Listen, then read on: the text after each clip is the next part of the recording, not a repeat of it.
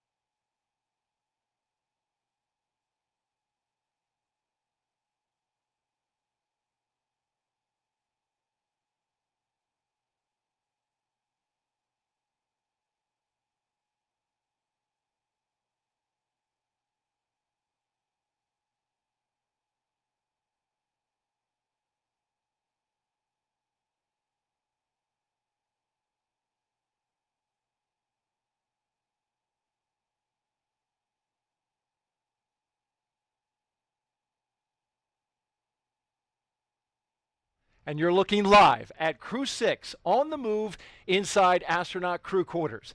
The 3 astronauts and 1 cosmonaut finished putting on their spacesuits in the historic suit-up room, and now they are walking down the hallway to the elevator.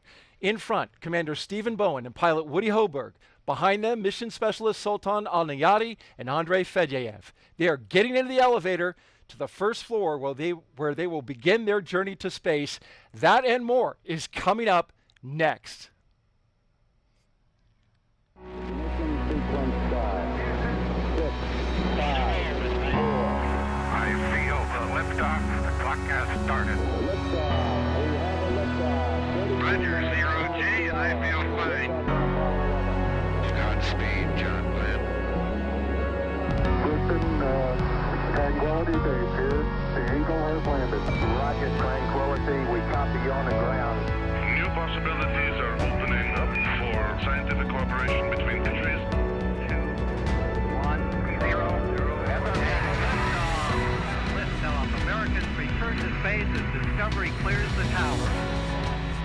Discovery, go and throttle up. Discovery, Roger, go for deploy. Thanks, June, and to everybody in the shuttle program. The crew is go for launch. Roger, nice to be in orbit. We have followed in their footsteps to get us where we are today.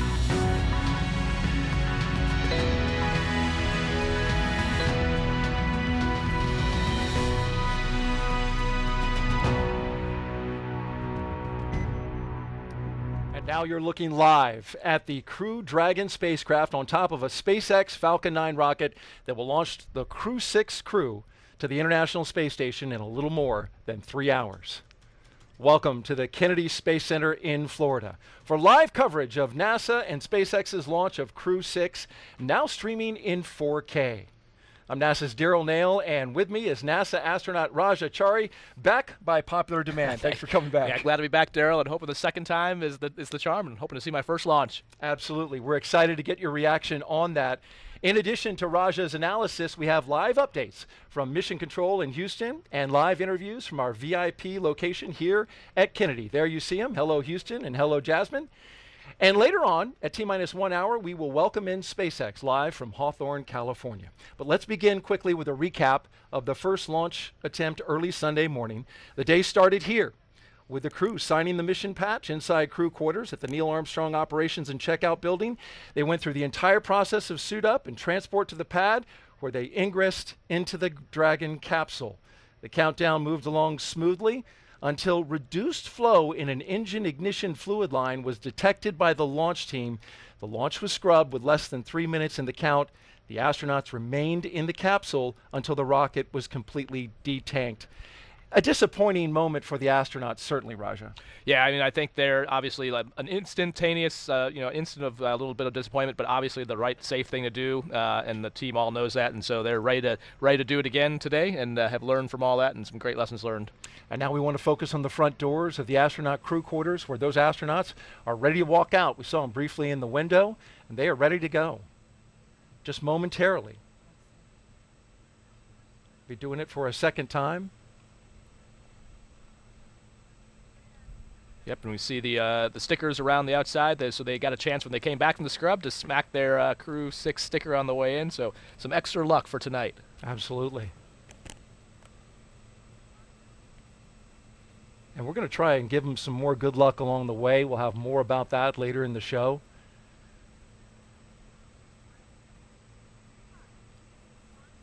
You see the sign above them with the names of Crew 6. Yep, and one of the reasons we didn't show some earlier suit up tonight was because it's their second. And here they come. Crew 6 walking outside of astronaut crew quarters for the second time, hoping to make the flight happen. We're on countdown. Crew walk From out. left to right. Crew displays are configured. Andrei Fedyaev, Woody Hoberg, Stephen Bowen, and Sultan Al-Nayati.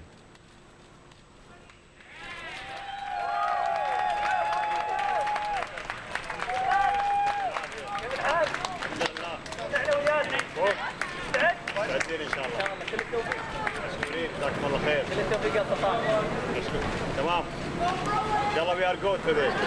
Getting some high fives there. Yeah.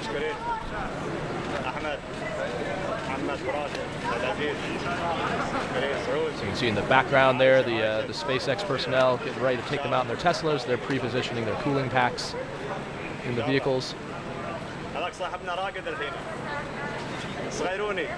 Sounds like our microphone is close to mission specialist. It is, yep, close to the UAE area. We're looking at Captain Bowen, no?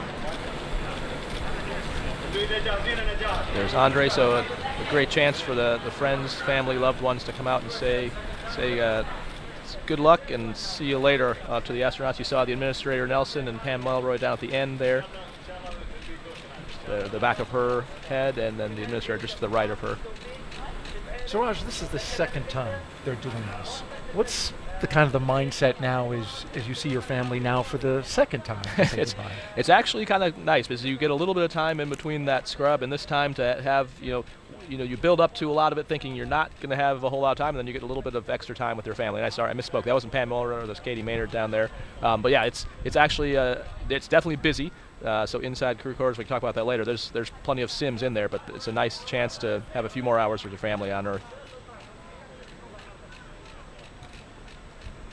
And you were able to have some communication with the commander during the downtime. What did he say about kind of their mindset? Well, so Steve commented that this is essentially all in a day's life. Woody pointed out that this is almost like a free training sim for them. So, and that's kind of one of the reasons we saw them ahead of timeline tonight in the suit-up room is they've done it all before. So a lot of doing something the second time makes it a lot easier. So they essentially had another free dress rehearsal to practice it all. There's Woody Hoberg, the pilot for Crew 6, giving the wave. You can see there's a sense of familiarity as they get into the Teslas. Yep, and now you can see Administrator Nelson there, the bottom right, and then Bob Cabanas just to his right. And I think that's Calvin Manning to his right, the Deputy Kennedy Center Director. So definitely a sign of the importance of this mission to have all the headquarters folks come down here, stay down here. The crew's not the only ones that stays down here between scrubs, they do too. So it's all hands on deck. So the second Tesla, the doors are closed for the commander and the pilot for the mission, and behind them, the mission specialists. In that second Tesla, they also include the flight surgeon. They ride along, and then in the third Tesla, those astronauts are with a second closeout lead. They take some of the closeout team with them on the way to the pad. And take a look at the license plate. We saw this last time. Crew Dragon with a number 6 for the G. Yeah, and this time I know. So last time I was surprised to find out that it changes each time. I was thought that it always said send it with a 3, but it turns out that was only for Crew 3. So Crew 3 was a special mission. Maybe not special enough for to put it on every single. Maybe I've been watching that video too much. You see Nora is at the back of that third car. She's in the new class of astronaut candidates from the UAE, training with who we call the Flies, which is the 2021 class. Yes. New partnership with the UAE for commercial crew, and now the families get to go up to the window. Yep, and you just saw Hazza leave the frame, who was the first astronaut from the UAE to go into space, and then he and Sultan actually trained together in Russia, and then Hazza has been Sultan's backup here in the U.S. So a long partnership between the two of them, training together both in Russia and here. And we'll hear from Hazza a little bit later on in the show. Our own Jasmine Hopkins is going to be interviewing him again tonight. Look forward to getting the words from him and find out if he was able to catch up with Sultan in the interim.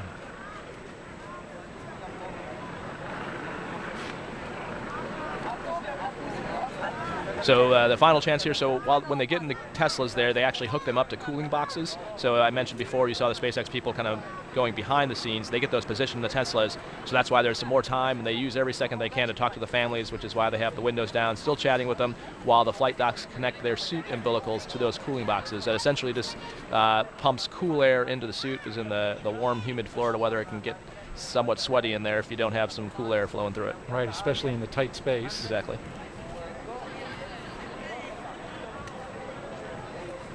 Did you roll down your window when you were riding out? I saw during demo 2, Bob and Doug rolled down the window briefly. We did initially, but I put them up once we got going. And here we go with the crew departing the Neil Armstrong Operations and Checkout Building.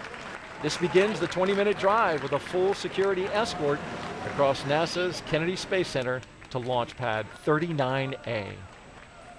And they're firing up the playlists right now, Raj, as you know.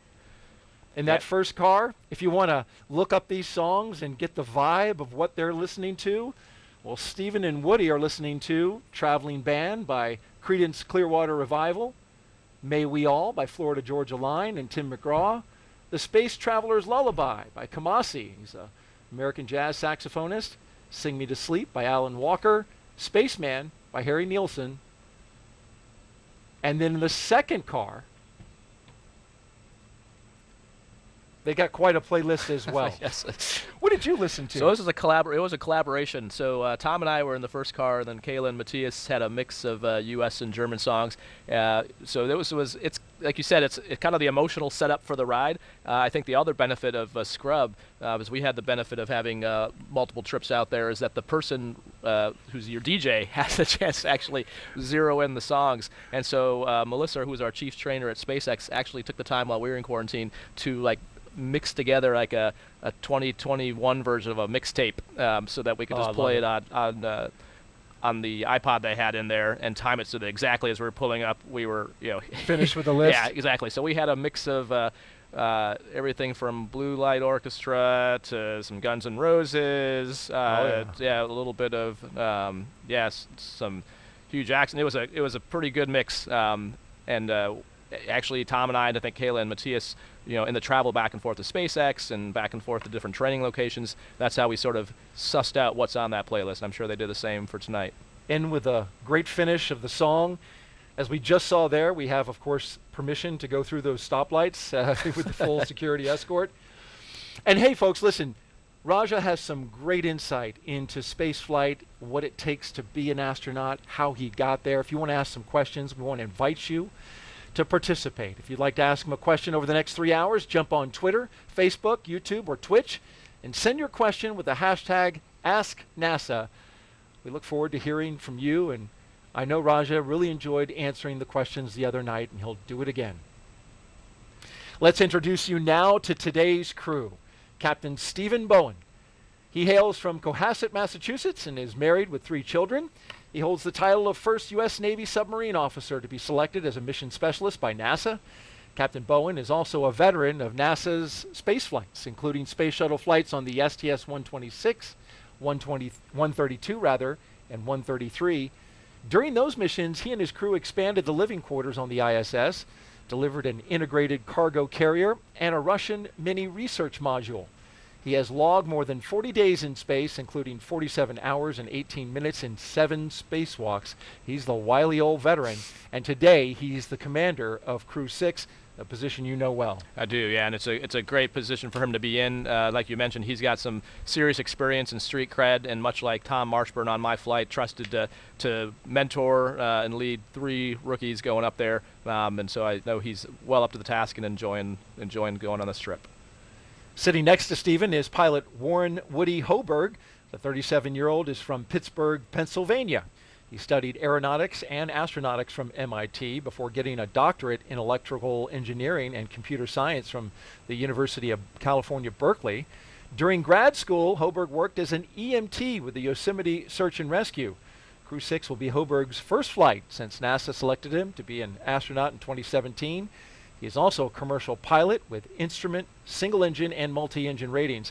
As pilot for Crew 6, he will be responsible for spacecraft systems and performance.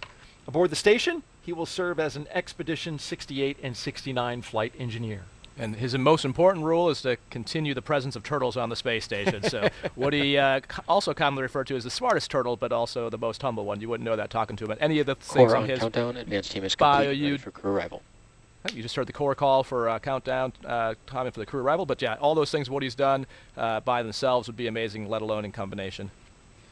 In the role of mission specialist is astronaut Sultan Al-Niyati. He was chosen by the Mohammed bin Rashid Space Center of the United Arab Emirates to be part of Expedition 68-69. The father of 5 spent most of his life in Al Ain and Abu Dhabi, but in 2020 traded that in for astronaut training in Houston, at NASA's Johnson Space Center. This will be his first trip to space. You're familiar with flying with a bunch of rookies. Yeah, exactly. And can't understate how important this is. The first UAE astronaut going up on a U.S. commercial vehicle to the U.S. segment of the station. This is amazing. The fruit, coming to fruition of a long partnership and a lot of work to get us here. We saw a shot of the vehicle assembly building dead ahead, and they'll get up, make that right-hand turn, and go right by it. Talking about the mission specialists, it's also the first trip to space for the second mission specialist, Roscosmos cosmonaut Andrei Fedyaev. Andrei was selected as a cosmonaut back in 2012. He will be working to monitor the spacecraft during the dynamic launch and re-entry phases of flight. And once on board station, he will be a flight engineer for Expeditions 68 and 69. Yeah, and great to have Andre on board. I flew out here and back with Christina Cook for the first launch attempt, and she knows him and just has just an amazingly big heart, and is going to be a joy to work with on the space station. Missed getting into space on his 42nd birthday the other day, but I'm sure he'll take a belated birthday present in the form of a launch tonight. I'm sure they had some extra cake back at crew quarters for him afterwards.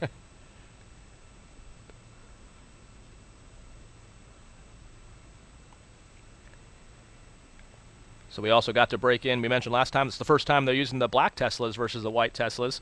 So not sure if maybe Crew 6 maybe have zapped the windshields an extra time to count for their second trip out there. So there's definitely some room to be filled on these windshields, and maybe hide some stickers at a few places where they find after the fact. Yeah, those stickers will get to go on those Teslas for the first time since SpaceX told us they're expanding their fleet of ride-out vehicles. We know they're getting close because I can hear the helicopter. Here they come. There it is, passing overhead as they pass in front of the Kennedy Space Center VAB, and just a few feet away from the turn basin. And while we're looking at the VAB, the home of the Artemis 1 mission and all Artemis missions, it's a good time to talk about what happened at the turn basin the other day. They're getting ready to pass by that body of water, as we see some folks waving at those cars as they go by. Several weeks ago, NASA's recovery team was in the water, training to return NASA astronauts after a flight back from the moon. So as they get ready to pass this part of the Kennedy Space Center, let's get an update about what happened out there in our Moon Minute.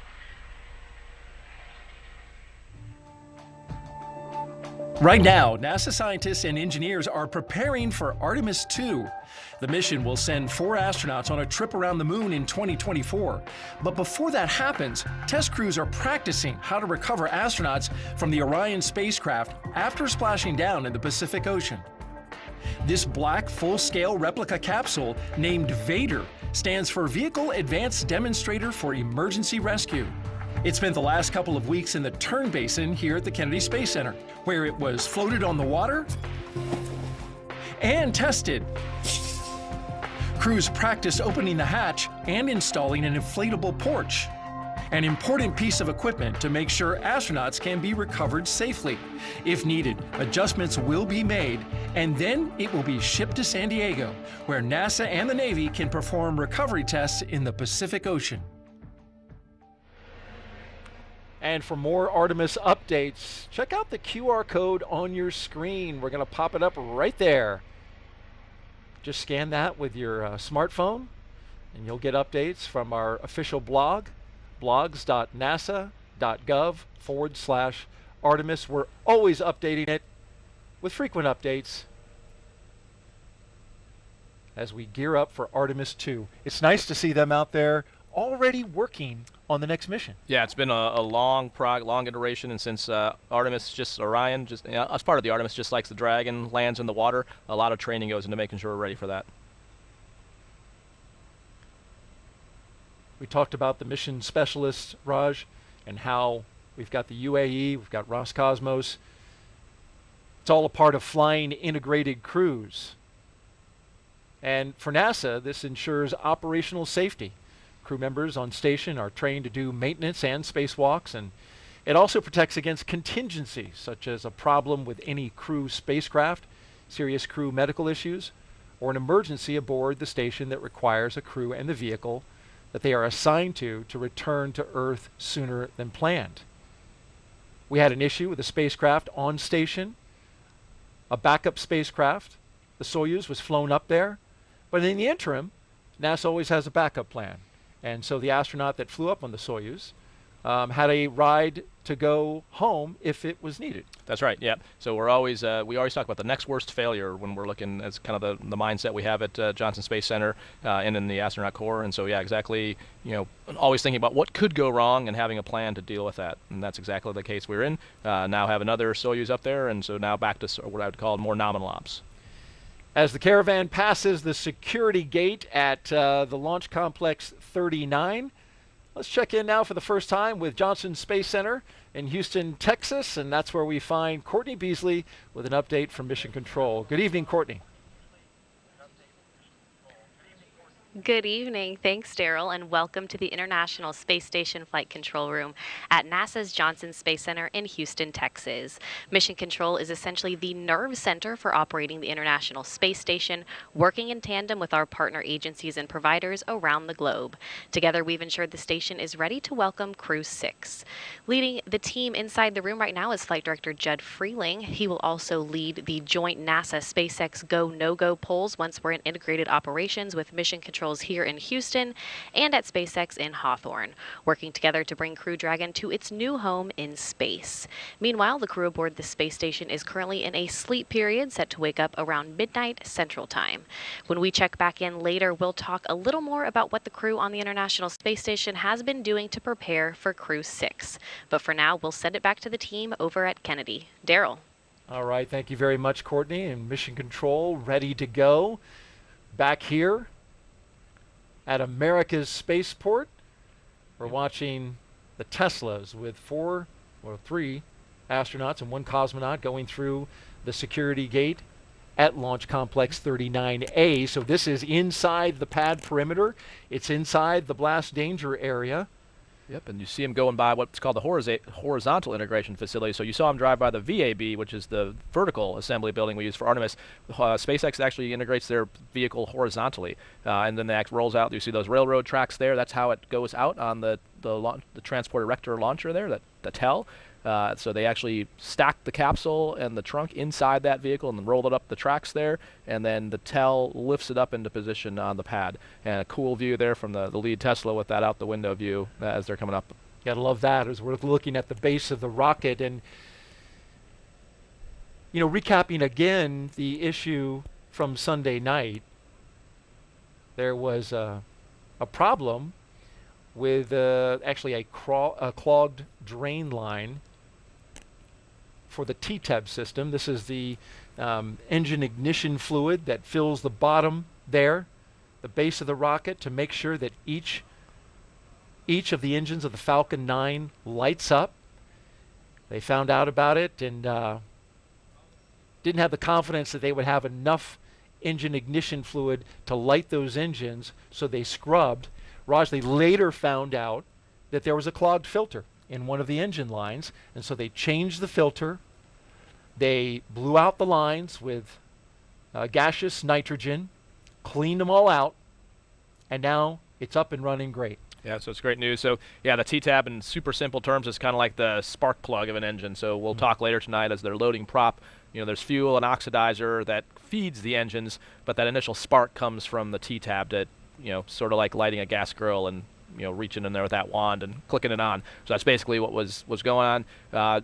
Whenever you see signals like that, initially it's like, well, is it actually a problem or is it just bad telemetry? And that's why, they talk about it through Mission Control, try to look for alternate sensor readings, but ultimately the safe, and that has proved out the right thing to do, is to call the launch and do what's absolutely safest for the crew. We talked a lot last time. Countdown, crew have arrived at the pad. So you just heard the core call to the team that the crew's on the pad, and that word goes out so the closeout crew and the folks who are setting up displays who aren't watching the 4K stream know what's going on. That's right. But yeah, so that they TTAB, would know if they were watching. Exactly. Hopefully they're not watching. Right.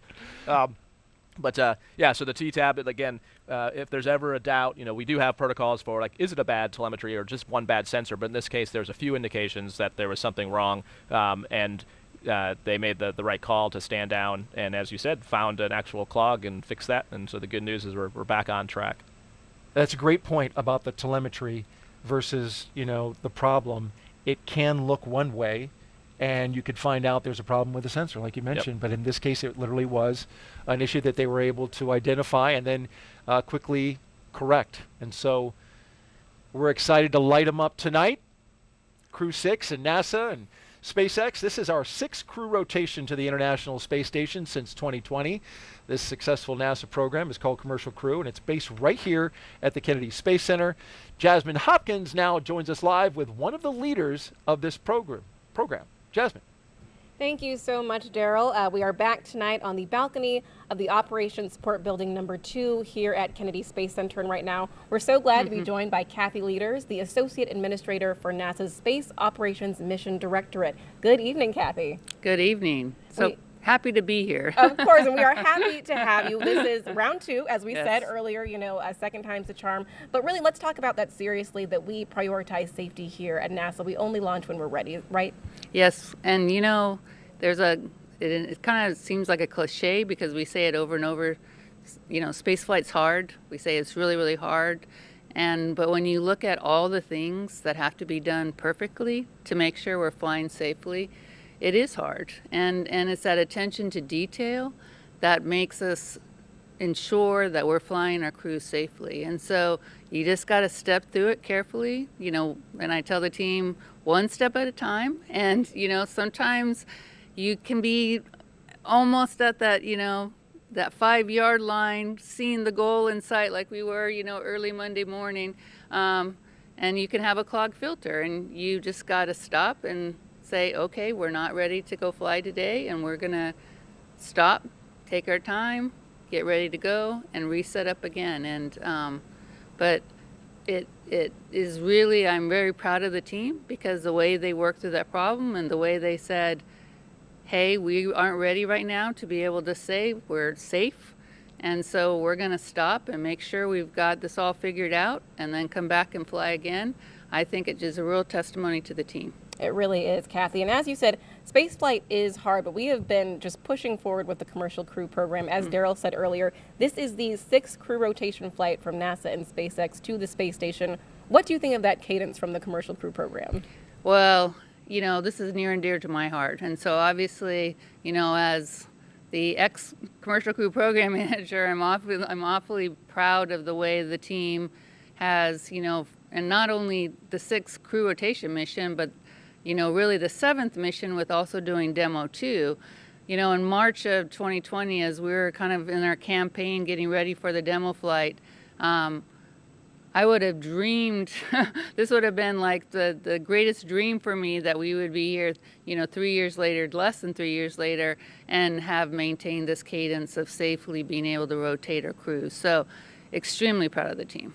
Yeah, and it really does seem like almost surreal that we've come this far. And of course, we're working very closely with SpaceX on this mission, but we're adding more partners to this. What are we doing for the commercialization of low Earth orbit? Well, this next, 4 or 5 months is just going to be incredible for the International Space Station. I mean, it's a really busy port for a lot of vehicles coming up. So obviously we've got, Crew 6 coming up, but then we've got another SpaceX cargo mission also coming up in the March timeframe, and that's paving the way for our Boeing first crewed flight test vehicle that will be coming up in end of April. And then we have Axiom 2, our 2nd private astronaut mission, and following that, 2 more cargo vehicles in the next 4 or 5 months. So there's no rest for the wicked, and these people must be very wicked because they're not getting a break, or not much of a break in here. But honestly, this is what we dreamed that the space station program would be doing at this stage. We dreamed that we'd be having cargo vehicles and crew vehicles, because this is when we get to maximize the use and the science that's created on the International Space Station. Right, we really are living the dream. It's a dream to be at NASA at this time. And we've been at this for a very long time, actually. The space station is going into its 22nd year. What do you think of America's continuous presence on the space station? Well, we always talk about not only staying on the space station, but not giving up our presence in low Earth orbit. And so, not only are we preparing for the next 8 to 10 years with the space station, but we're also preparing for our continued presence in low Earth orbit with our commercial LEO destinations. And so we have a lot of work that we have planned to do on the space station, but we also have a lot of work that we need to continue to do on our commercial LEO destinations to get us ready to buy down the human risks that we have for our exploration missions. There's really no other place except for LEO to really be buying down those crew risks, and we need to have those risks bought down for us to really be able to do another long duration flight like a mission to Mars will be. Exactly. We're just looking forward to the moon, forward onto Mars. Kathy, thank you so much for being here tonight. Oh, thank you. Of course. Daryl, back to you. Thank you, Jasmine, and great words from Kathy Leaders there. If you're just joining us, well, you're watching live coverage of NASA's and SpaceX's mission known as Crew 6. Good evening and welcome to Kennedy Space Center in Florida. I'm Daryl Nail, along with a recent flyer on a SpaceX Dragon, and that is Crew 3 Commander Rajachari. Appreciate you being here. Thanks, Daryl. Happy to be back and to get another chance to hopefully get the Crew 6 off the ground. We're getting to see right now that them showing up to take a look at the rocket. We talked about last time the reason they have to crane back like that is the way that the suit constrains you, and it's built to be pressurized, but when it's not pressurized, and it kind of pushes down on your head and neck just a little bit. So taking one more look at the rocket before they head into the elevator, and I did hear from Woody that they did in fact change the labels on the button pad inside that, so it does actually say space on the top button and Earth on the bottom button. The elevator buttons inside, yes. If folks, you haven't seen that meme floating around, there's a picture that shows all the buttons inside this elevator, and they're marked out by the foot level. The top used to be the 255-foot level, but apparently it now says it's space. Been modified to say space, which is appropriate. The 39 complex is historic. We've been using it since the early days of the space age, and continuing to upgrade even the labels. How cool was that to reach over and press space? That's awesome to be able to hit the destination that you're going to. Yeah. This is the view at the top of the elevator, so they pop out here and then you walk up a floor. You can see there's the graded floors, or if in the event of an emergency egress, they douse this whole thing with a whole bunch of water so you don't have to get slippery. So that's why they're graded floors, so the water can actually flow through.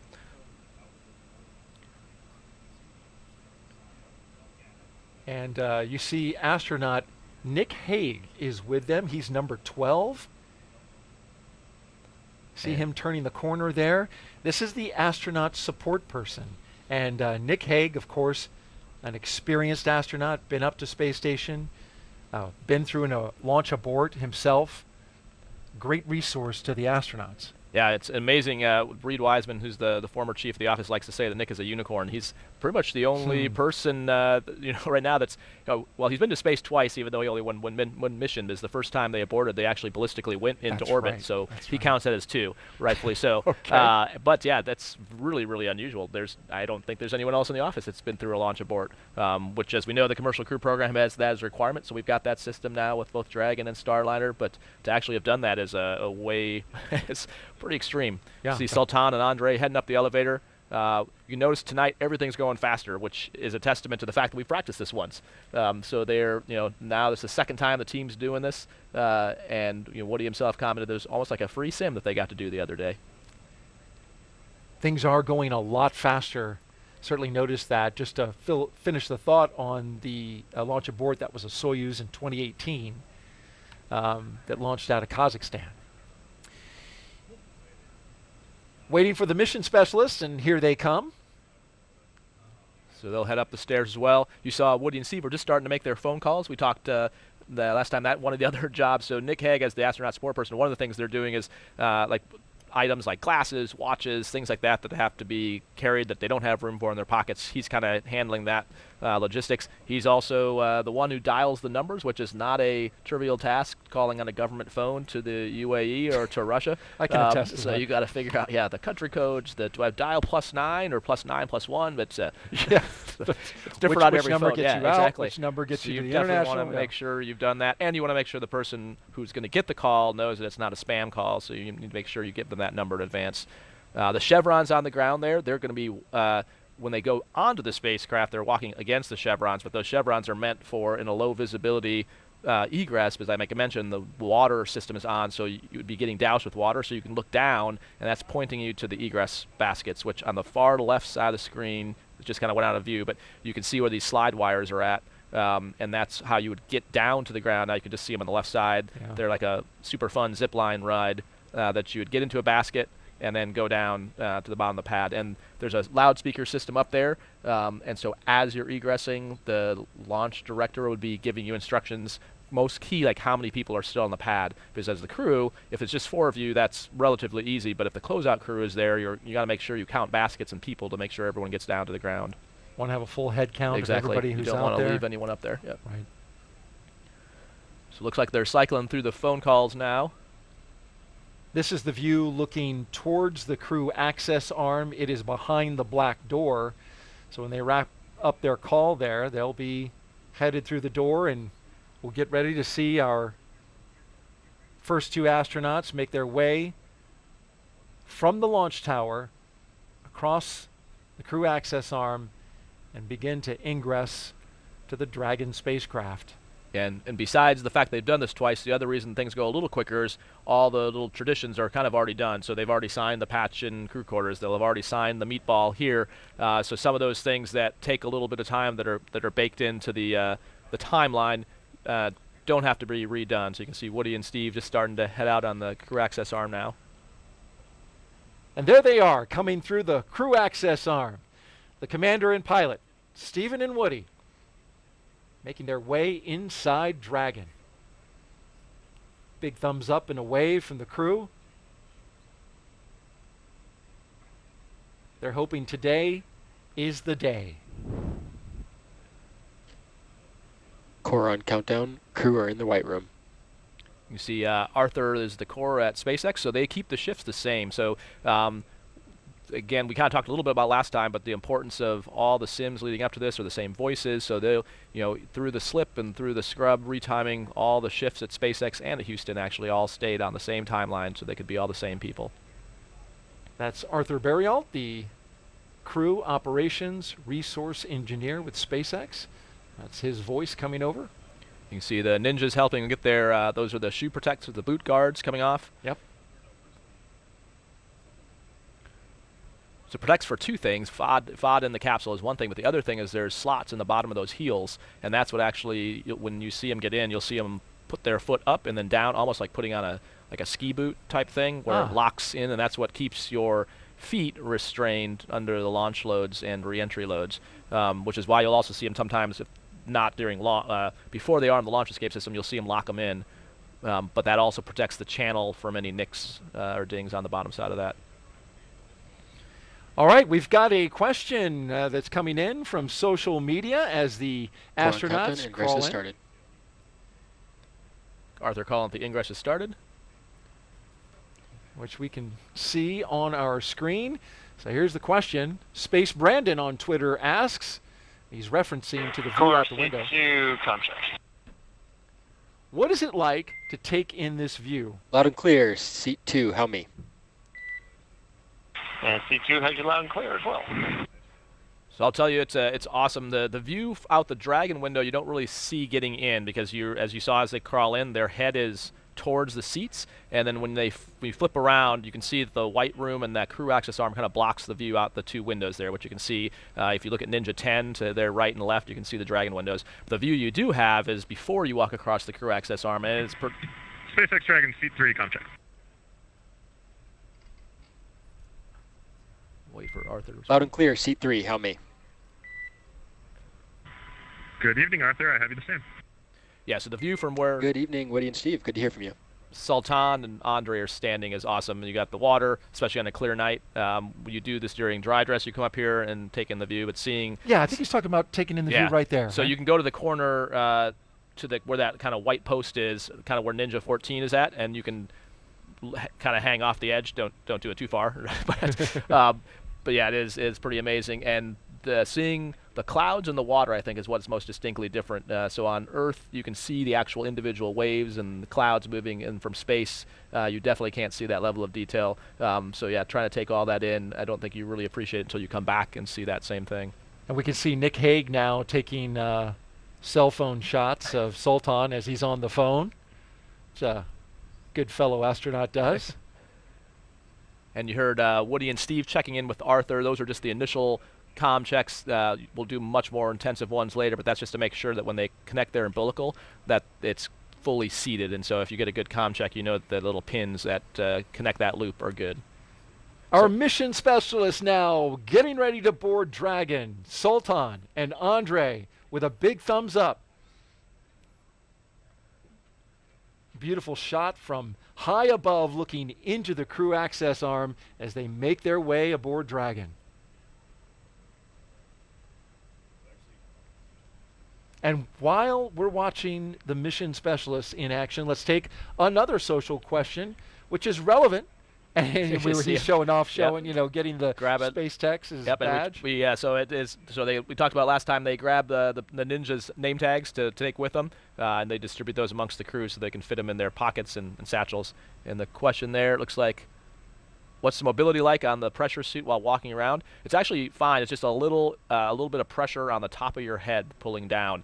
And as you saw, that's kind of why they arched their back to look up. You can't tilt your neck backwards, and obviously if you turn your head side to side, your head is kind of turning inside the helmet as opposed to the entire helmet moving.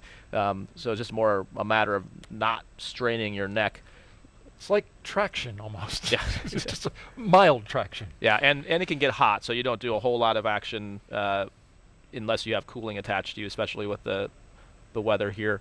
But compared, again, this is in what's called an IV, in-vehicle suit, IVA suit, not a EV or extravehicular suit. So way different than if you were trying to walk around in an EMU, which is what we use for spacewalks. That would be a way different story, and you probably would not be able to walk on Earth gravity, as it weighs upward of 300-400 pounds, whereas this one is meant to be able to move around.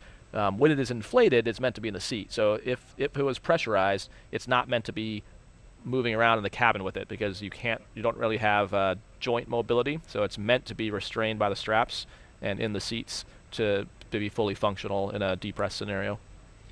There go our two mission specialists with the duck as they cross the hatch, being very careful not to touch or hit the edges of that hatch, because that seal is so very important to maintaining a good seal when they pressurize the cabin in space. And now our cameraman will go inside. Or wait. So those are the crew satchels. You saw those white bags. Woody and Steve's are already on their leg. There's a little loop under there that the ground techs help connect for them. See Sultan and Andre hooking in their umbilicals, so expect shortly they'll do their comm checks with Arthur at the core. And it's worth noting, for those who follow very closely, that SpaceX is now doing some of their checks and operations in parallel rather than sequentially. It could end up sequentially, but they're aiming for parallel, and that will reduce the total time of the operation starting right now by about 27 minutes. Core, this is MS2, seat 4. How to read me? Come check. Doing comm checks even as they're getting seated. Loud and clear from seat 4. How me? Loud and clear, seat 4. Encore, MS1, comm check. And loud and clear, MS1 from seat 1. How me? I got it loud and clear. And a great view of Andre's buckle there. So it's a 5-point harness. The crew can totally do it on their own, but just to save wear and tear on the suits, a lot of times the ground crew will help with doing that. And that way it makes sure it's really cinched down.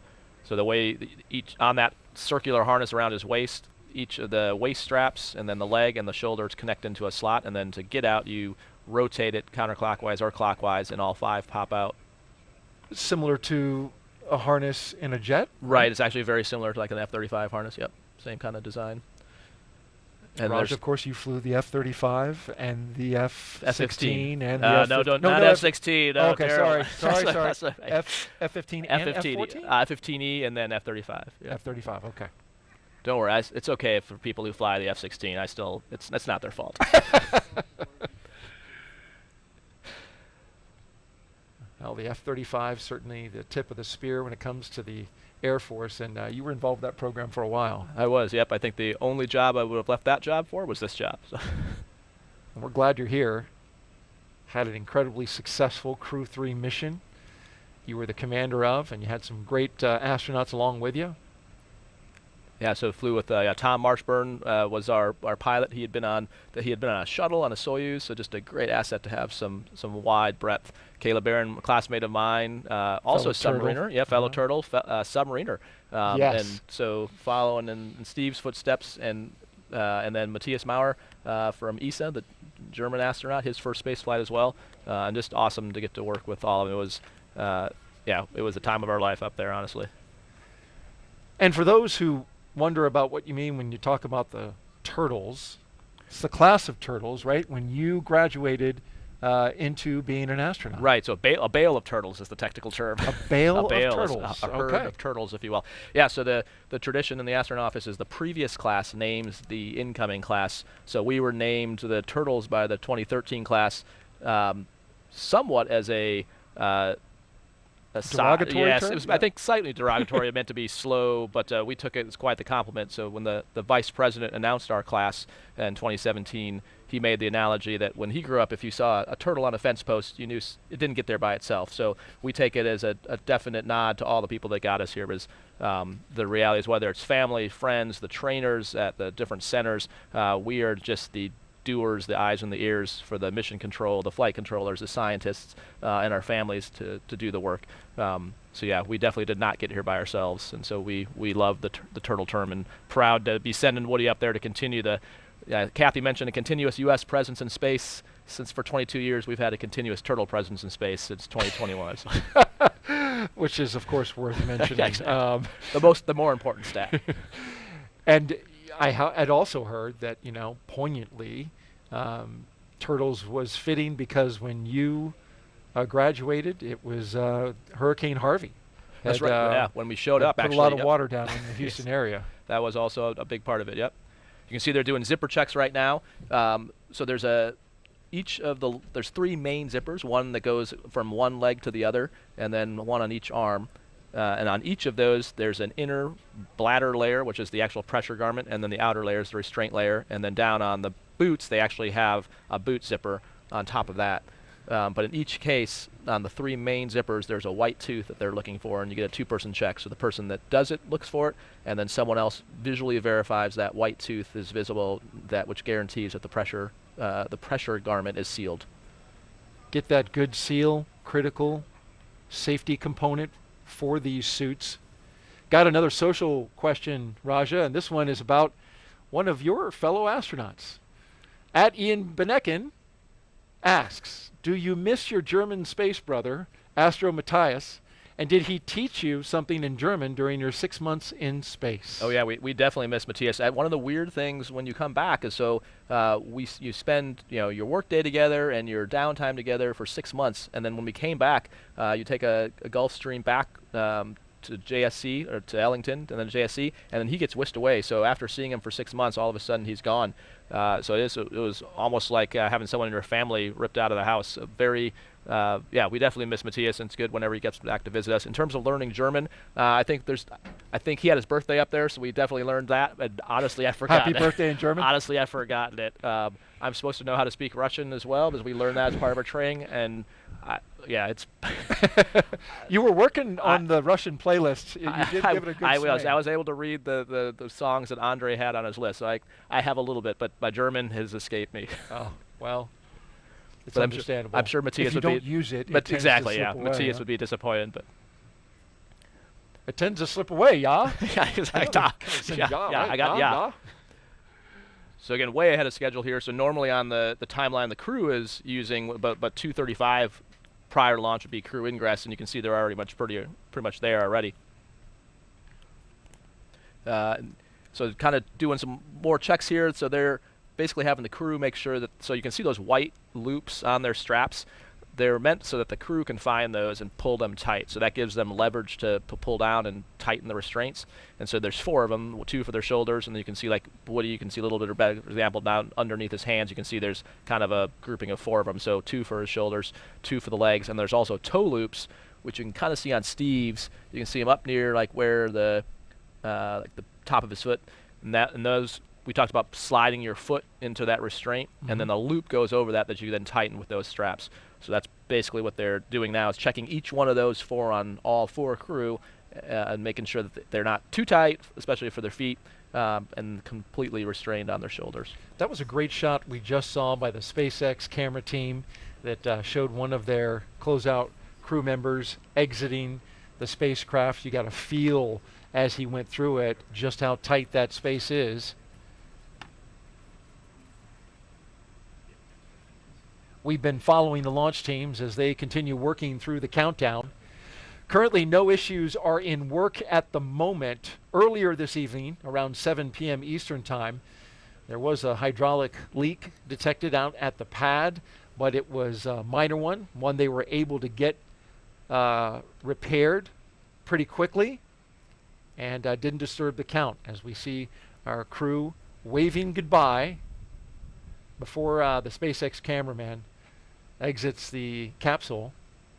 You see over Woody's right shoulder the 3 previous stickers of the crews that have flown in Endeavour. So once they get on orbit, I'm sure they've got a sticker in one of their pockets to add to that bulkhead back there.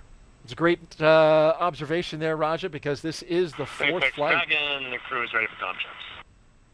The 4th flight for the Dragon Endeavour. SpaceX copies, stand by for umbilical comm check.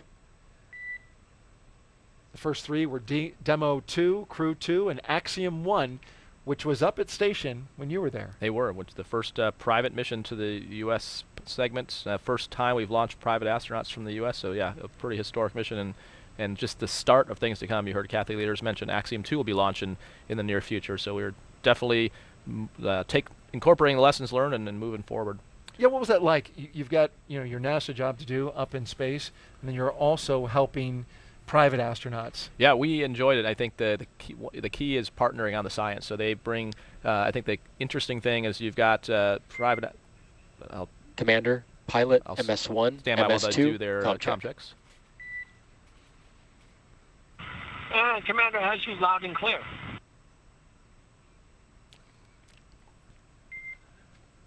Commander, loud and clear. Pilot has you loud and clear. Pilot, loud and clear. And the MS1 got you loud and clear. MS1, loud and clear. And MS2 got loud and clear. MS2, loud and clear. Umbilical comm checks are complete. Report when ready for seat rotation.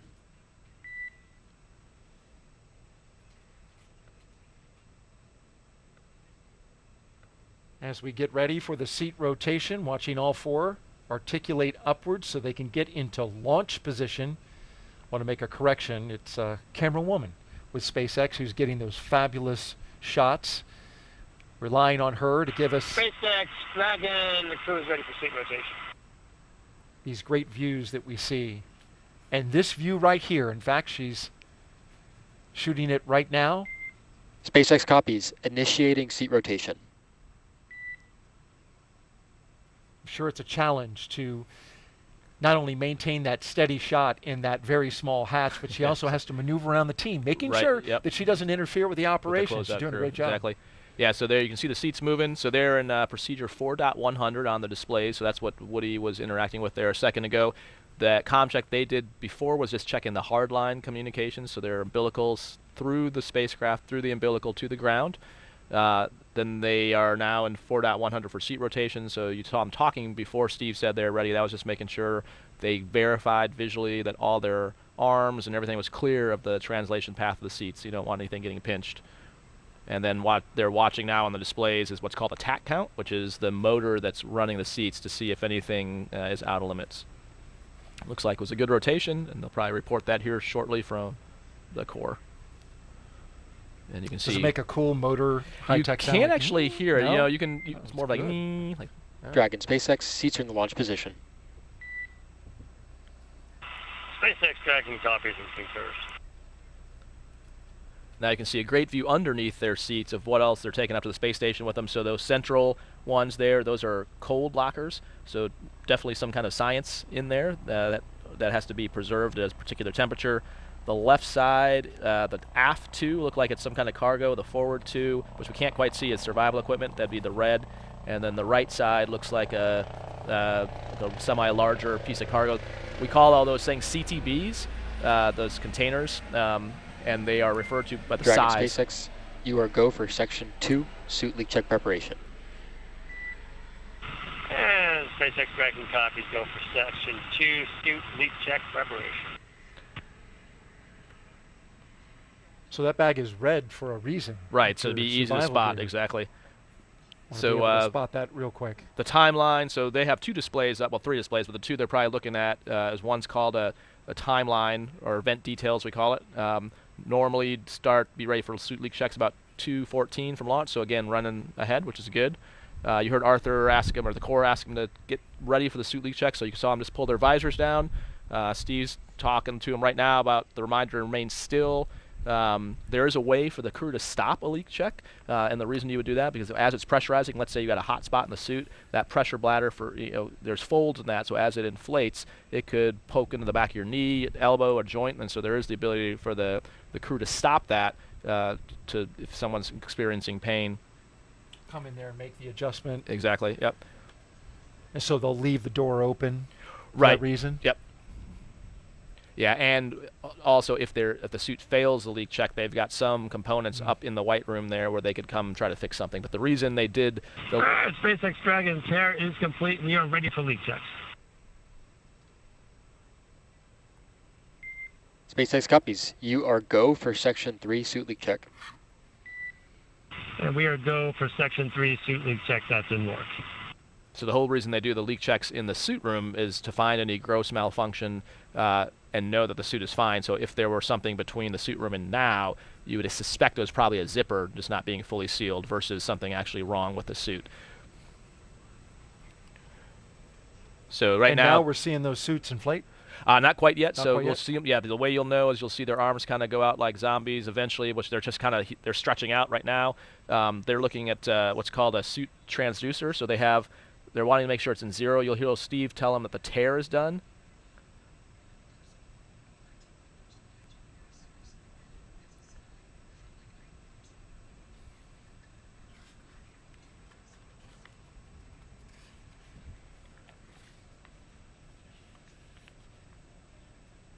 Yep, and now it looks like, based on where Andre's head is at in the helmet, it looks like it is inflating now. As you can see, the neck ring kind of expanding, which is why on the ground you see that helmet down on the top of their head, but now once it's inflating, you can see why the suit is built that way and restrained. As you can see now, you can just see his nose before you can see his mouth. So it pushes the helmet up a little bit. Right, yep. And you can see Woody and Andre's hands kind of, you can see their knees look way bigger now.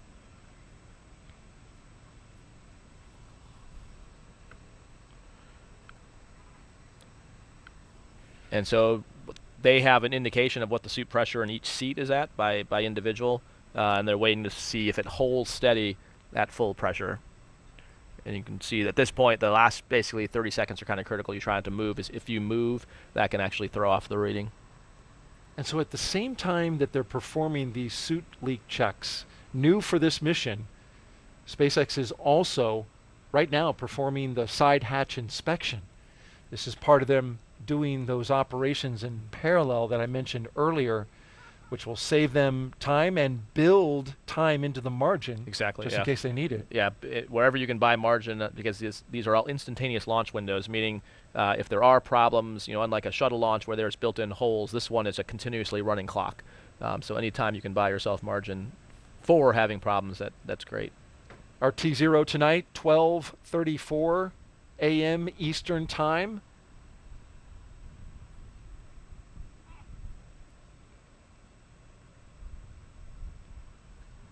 The range continues to report no issues, so we're looking good there. Also, Raja, the weather forecast continues to be acceptable. Take a look at this. Just like on Sunday, only a 5% chance of violation for weather.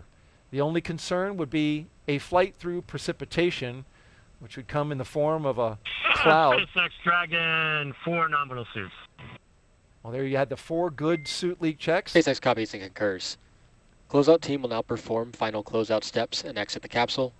Proceed to Section 4, side hatch close, and report when ready to close the hatch. Additionally, stand by for ground station comm checks. SpaceX Dragon copies. We're in Section 4, side hatch closure. It's good to hear the good suits, and there we see them already well working underway it. with that side hatch inspection. Yep, so I'd expect the crew will pop their visors back open here shortly. And then the core mentioned, you can see them opening now. And you can definitively see, it's a good example there now, you can see Andre, with the way his helmet sits when it's depressurized, you can see all the way down to his chin. So you can see how the suit expands when it's inflated. Want to wrap up the weather before we get too far away from it.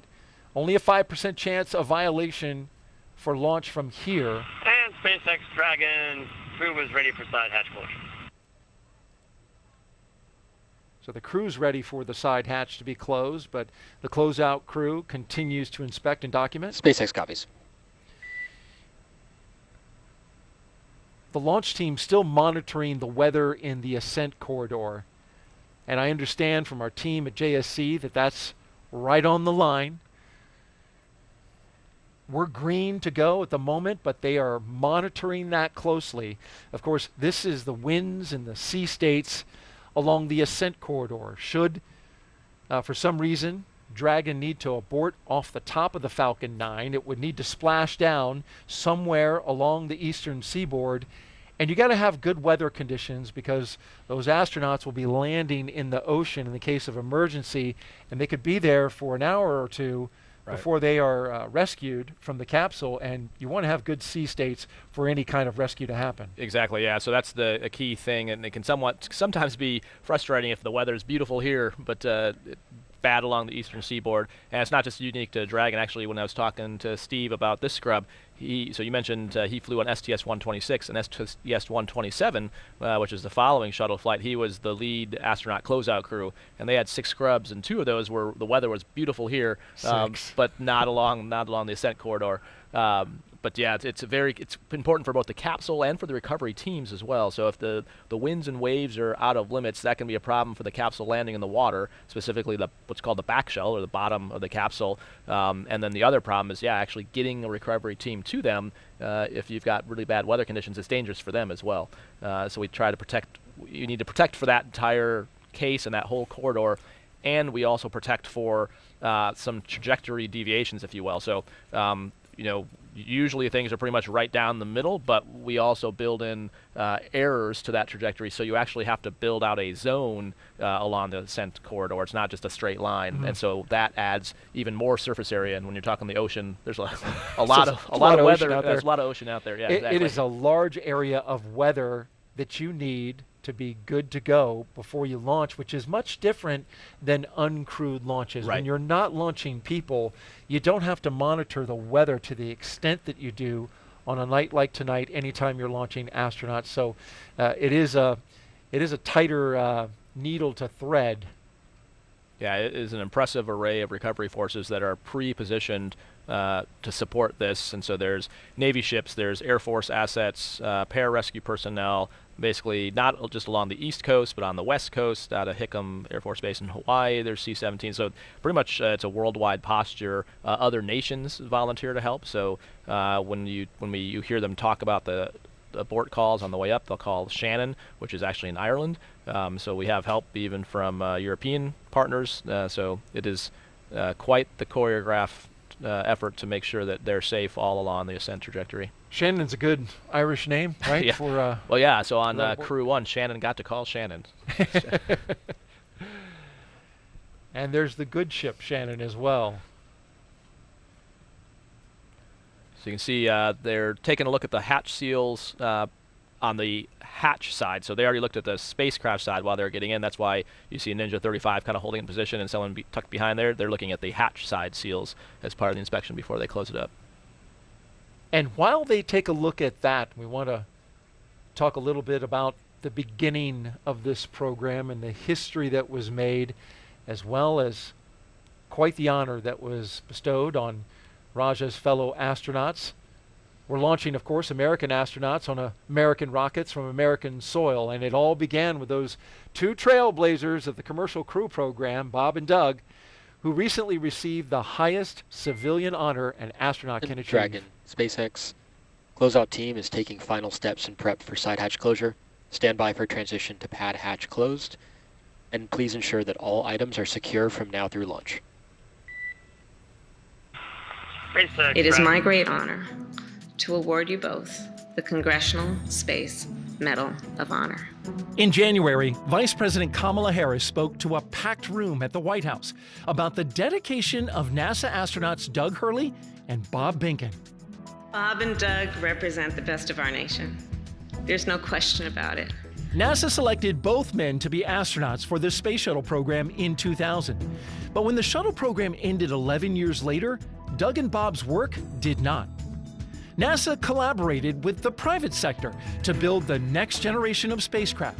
Every part of the capsule, from flight controls and emergency procedures to computer displays and cockpit layout, all of that shaped by Bob and Doug's decades of know-how.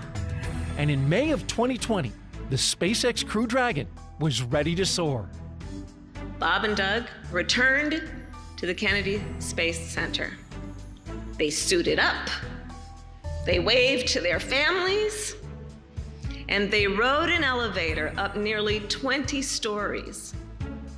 They strapped in to their seats and waited as the tanks beneath them filled with tens of thousands of gallons of fuel. And then 3, 2, 1, 0. Ignition. Liftoff of the Falcon 9 and Crew Dragon. Go NASA, go SpaceX, Godspeed, Bob and Doug. Demo 2 was the first crewed flight for NASA's Commercial Crew program, ushering in a new era of human spaceflight. And now, the names Doug Hurley and Bob Behnken have been added to an elite list.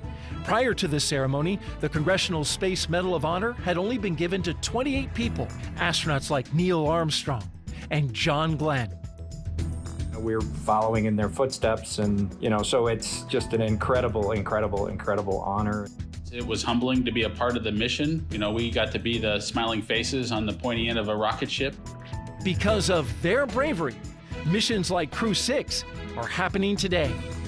Bob and Doug together have written the first page of a new chapter in the history of American space flight.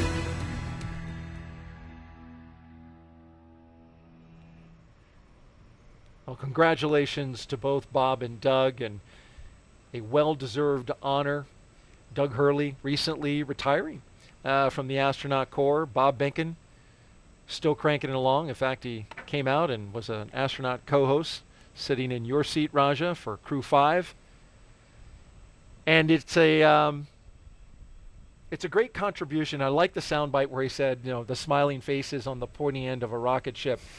But they often, gave a lot of credit to those around them who helped build the rocket, build the spacecraft, train them, get them to where they needed to be in order to have the confidence to ride a space vehicle for the very first time and make that historic flight. Yeah, they were really leaders of the team. There's no doubt about that. And I can't repeat enough what the vice president said. It literally is a new era of space flight. I mean, Kathy Leaders mentioned, here we are on Crew 6. Who would have thought that then? I mean, and just the way they designed that team, there's still things in training. It's very common to hear, even as we talk about Starship design and stuff like that for lunar lander with SpaceX, but definitely during Dragon training flows of why is the display this way, or how, this seems like a great solution. How did we come up with that? Bob and Doug. And they were so inclusive on in training as well. I distinctly remember getting to come out on some trips and Doug and Bob having me sit in the capsule with them and them taking the time, not only they're doing the sim, but also showing me like, this is what this means and this is why this display is doing that. So, I mean, they brought one along with them. And so it wasn't, they're being very humble, saying, they are riding the rocket, but they brought that team along, and they spent many, many years before Demo 2 developing the work, working with SpaceX, working with the NASA teams. I mean, over a decade of work to get to where they were, and so very well deserved, and couldn't be prouder of them. And they have left a lasting mark on the astronaut office, on the agency, and really on the nation. I mean, we have now an entire industry that didn't exist, before this commercial crew program. I mean, it's quite amazing when you look at like going to SpaceX, going to Boeing, going to these places that are doing these programs, and seeing all these engineers that have a place that they're proud to go to after college and want to go to. It's inspiring, and it is an exciting time coming down here to the Cape. You just see the buzz down here. There's so much going on, and they kicked all this off. There is a launch now every 6 days here at America's Spaceport, and you're absolutely right, Raja. We've never been this busy. Yeah. Aiming for more than 100 launches this year, just SpaceX alone. So an incredible amount of activity. I like from the story that you just told that they took the time with you, the commander for Crew 3, even though your mission was 3 missions away from where theirs was, right? Well, there might have been an ulterior motive. I don't know, Doug probably doesn't want me to tell you this, but I had my... he's not here. He's not here. So my phone fell out of my pocket while I was in the capsule. In the mock-up. No kidding. And so I then owed some adult beverages to the crew that had to fish that thing out. And so I got quite a bit of hard time. Come to find out later that had happened to one Doug Hurley a little while earlier, so I think maybe he was just trying to swing that spotlight to me. So maybe that's my theory. He didn't give you an extra hard time, did he? He might have. Oh, he might have, even so. Okay. No, but it was awesome though. No, I mean, it was, and you're exactly right. That kind of mentorship is exactly what we lean on in our office. We have a term called IAs, which are instructor astronauts, and those two epitomize that, bringing the whole corps along with them, and they had the lessons from shuttle and what worked, what didn't work. They'd seen Soyuz over the years, so I mean they had such a wide breadth of experience to pull into what SpaceX and NASA designed. And while we're speaking about honors that come out of the White House, Raja, you were nominated by the President of the United States for the appointment to grade of Air Force Brigadier General. It's a nomination, so you're still waiting, Senate approval, but congratulations. Thanks very much. Yeah, we're very humbled and proud to get to continue serving in that next grade. So yeah, excited to get to do that here at NASA. NASA's military astronauts, we have a number of them here, you being one of them. Very proud to have you both serving our country and helping us explore space. Yeah, and we love our jobs. And I can see why. This is an exciting time. Certainly we talked about that. And we're taking a long look at the hatch at the moment, probably making some final uploads of the seal there. And as we do that, let's check back in with our Courtney Beasley at the Johnson Space Center in Houston, Texas. Courtney. Thanks, Daryl. As we said earlier, the team here in Mission Control Houston is actively monitoring the International Space Station as they await Dragon's arrival. The crew aboard the International Space Station is currently in a sleep period, and they are scheduled to wake up at midnight Central Time. They have completed a number of tasks to prepare the station for Crew 6, like setting up tools to monitor Dragon's arrival and prepping the sleep stations for the new residents. Many of their clothes and other belongings launched on a previous cargo resupply mission. And then back here in Mission Control Houston, Flight Director Jed Freeling and his team are in constant communication with the SpaceX mission director for Crew 6's launch to the space station. Once we get into integrated operations, the NASA flight director will be conducting this series of go, no-go polls at the predetermined checkpoints for Dragon's approach. We'll continue to follow along from here in Mission Control Houston. And during our launch coverage, we like to highlight employees in the commercial crew program who are working behind the scenes to make today's mission possible. Earlier this week, Kennedy's Jasmine Hopkins spoke to NASA's recovery director for Crew 5. Let's take a look. Joining us now is NASA Recovery Director Brian Barry. Thanks for being here. Of course, thank you. Of course. So, Brian, we understand that you are the NASA Recovery Director for Crew 5, but you've actually done a lot of things for human spaceflight. Can you tell us more about that? Sure. Yeah, that's right. So I started my career as a flight controller for the ISS program. My team was responsible for maintenance on the space station. So I had the opportunity to work directly with the astronauts, train them on tools and repair procedures. So that was a lot of fun and something I never thought I would do when I was studying to be an engineer. After that, I moved over to the safety team, and I was our safety rep for the Commercial Crew Program Safety Panel. So that was my first exposure to CCP, and I would go review the hazard reports for Dragon and Starliner.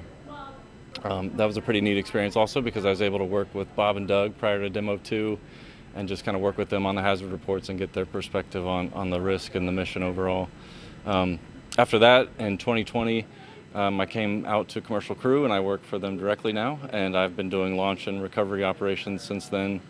On the launch team, my role is to lead the rescue effort if we need to. If there's a pad emergency egress or a pad abort, the launch rescue director calls in the rescue forces, so that's what I did for Crew 5 launch last year. And then as the recovery director, I lead the NASA portion of the team that goes out on the ship with SpaceX. We bring out our flight surgeons and we check out the crew and we load them up on the helicopter and get them back home. Right, so you've worn a lot of hats for the Commercial Crew Program. How did your work as a flight controller in Houston prepare you to be a NASA Recovery Director? Well, in Houston, working the ISS operations, you see day in and day out in the control center, you get the full feel of the 6-month mission, so you understand what the crew is going through for that long of a mission.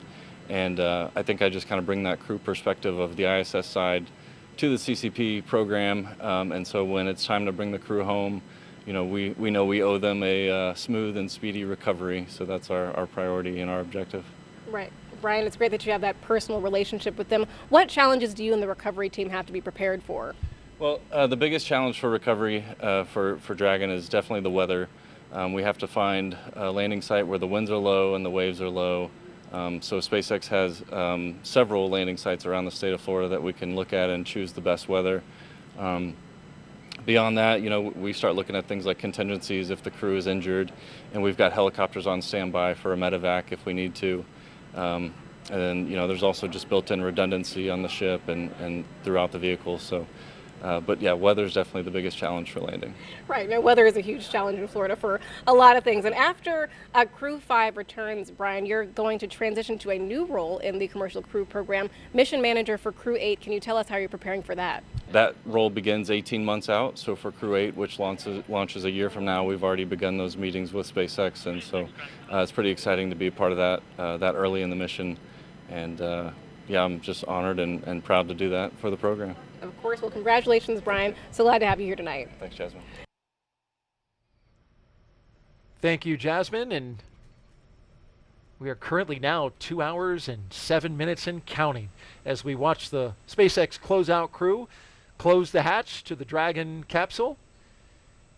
Dragon Endeavour, the flight leader in SpaceX's fleet, with flight number 4 today, hopefully get off the pad and notch another flight under its belt. Countdown is proceeding nominally at this point. On board Dragon spacecraft Endeavour, we've heard the communication checks between the Dragon team and the crew. The astronauts, you can see them seated. They were rotated into flight position. We had their suit leak checks. That was successfully completed. Yep, and you heard the call from the Corps prior to the hatch closing about making sure that all their loose items were stowed. That's kind of key, because once that hatch is closed, if you drop anything, that's a problem. So you can see right now they're probably updating their notes. The hatch is closed. You'll probably hear at some point SpaceX confirm the hatch is closed. They're watching on the bottom of each of their displays. It always shows the flight computer state, and what that state tells you is it's sort of major phases that the vehicle is in, and then it's important to the crew because only certain commands are available in a particular state. So once hatch is closed, and that kicks off the next sequence of events. I thought it was interesting you mentioned this during our first launch attempt. There's a state that you move into where the emergency handle Dragon is active. SpaceX, comm check over ground station. That's one of those states. Correct, Elliot. SpaceX Dragon have you loud and clear over the ground station. But it's not active in all the states leading up, so it's certainly a very definitive point in time. Core has you loud and clear. Ground station comm check is complete. Stand by for TDRS comm check. Now we're rolling through the comm checks. These are with the different different paths. So we had checked via the hardline communication. Now the hatch is closed, so it's the first one you heard was the ground. Now it's through TDRS, which is the S-band communication system. So basically through satellites. And that's important because once it gets off the pad, line of sight will work for a certain amount of time, but eventually you're going to have to rely on satellite communication. So they're checking that out before they get to orbit. Afterwards, the SpaceX closeout team will be performing the final leak check on the hatch. And then once that is finished, you can see it there, it's closed.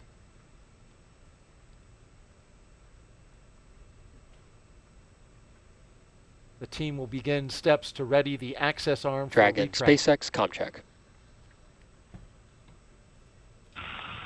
SpaceX Dragon have you loud and clear.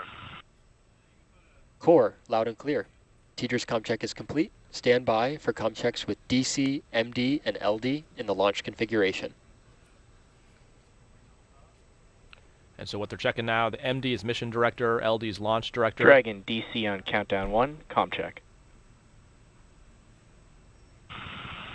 DC Dragon have you loud and clear on countdown 1. DC, loud and clear. Stand by for comm checks with MD. Now, while this is Dragon, happening, MD on countdown 1, comm check. the closeout team will leave the pad at T-minus 1 hour, so they'll stay here. MD Dragon have you loud and clear on countdown 1. They'll be with them for the next hour, and then leave at MD, T-minus loud 60 and clear. minutes. Stand by for comm check over Dragon to ground.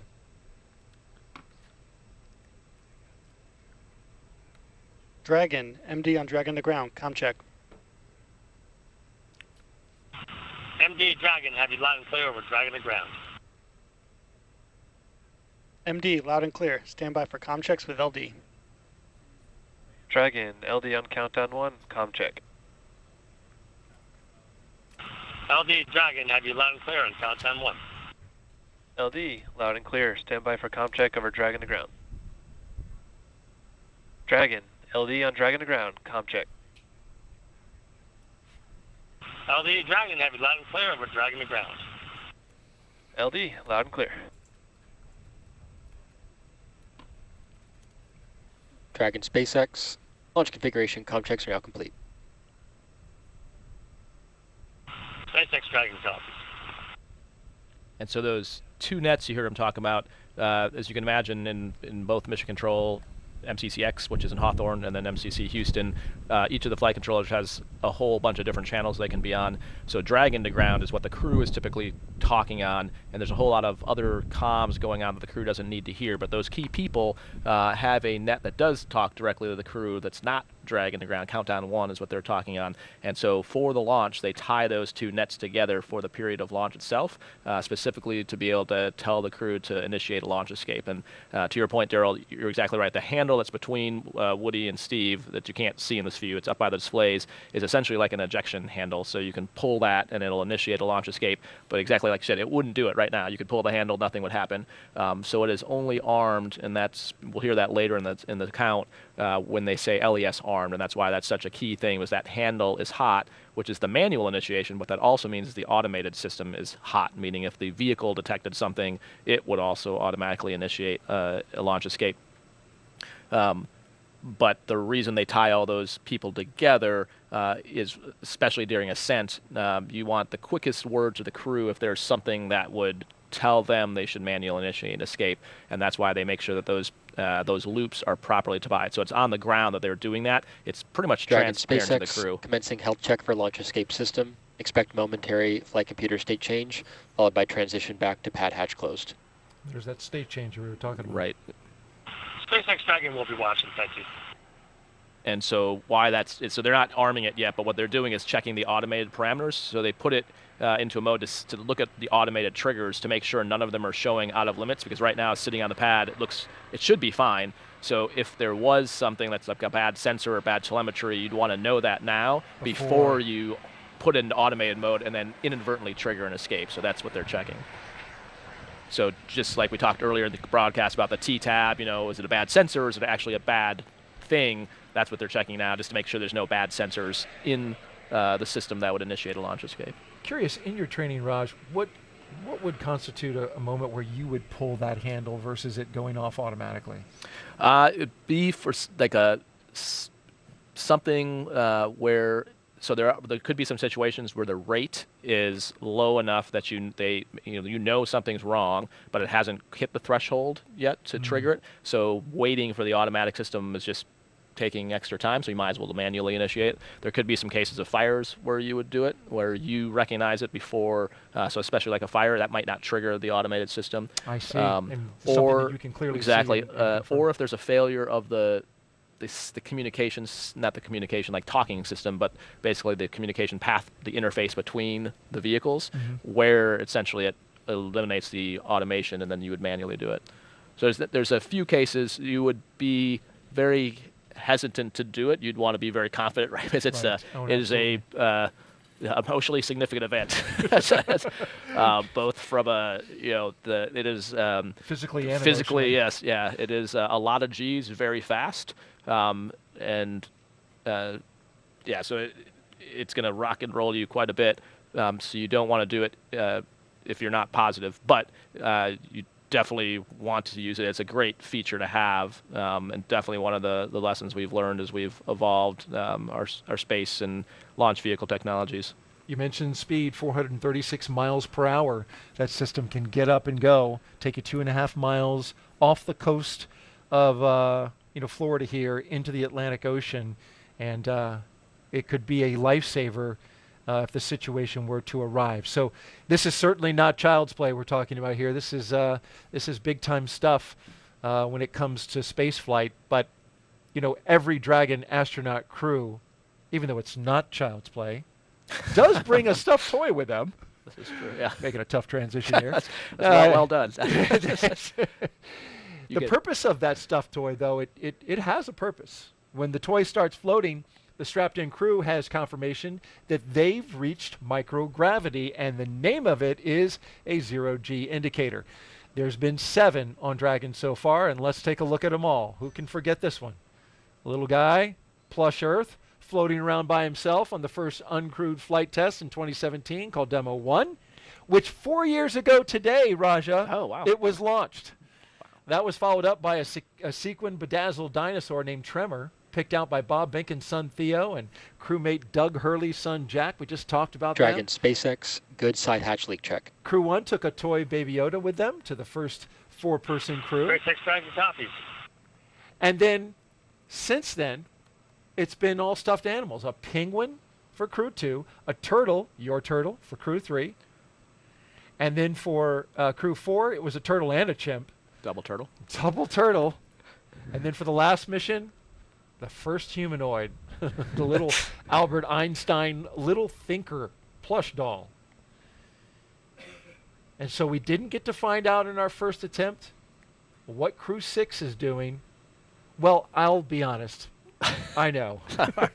But we're saving it until they get up into space. And we should see it once they get up there. Exactly. Yeah, and the history of it is you notice in some of those pictures the crew was already out of their seats, but in reality when you first see it deploy, they're still strapped in. And so even though you in your stomach have that feeling of being in a roller coaster and you're falling, you aren't actually moving. You're still fully strapped in. So the way you can check your senses is your zero-G indicator starts to float. And so in our case, our turtle was named Fowl, which was a nod to Matthias, since that's German. It was also specifically a peacock turtle because Tom Marshburn is a class in the peacock. So it was a conglomerate of effort to have a zero-G indicator that represented the whole crew. You heard Arthur call the side hatch leak checks are good, which is a great sign. It's going to take a while now for the closeout crew to actually clean out the white room. There's a whole bunch of work they're doing as they start to do that, but it looks like everything's on track. Yeah, we've had the comm checks, the seat rotation, suit leak checks, they're complete. And so now we're just tightening up that hatch. And while we look at this shot, we can look to the right. We see the NASA meatball with all the signatures around them, along with the SpaceX logo. Every human who goes into space gets to put their signature on the wall there. And Raja, of course, yours is there along with your Crew 3 crewmates. But, you know, for the second attempt, status update. They didn't have to do it. So that helps save some time there as well. SpaceX Dragon, go ahead. All right, we are going to repeat the ground station comm check just to do it one more time on our end and make sure that we're properly configured. Following the ground station comm check, I'll step into the post-ingress crew briefing, and after that, we'll step into Falcon 9 operator comm checks. SpaceX Dragon copies. Understood it all. Thank you. Going to run the comm checks again. Yep, so probably maybe they had to reconfigure something, or maybe someone wasn't on or didn't hear it maybe, so they want to just make sure everyone's tied in. And then you heard the Falcon 9 operator comm checks after that, which we haven't done, and that will be when you hear the different subsystems for each of the Falcon 9, the main parts that they're monitoring that could lead to a launch escape. They'll all chime in, and again, so for the same reason I described before, making sure normally those people wouldn't talk directly to the crew, but if you had, one of those systems that that was your question, like, hey, when would you do it? Like, well, that would be a time, like, if the GNC, which is guidance, navigation, and control, sees something off that they think is dangerous, they can have the ability to call the crew directly and tell them to initiate a launch escape. Okay. Great and again, insight. It'd be like a trend they're seeing. Maybe it hasn't hit the automated limit, but they know it's going to, and so if it buys you a second or two, then it's worth getting Might that be call. faster than the automated system. Right. And that's why they're consolidating the communications to the crew, as Raja has mentioned. We have an hour and 53 minutes until liftoff at 12:34 a.m. Eastern Time here from the Kennedy Space Center in Florida, America's spaceport. Now as the pad team wraps up its final checks and clears the white room, that's when the action will start to pick up. We're looking forward a little bit. Crew access arm will retract. We'd have the arming of the launch escape system, and then of course prop load. So we will keep this live view of the crew here as they're sitting tight for the next hour or so. Rajachari doing a great job of keeping us informed about what's happening as we watch it. And if you want to ask him a question, we're taking them. Just head on over to social media. Oh, great question actually on there. So actually the one's not a question was a shout out from Steve Bowen's fellow submariners.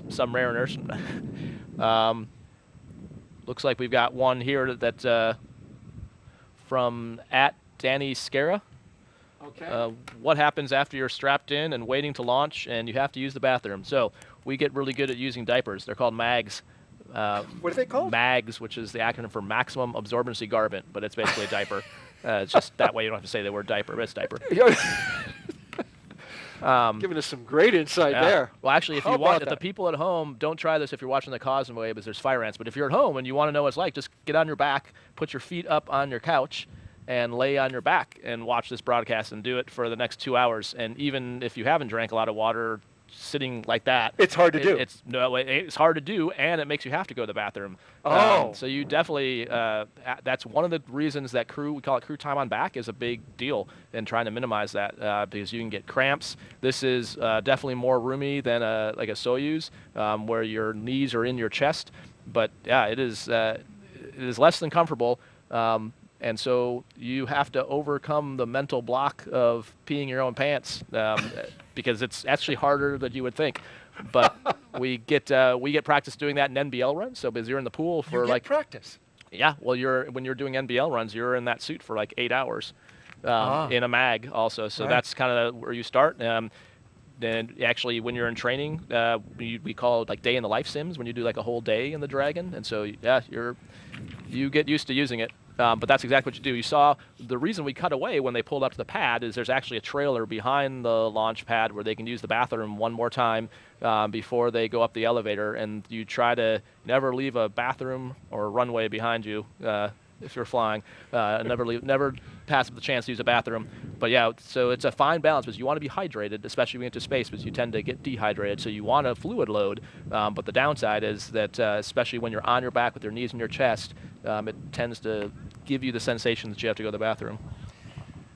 This is incredible insight here, Raj, and I imagine you've created probably a little bit of stir on social media right now as people are bandying about the answers and the insight that you just gave. But I will say this, in my time in being around astronauts, the whole bathroom and space combination is one of the most consistently asked questions. Oh yeah, but it's actually a pretty big deal. I mean, it is, I mean, as we look at Orion design and Artemis design, I mean, if the toilet breaks, I mean, you're coming home. I mean, right? If you get into orbit on the Orion checkout and the toilets malfunction, I mean, it's a big deal. That's a big deal. Yeah, it is a big deal. I mean, it's, if you look at on the space station, that's one of the, if the toilet goes down, that is all hands on deck to fix it, because that is a big deal. I mean, if you've got 7 people that can't go to the bathroom, you only have so many diapers. I can only imagine. Well, with that, let's head over now to Houston for a closer look at what the crew will be doing when they reach their destination, and that's where we turn to Courtney Beasley. Courtney?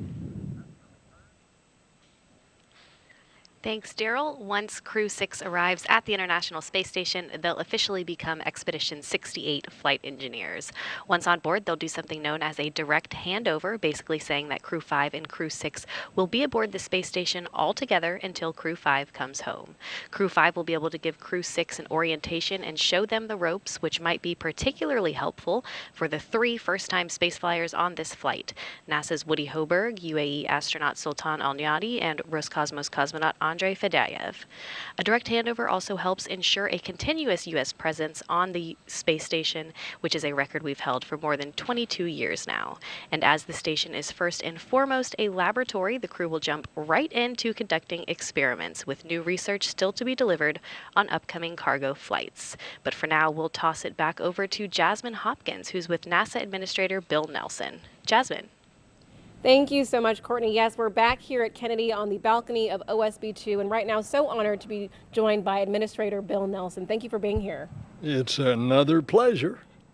Of course, we're always glad to have you back at Kennedy. And Bill, right before we were tossed to you, actually just mentioned that you've been in the shoes of these astronauts before, that when you were flying on shuttle, it scrubbed 4 times. So do you have any words of wisdom, any words of encouragement for the astronauts tonight? Well, words of encouragement: enjoy yourself while you're laying there strapped in on your back, trying to get off the face of the earth.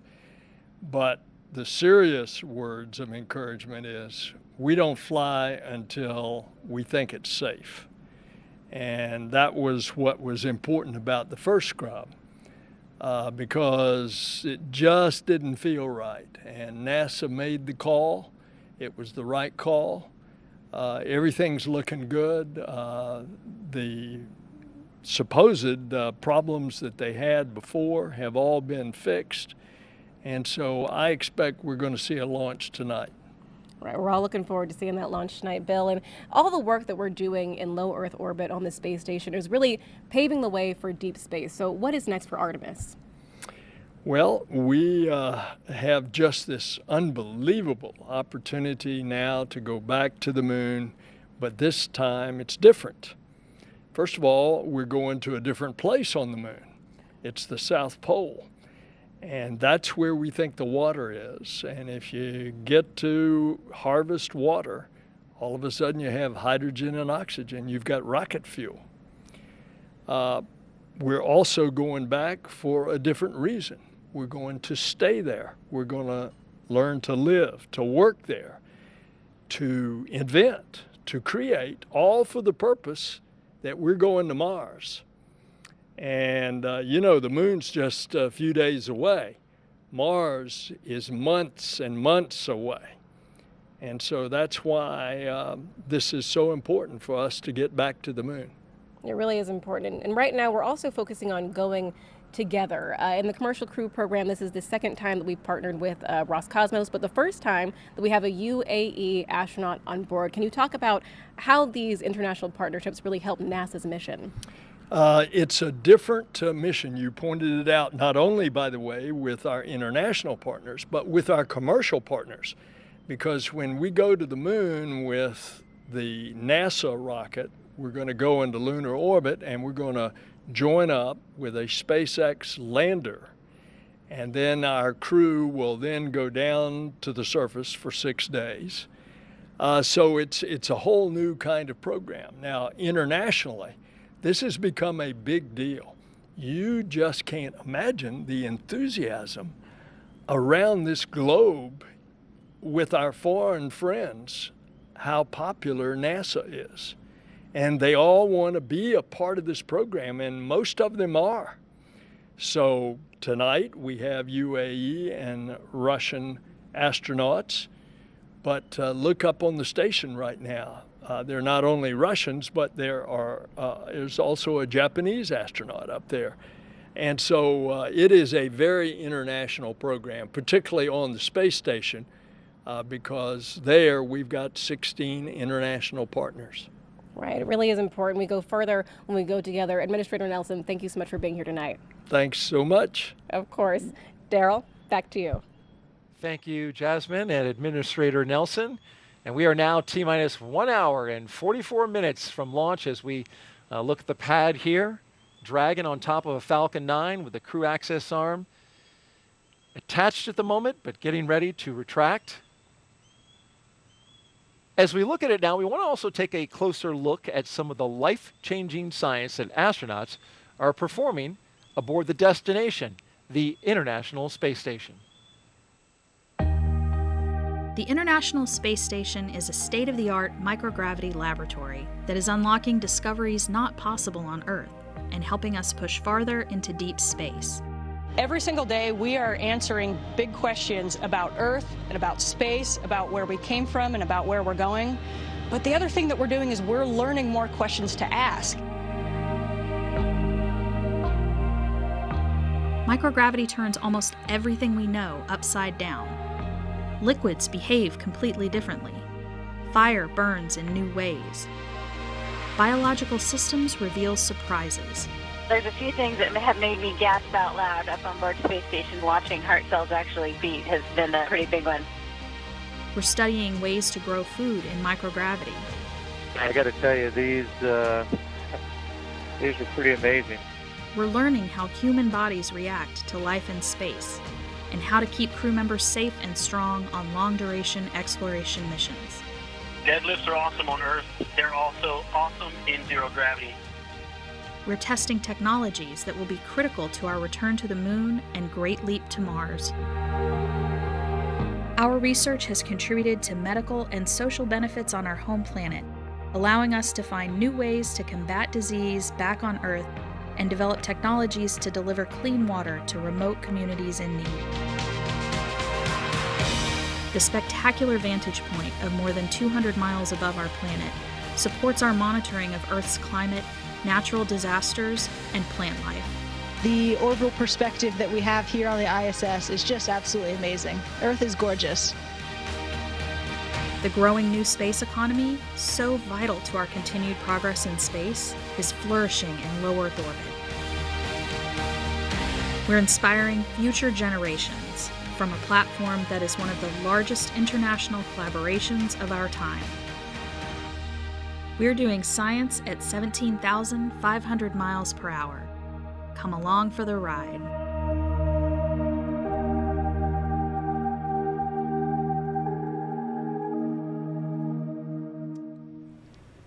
Love the shot of the cells there, the heart cells beating inside microgravity. It's really impressive. And inside this Dragon, 3 astronauts and 1 cosmonaut going up to the International Space Station to continue that important work of science on our orbiting laboratory.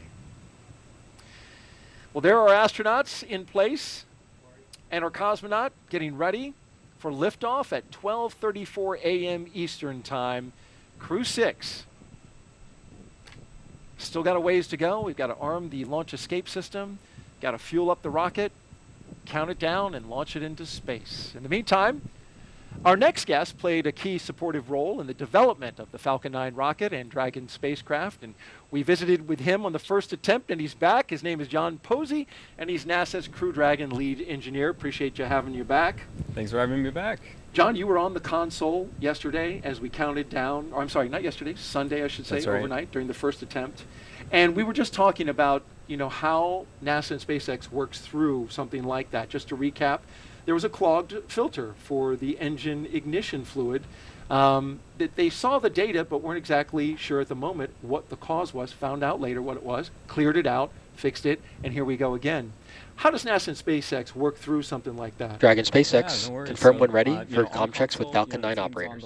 On the loops, on the net, talking to each other. On the NASA side, the mission support team that my team and I report up the loop through the chief engineer to the NASA ops manager. The NASA ops manager is in direct contact with SpaceX launch director throughout the whole count, keeping apprised of issues that we can evaluate it as a team, make sure that both SpaceX and the NASA side get comfortable that we're good for crew launch. And so, like as you said, with the igniter fluid, the T-tab, the pyrophoric fluid that they load into the rocket to ignite the Merlin engines on Falcon 9's first stage, they provided the supply of the fluid, and they were expecting to see a good bleed in and start to see a response in the catch tank. And at first they weren't seeing a response. Did some troubleshooting and started to see a little bit of response, but it was abnormal. So, based on the response of the catch tank and how that fluid fill was not really in family, the team talked through different scenarios. What could happen if we don't have a full bleed in? What is the appropriate course of action? So in the end, I think the team made a really good call to stand down that attempt. And then, of course, since then, they've gone into the system, did find, like you said, a clogged filter, a little bit more oxidation than typical.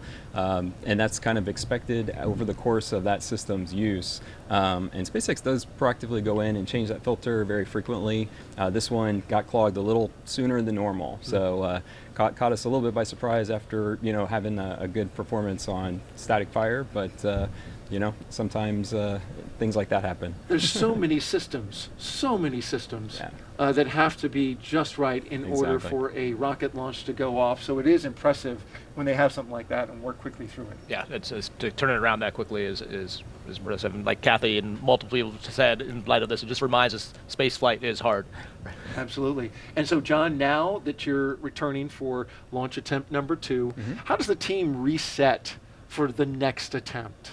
Yeah, so the team has had a couple days to rest and get, eyes on the data from the first attempt, very important. So, we look through all the different performance sensor blips, anything that there is to look at, make sure that we're good to go today. So, yeah, the team's on console. I checked in with the folks on console just before coming on air, and everything's been going great. So, Dragon looks like it's ready to go today, and so we'll keep monitoring right through the big phases, like you said, launch escape arm, and then if the entire vehicle is ready and everyone's go for flight, we'll go get this off the ground today. And that's great news. Everything been going pretty smoothly so far.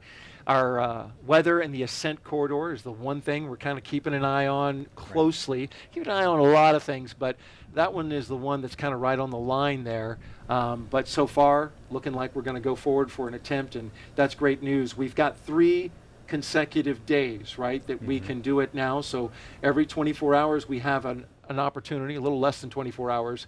And why is that we can go 3 days in a row?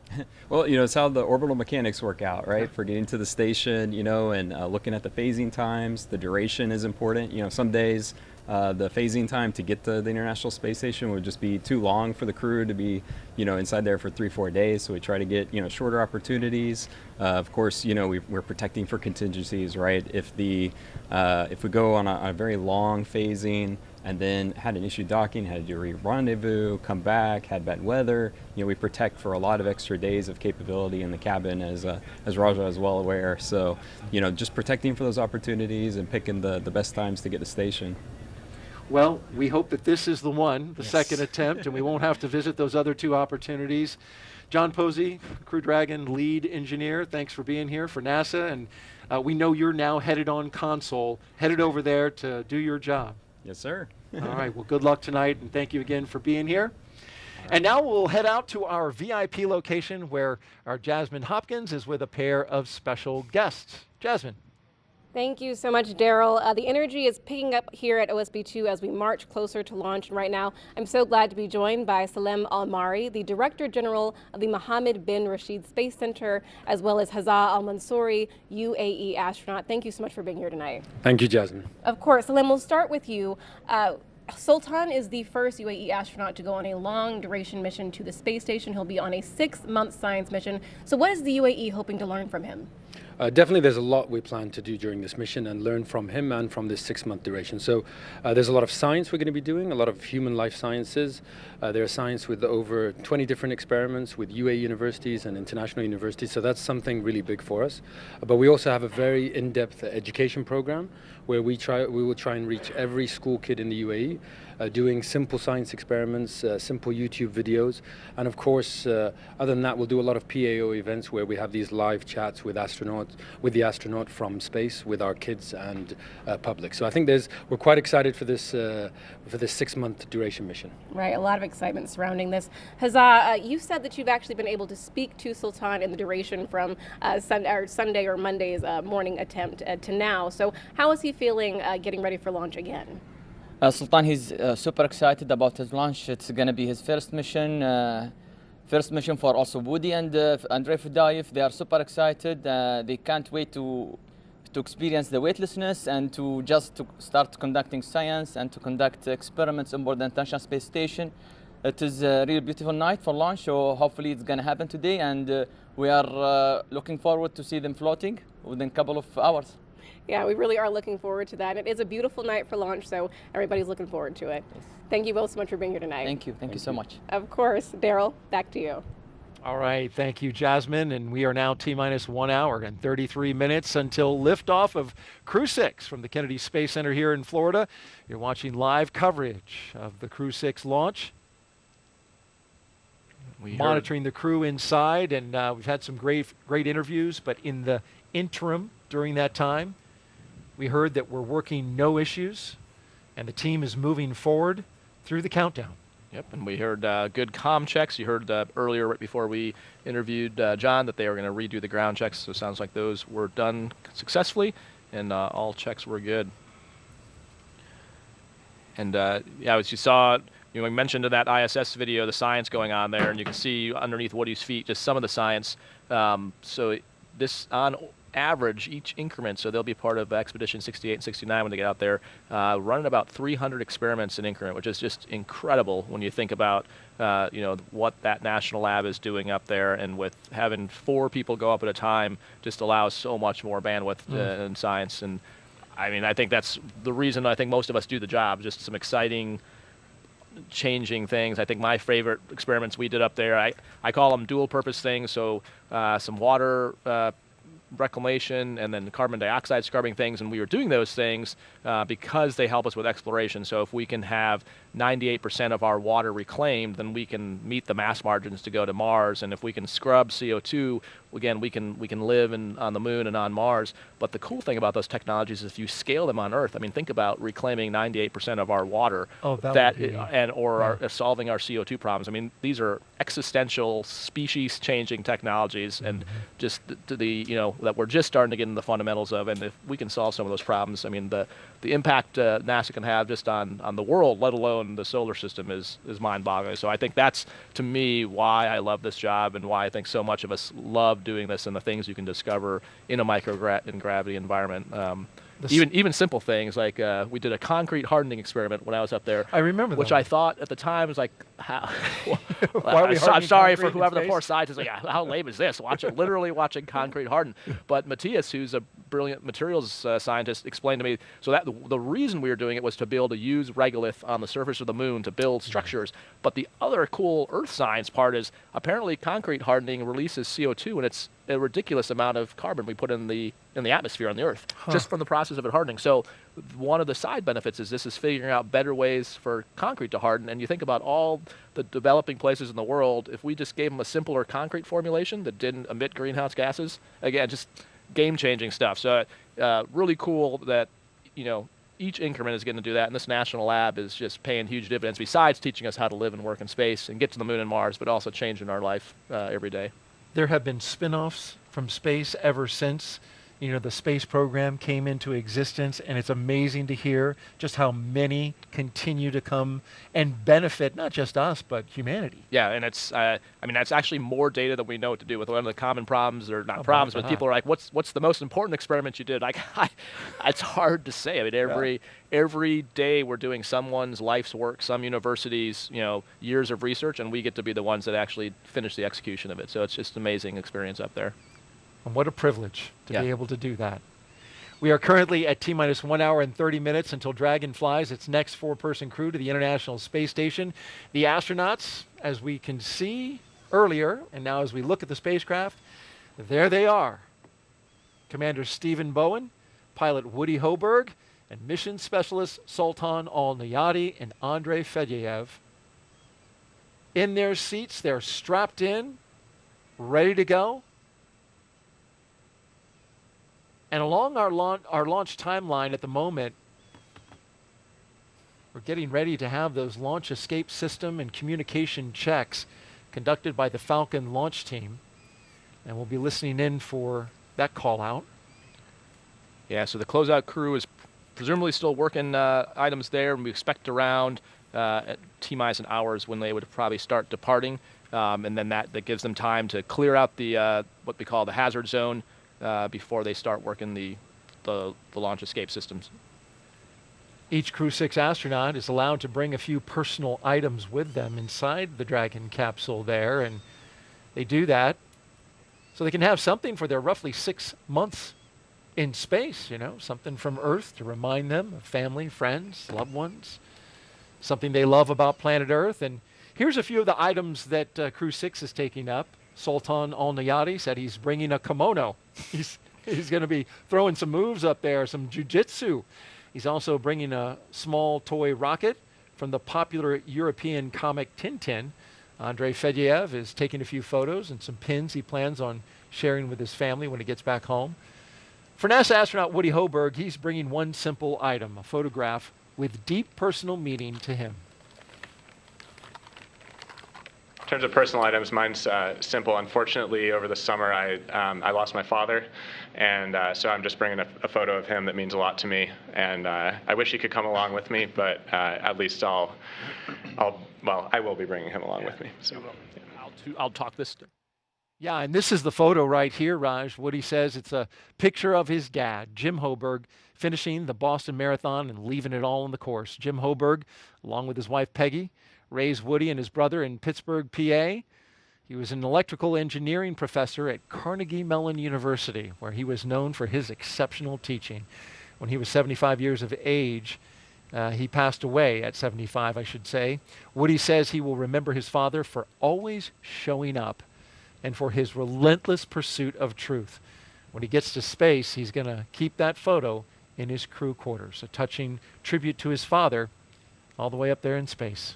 Yeah, and I think what a tribute, and like we were talking about before, none of us got here on our own. Someone got us here, and you know, Woody's dad made Woody who he is. All of our parents made us who we are. The instructors at JSC, the centers we visit, we are really just a reflection of them. So I'm glad Woody's able to take his father with him.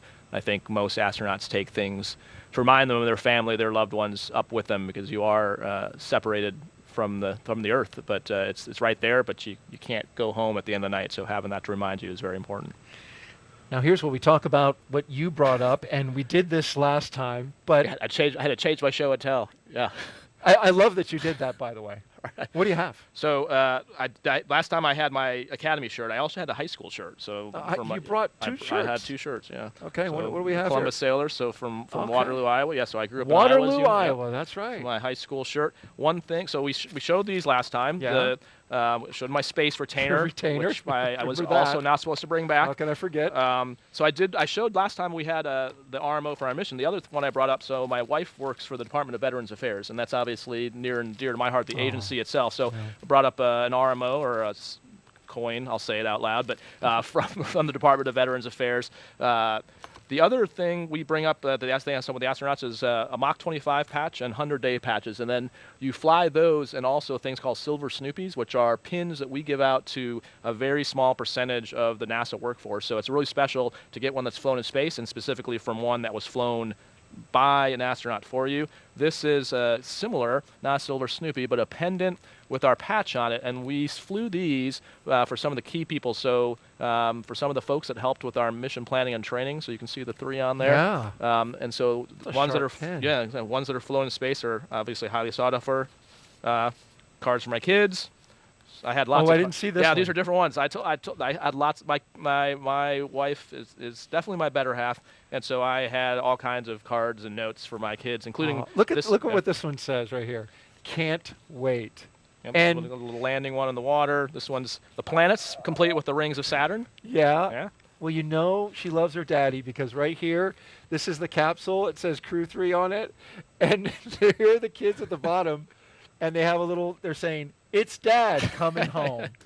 Oh my gosh! And then an interesting one we didn't talk about. We talked about what Nick Hague Ninja 12 is helping, but so a lot of us fly up with glasses. I don't wear glasses, but people have heard the term SANS. So your vision shifts in space, and so what happens? It shifts. So what happens is the fluid in your body pushes up. And what can happen, this is the leading theory, so we're actually still trying to figure out exactly what happens, but the leading theory is that fluid pushes against the back of your cornea and it changes the shape of your eye. And so they fly us up, so these are glasses I had with me in the Dragon, in the event that my vision shifted enough that I would have a hard time reading the displays. Put those on real quick and show us what that look is. I think you're just trying to humiliate me now. Yes. Now I can't see the screen though, the teleprompter, so I'm going to take them back off. But yeah, I can see up close really well. That's what it's meant for is up close vision. Yeah. And the strap, of course, to hold it on your face. Exactly. Because, this is the space strap. The space exactly. Well, space modified glasses. But did you have to use them? So actually, I used. My near vision did get worse, but not bad enough I couldn't see Dragon displays, but it would fatigue my eyes using the laptops on station. So for about the first month I'd wear them, and then my eyes adjusted and I stopped wearing them. But for about a month I would, just to avoid eye fatigue. And then once I got back, they generally go back to normal. And well, that's good. And we continue to work on finding out. We do, yes. What exactly the cause is. Especially because we know they generally go back to normal, but that's why we need more long-term data, because we don't know on a 2-year mission to Mars, would it go back to normal? Are we confident? But what would happen there? Well, exactly. That's good stuff. Thank you for sharing no problem. new. Hopefully we won't have to get to a third Hopefully one. Not. We have to dig up some more stuff, but we appreciate your wife giving us a fresh supply of stuff you took to space. Thank you very much. Well, when they aren't launching into space or working hard to prepare to go into space, the NASA Astronaut Corps, well, they try to find time to watch their friends go into space. And you would know that. Yeah, so I'm here, but we saw Nick Ninja 12, we saw Ike Glover helping with the family sport, we saw Joe Akaba, the chief, Sharon. This is when they were getting ready to go exactly. out. So the office is spread out doing all kinds of things. You have, last time Reed was up with the administrator. Reed Wiseman. Exactly. So we are all over the place. But even if you're not, you're probably online or at home watching. And so I was going to try to dial in. So Woody, as we talked about, is sitting in a seat that's been used before. So I was going to try to get. You're not calling Woody, are you? I'm not. Well, I don't think I could try call. I don't know the answer. She's on the line. Awesome. All right. Yeah. Okay, so we got Megan MacArthur on the line, who flew on Crew 2 that I got to train with. And so, Megan, can you hear me okay? Hey, Russ, I got you loud and clear. Hey, awesome to talk to you. Thanks for calling. So Megan's at home in Houston watching the launch, and you might have better ideas about what they're doing. I think you guys came up with a game to kill some time while you're waiting for the closeout crew to leave.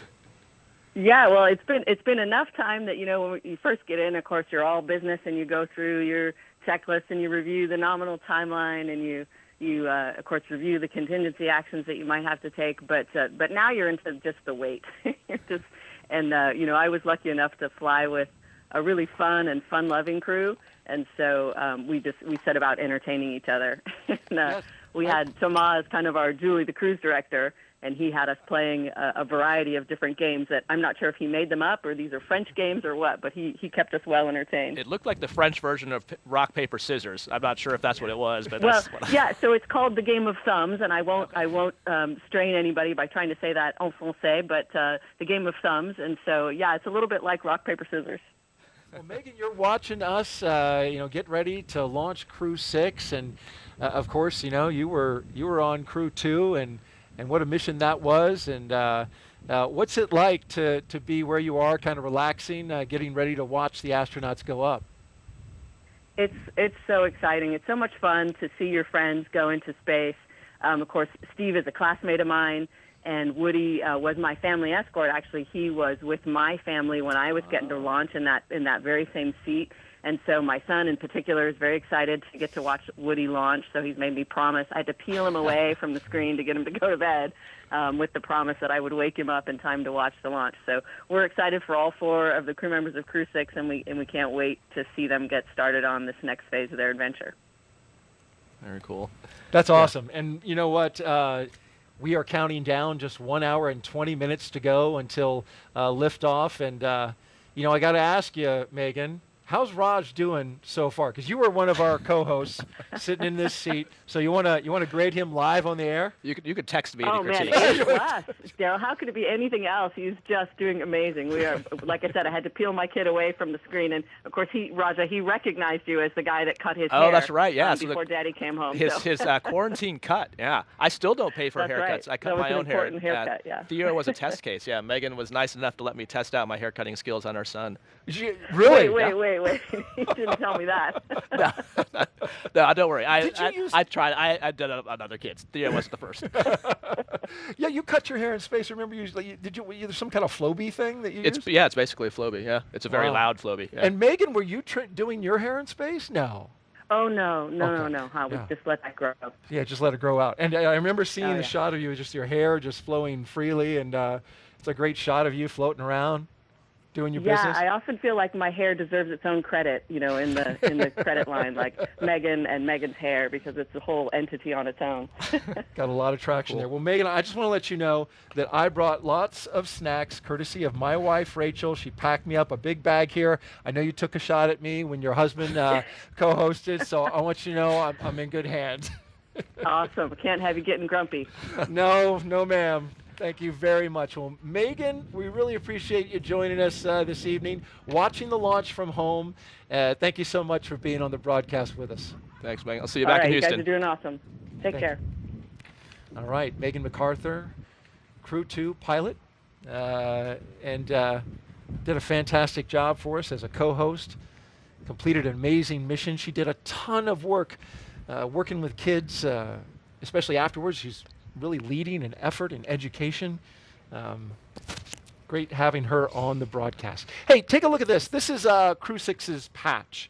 And we want to talk about how this came into existence. It's very unique. Each patch for each mission, every flight has one, and it's designed by the crew.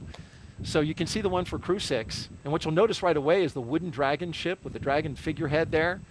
And that's because each Crew 6 member has an affinity for seafaring vessels. And then check out the anchor. It's the International Space Station. You see it there. And then lastly, the sail represents the 3 planetary bodies of Earth, Moon, and Mars, the ultimate destination of NASA's Artemis program. I like that call forward to where we're going, even though this is a mission to low Earth orbit. Yeah, I think that's a common theme in a lot of the patches. You'll see like a reference to Moon, Mars, Orion, something like that. We definitely see this as a stepping stone to go beyond low Earth orbit. I mean, that's one of the cool things about Commercial Crew is we are putting private industry to low Earth orbit so that NASA can focus resources and people on exploration and going beyond low Earth orbit. That's right. We're just 1 hour and 17 minutes until liftoff of Crew 6. Hearing good things about the countdown as we go along the way. The crew has ingressed, helped by our closeout team, of course. The umbilicals are attached. They provide the breathing air and comms to Dragon and the astronauts. Suit leak checks completed, comms checks completed with the core and the launch director. After those suit leak checks, the closeout team was able to close and seal the hatch, which has its own leak check. They made sure to look for any FOD that might be there, and FOD stands for Foreign Object Debris. As we look in from the White Room, the closeout team will wait another 15 minutes before they'll clear out of that area. You saw those orange bags, so there's no, the people are starting to move out of there, but you saw those orange packs in that previous view just to the right on that wall. Those are actually breathing apparatus in case they have to emergency egress, that they can actually hook into their suits and get breathing air to get all the way off the pad. So we understand that the closeout team has actually departed the pad, and now they're doing some final weather checks. That'll be necessary before they give that final go, no-go for launch. Going to put the balloons up into the air. The winds have picked up a little bit, but not too bad at all. Yeah, and a great example, continuing to run ahead of timeline, and specifically that closeout crew already being done much earlier than last time. But again, it's their, you can tell it's a well-oiled machine now. They had the practice from just doing this 2 days ago, and now doing it again. When I talked to Steve about what they've been up to in between, talking about Commander Steve Bowen, yeah, between now last attempt and now, his perspective is very similar to what we talked about the other night. Basically another free training sim event, and Steve actually, like I mentioned before, he was the lead closeout person, so he was in that white room for STS-127, which had 6 attempts. And so he mentioned that that the crew actually got sick of seeing his face because he was always the first person to open up the hatch on the shuttle, and they would see him leaning in. But I think he brought up similar to what we talked about. I think everyone on the crew was actually impressed by the fact that no one had go fever, no one down to 2 minutes, but no one was like, oh, we should just go. Like the administrator said, we go when we're absolutely ready. We have an abort system, but or a launch escape system, but you don't want to rely on that. Right. You want to rely on making the right engineering decision. And so he actually, talked about the fact that, yes, it's the 6th operational crew mission, but every one of these missions is really a test flight. We're always learning new things. Now we learned about, oxidation rates of T-tab line filters, so you're always learning something new. We talked last time about even the procedures they're using. So they're in a procedure called 4.100, and just in the last launch to now, they've changed the section numbers of that. So we're always iterating and improving and trying to figure out ways to do it better and more efficiently. Like you mentioned tonight, we're doing things in parallel, which is why now we have some time. So it seems like we're ahead, but if we had a problem with the side hatch closer or had a problem with the leak checks, this would all be time that we could use now to not be rushed. So it's great to keep iterating and practicing and learning. It's hard to imagine when you have a launch scrubbed that so much can come from it that's good. Talking about that data, we heard NASA's Dragon lead engineer talk about how they've been poring over the data. We've had a dry dress, essentially a wet dress in the first launch attempt, and as you mentioned, always iterating and always learning. All right, we want to check in now with our friends in Houston, Texas, in the Johnson Space Center. Courtney Beasley is standing by. Courtney? Thanks, Daryl. The team here in Mission Control Houston has polled that they are go for launch. The International Space Station is ready for Crew 6 astronauts to lift off. When Flight Director Jed Freeling polled his team, he was asking the flight controllers who work on all of the key systems on board the station if their focus areas were online and working properly. This includes life support systems, proper communications links, computers that allow us to command the station's onboard subsystems, and our ability to control and maneuver the space station are all fully functional. The crew in orbit is currently in a sleep period, and they are scheduled to wake up at midnight Central Time. The International Space Station Flight Control team is ready for launch. Mission Control Houston will continue monitoring the mission as we check off milestones for today's flight. In the meantime, I'll send it back out to the team at Kennedy. Daryl. All right, a beautiful shot from high above the Kennedy Space Center, going by the VAB as we look out at Launch Complex 39A. During the previous launch attempt, I want to recall this. Raja told us that dragonflies during dry dress is a good luck charm. Well, after the scrub, I was watching the Starlink launch. What do you see there? Looks like some insects flying by, maybe dragonflies. Yeah, I can't tell if they're insects on the screen or there you go. There's a buzz. Right, they were buzzing my phone. I thought it'd be a good idea to put some dragonflies in the show. Good luck. I like it. Yeah. Is that going to bring us some good luck? I sure hope so. Well, let's hope so indeed. 1 hour and 11 minutes, counting until liftoff. Let's check back in with Jasmine Hopkins, who has a special guest. Thank you so much, Daryl. Joining us now is Kennedy Space Center Director Janet Petro. Thanks so much for being here, Janet. Thank you, Jasmine, for having me. We're always happy to have you. And you know, right now we're preparing for Take 2, second launch attempt of Crew 6, but this is something that the Kennedy workforce is built for, really. I mean, we're very agile. Can you speak to that? Yeah, sure. So, you know, last year, 60th anniversary, we went through this with Artemis, not just 2 times, but we did it 3 times, successfully launching the 3rd time on November 16th. So, launch is hard, the whole process, and we got to get it right. You know, they say, you know, you'd rather fix a problem on the ground than launch and then have a problem in the air. So the team, you know, the NASA team along with the SpaceX team has worked really hard. We had our Delta launch readiness review late yesterday evening, worked through the issues that we experienced on the first one, and we're ready to go tonight, Jasmine. That is what we want to hear. It's good to hear that we are looking good for launch tonight, Janet. And you just mentioned that 60th anniversary. It was our diamond anniversary last year. To think that we've been here 6 decades, what is Kennedy doing to continue growing and improving?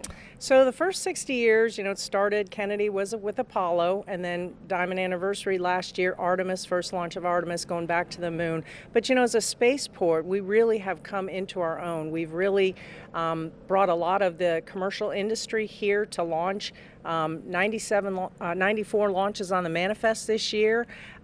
We had 57 last year, like you mentioned, 31 the year before that. So we are growing. We obviously are a very popular place, not just because of the geography, but the services that we're providing at the center to our commercial partners and customers. We're working very hard to make it easy for them to launch and to provide them the best services. And I got to brag for a moment. We have a spaceport integration team. They coordinate with the 45th SLD, the Space Force side. Every single one of those 90-plus launches will be supported by our Kennedy team as well as the Space Force side. We work jointly together in partnership to ensure that all of those launches are successful. And of that 90-plus, 79 are commercial. So a large percentage of that is the commercial launches. And so across the board, we have our NASA, we have our government, we have our national space security missions we support, but we also have the commercial that we have to take care of also. Right, Janet, I mean, those numbers just really blow me away. Thank you so much for being here tonight. Thank you, Jasmine. Of course, always happy to have you. Go Crew 6. Exactly, go Crew 6. Daryl, back to you. Thank you, Jasmine and Janet. Throughout the show, we've been taking your hashtag Ask NASA questions from social media. We have time for a few more before Falcon 9 fueling begins at T-minus 35 minutes. We're sitting now at 1:08 and counting. And Raja, there's the question. It seems like astronauts work on some really cool and interesting things other than flying. Raja, can you take a minute and talk about something interesting that you're working on right now? You're not flying, currently on a mission, obviously because you're here. So what you working on? Yeah, so I'd say most of our time is not actually flying in space. So we do maintain the training for that, whether it's NBL, which is the Neutral Buoyancy Lab, so doing practice spacewalks in there, whether it's working on the ISS systems, working on different experiments, getting smart on geology, biology. But we also all work on different projects in the office on the engineering and development program. So specifically, there's a whole lot of work going on in Artemis right now. The administrator talked about Artemis. That is the goal of the agency to get us back to the moon, to stay and go on to Mars. So there's the SLS, which is the rocket. There's the Orion, which is the capsule. There's the Gateway, which is the Lunar Space Station. And then there's the HLS, the Human Landing System, which is the lander. So that's my particular job right now, is helping with lunar lander development and testing. And so I love my job. I love to fly in space, but I also love my day job. And so that's, you know, we're doing all different kinds of things. There's folks working on the lunar exploration suits. So those are the space suits for the surface. So we're not going to use, we talked about there's IV suits, which are for in the vehicle. There's EVA suits, which is what we use on the space station. And we are working on lunar suits because that's different than either of the ones we have. And so if we get to the moon, we are going there to do science. And so we need to get out there and go do the science. So that's another big project that people are working on. And yeah, so it's we are spread all over the place, training and working with all these development teams. Yeah, and it seems like there's a similarity there to when, Bob and Doug were working in the commercial crew program early on, developing these vehicles. You're very early on in the HLS system. So You know, it's got to be kind of exciting to be working on the next thing that's going to land on the moon. Yeah, I think all of us enjoy. That's why it's fun to do these things. You know, Yeah. and our job is in the office is to fly in space, but also to bring the crew's perspective, the operational perspective, to all these programs and to these efforts to make sure that we're, you know, the human is the important part of human space flight, and so keeping that in mind and keeping that at the forefront is always really important, and that's why it's important to have us tied into all those programs. And for those of us, for those of you who are watching, and for those of us who are enjoying watching, if you want in on the social fun, follow us on Twitter at NASA Social, or check us out on the web at nasa.gov/social/social. Hey, this is a really quick question, a really easy one. At Slow asks, Raja, what inspires you? What inspires me? I think the idea of exploring is what inspires me, the idea of new discoveries, and I think I kind of alluded to why I'm so excited about science before, solving problems here on Earth. So I would love to see humanity go and explore, like live on the moon, go to the next planet, but I also am inspired by the fact that we are finding solutions for problems here on Earth right now. So that's what inspires me to work here. And it must be rewarding as well.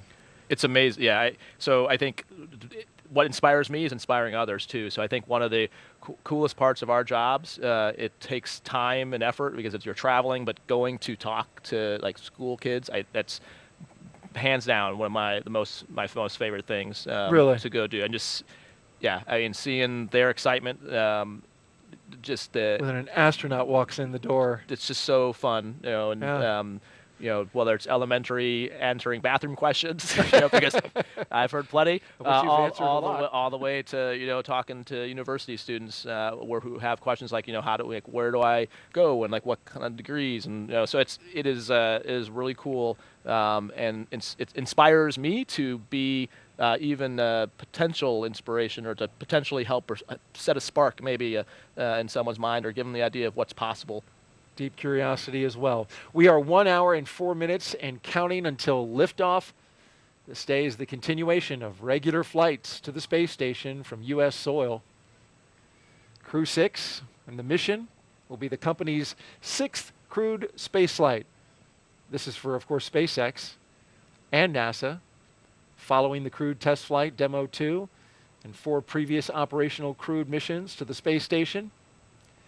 It will also be SpaceX's 8th crewed spaceflight overall, including the private orbital mission Inspiration 4.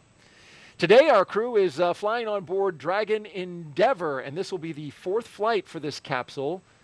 It'll be taking a ride on a brand new Falcon 9 rocket. The Dragon is this particular Dragon, Endeavour, is the flight leader in the fleet. Its 4th flight, which includes Demo 2, Axiom 1. It's been a great countdown so far, 1 hour and 3 minutes and counting. Weather is fantastic here at the Kennedy Space Center, only a 5% chance of violation. That means 95% go. Doing some math here, getting inspired by my fellow astronaut here. Really advanced stuff. Avoid math in public, that's my rule. That's a good idea. Excitement is picking up, though, as we get closer to T0. And so with roughly about an hour, No, go ahead. About an hour to go until liftoff, things are going to start picking up. We get close to the go, no-go pole to arm the launch escape system and begin the propellant loading. The crew pole for readiness, that will happen right at T-minus 60 minutes. And then the Dragon pole for prop load is at T-minus 55 minutes. From there, at T-minus 45 minutes, there will be an internal mission control Hawthorne pole, and then the launch director's pole for propellant loading will follow. When we get to about T-minus 40 minutes, the crew access arm will retract, and the crew will get the call to close their visors and to arm the launch escape system. I'm going to walk you all the way through it. This is the automated safety system that's in place that can fire the 8 Super Draco thrusters on Dragon to quickly separate the crew from the rocket, either on the pad or during a flight on the ride uphill. And then, once we reach about T-minus 35 minutes, propellant loading for the Falcon 9 will begin.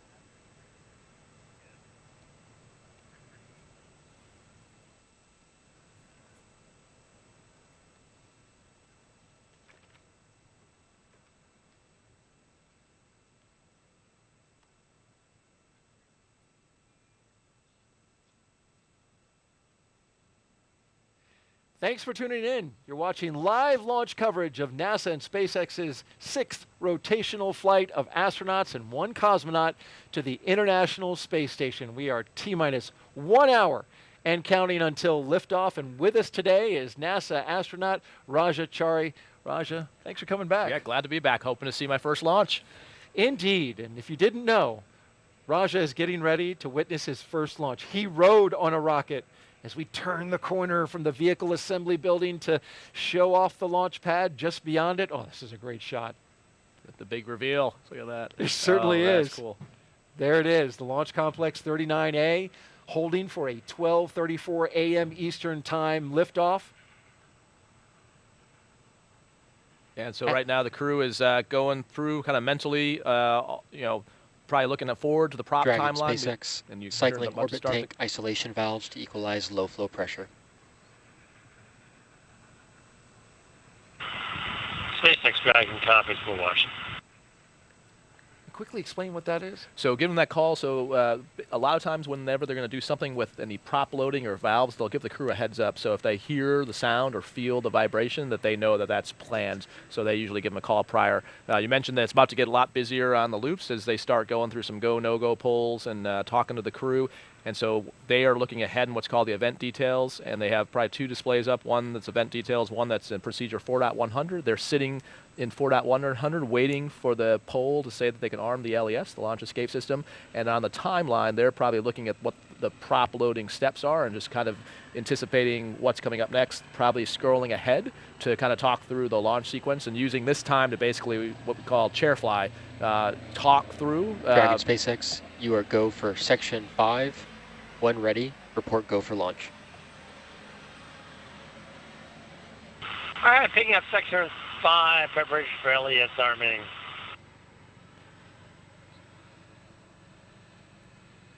All right. Great insight into what's happening in Crew Dragon right now, but we want to recap the last 3 hours. Our crew of Stephen Bowen, Woody Hoberg, Sultan Al-Nayati, and Andrei Fedyaev have been getting ready to launch into space after waking up and having a meal. SpaceX helped the astronauts into their suits, and then you see them here, walking out the historic crew quarters, walking the same path that every NASA astronaut has done since Apollo 7, waving to family and loved ones as well as to the cameras there to document their journey. Then you see them here, inside their Teslas, joined in a caravan as they went down the road, led by Center Security, till they arrived here at Launch Complex 39A. They did the rocket recline, went up the tower, and walked down the crew access arm here. Woody Hoberg and Stephen Bowen crawling into Crew Dragon. And then once inside, they got strapped in, got their suits checked, comm checks, and now we watch as the Dragon spacecraft sits on top of the Falcon 9 rocket, getting ready for fueling and arming of the launch escape system. At this time, we are expanding our coverage and would like to welcome SpaceX and NASA commentators who are joining us live from Hawthorne, California. Welcome to you both. Hey, thank you so much, Daryl, and hello to everybody watching around the world. I'm Gary Jordan with NASA's Communications. And I'm Jesse Anderson, a production and engineering manager here at SpaceX. Gary and I are joining you today from our headquarters in Hawthorne, California. While Crew 6 marks SpaceX's 6th operational mission for NASA, it's actually our 8th human spaceflight mission to the International Space Station and overall 34th Dragon mission to the orbiting laboratory. And the Dragon supporting tonight's mission will be making its 4th visit to the station, having previously supported Demo 2, Crew 2, and Axiom Mission 1. And speaking of Demo 2, the spacecraft was named Dragon Endeavour by Bob and Doug during its inaugural flight in May of 2020. And yet another fun fact, tonight's launch marks our 4-year anniversary of the Demo 1 mission, which launched on the same day, just a couple of hours later than we're launching today, which served as an end-to-end test flight of Dragon's capabilities.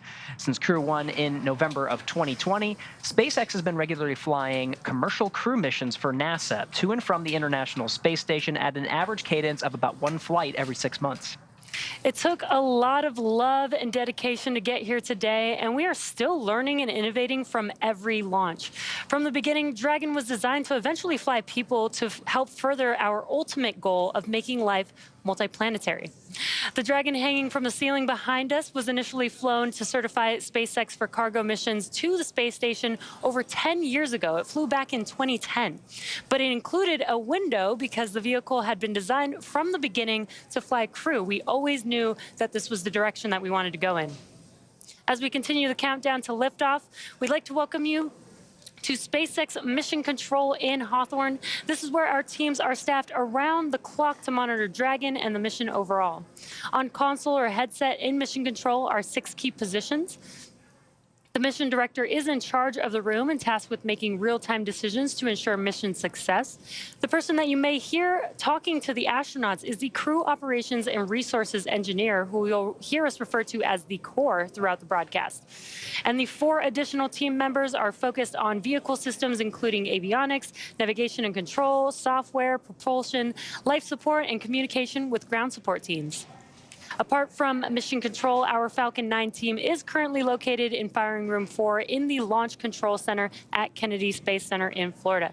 Now, with less than an hour until launch, they are settling in for final checkouts, propellant loading, and for launch. And then, of course, NASA has its own team members at NASA's Mission Control Center in Houston, Texas, who have been preparing the space station for Dragon's arrival. And they recently gave their go for launch, saying that the station is ready to receive the new crew.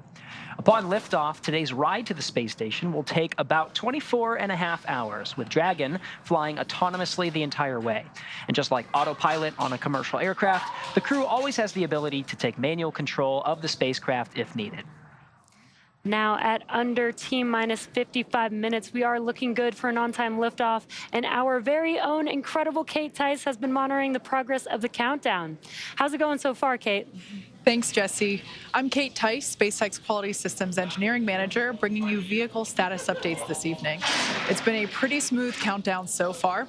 The Crew 6 astronauts wrapped up ingress at T-minus 2 hours and 34 minutes. Since then, the teams completed the required comm checks, suit leak checks, and side hatch closure, as well as side hatch leak check.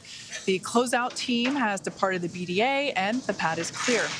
Now, as for Falcon 9, our 2-stage reusable rocket that you see there on your screen, final propulsion checkouts of first and second stages began a few minutes ago in preparation for propellant loading. This involves testing valves and engine pneumatic pressurization.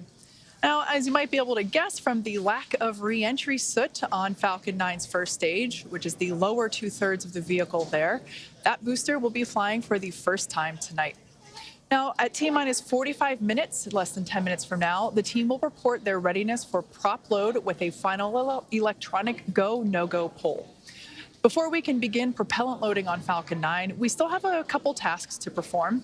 First, the crew access arm will be moved out of its service position as you see it in now, and it will rotate away from the Dragon capsule and over to its launch position. That will happen between T-minus 44 and 42 minutes, almost immediately after the T-minus 45-minute launch director's briefing. With the access arm out of the way, the launch escape system will then be armed. Once those 2 events are complete, Dragon will be ready for Falcon propellant loading. As for weather, we will also verify with the launch weather officer that all of the weather conditions meet our launch constraints. Those include items such as wind speed, lightning, and precipitation in the area surrounding pad 39A. But tonight, we're expecting acceptable weather conditions for launch, both at surface level and upper altitudes.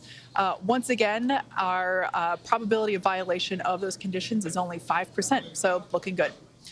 The range is currently clear for launch. A worldwide network of ground stations and tracking and data relay satellites, or TDRS, are ready to support. And those are what help us get live views and data as Dragon heads into orbit.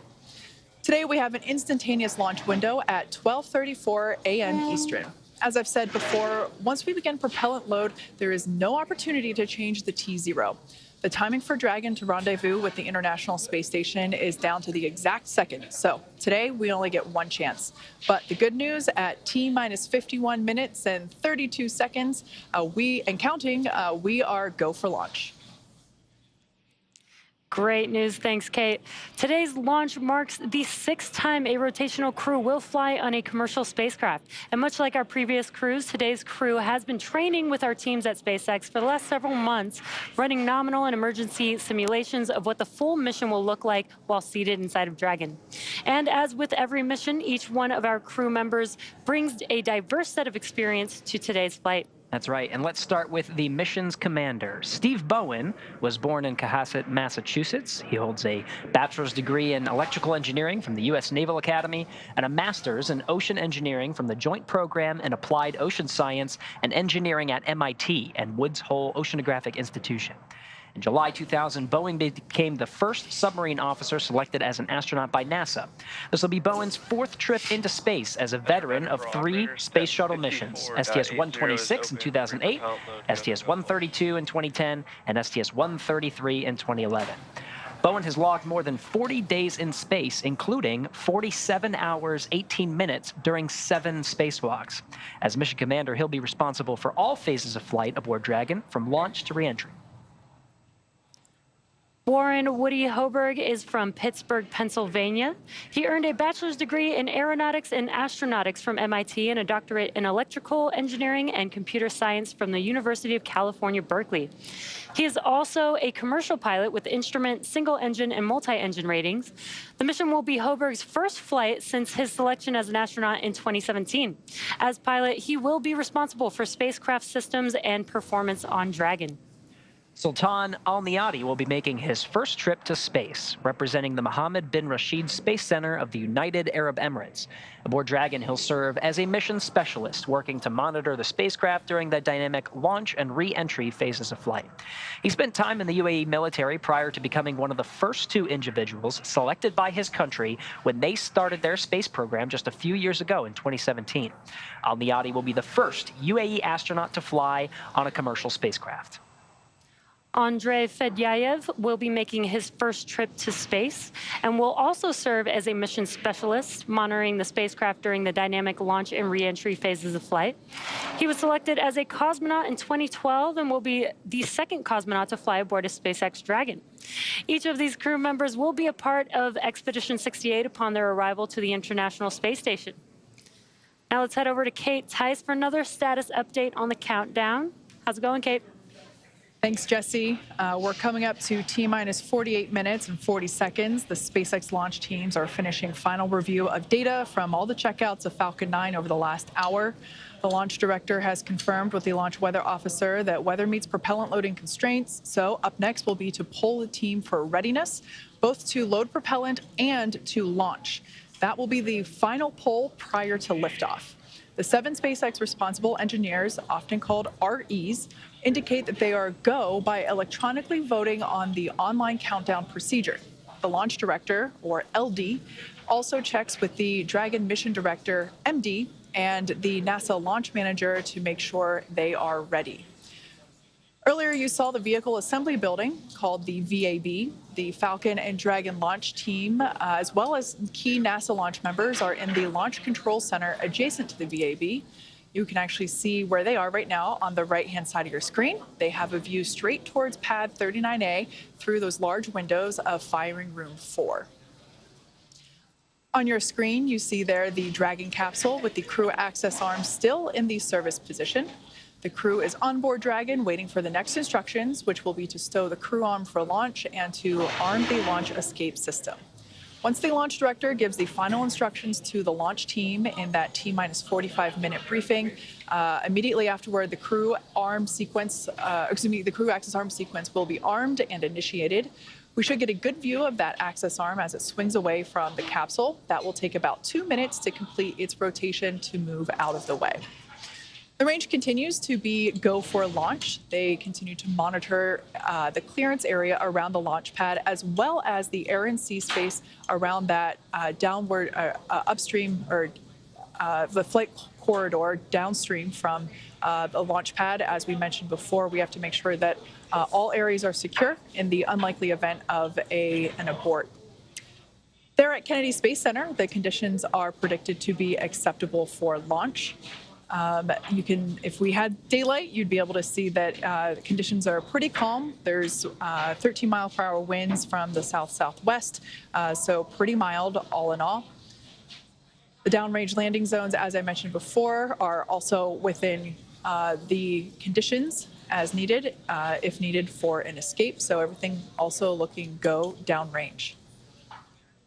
Now, in about a minute, we will hear the briefing from the launch director. As I mentioned before, the readiness poll that is underway is the final go for propellant load and for launch. There on screen, you can see the 4 crew members of Crew 6 waiting patiently to go to space. Not much for them to do at this moment, but wait for that LD briefing, which will be coming up in about 35 seconds.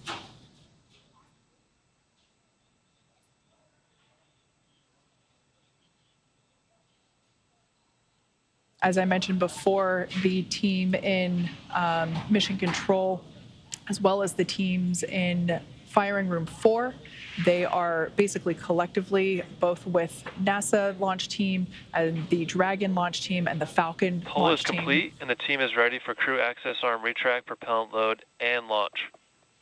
Both control rooms are going to lockdown at T-minus 45 minutes and remain in that state until the launch escape system is disarmed. All operators are remain at their console and maintain a sterile cockpit until MD confirms successful disarming of the launch escape system following orbit insertion or propellant offload in the event of a scrub. For non-urgent no-go conditions, brief the CE or LD and they'll approve aborting the countdown. For urgent issues affecting the safety of the operation, operators shall call hold, hold, hold on the countdown net. Launch control will abort the launch auto sequence immediately and proceed into the launch abort sequence. At T-minus 10 seconds, launch control will be hands-off, relying on automated abort criteria for the remainder of the count. Launch control, you may proceed with arming the crew arm for movement.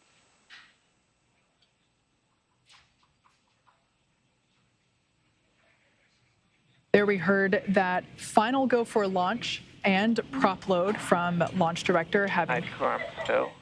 Get started. And there we just heard the call out that the crew access arm retraction is underway.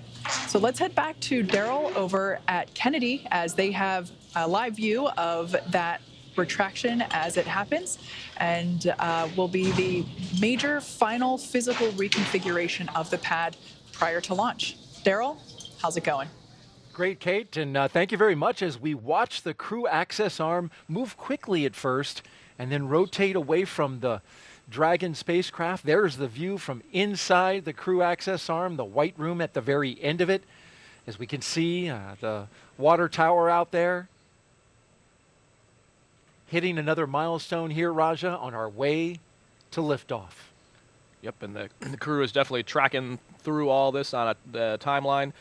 So they're procedurally in 4.100, following that SpaceX is retracting the crew arm and then starting to prepare. The next big step they'll be taking is arming the launch escape system. And then looking forward on the timeline to basically go through the steps for the prop loading. So we talked a little bit about the first broadcast, but there's kind of a key mental note here as well. If there was an emergency pad egress, they probably have some crew coordination of who's going to get to the hatch first, but you definitely want to make sure the crew arm is back in place. So there's this period of time while the crew access arm is not there, the launch escape system is not armed. So Crew access arm retraction complete. You need the arm to swing back to the capsule before you can actually egress. You need to make sure that's there before you step out.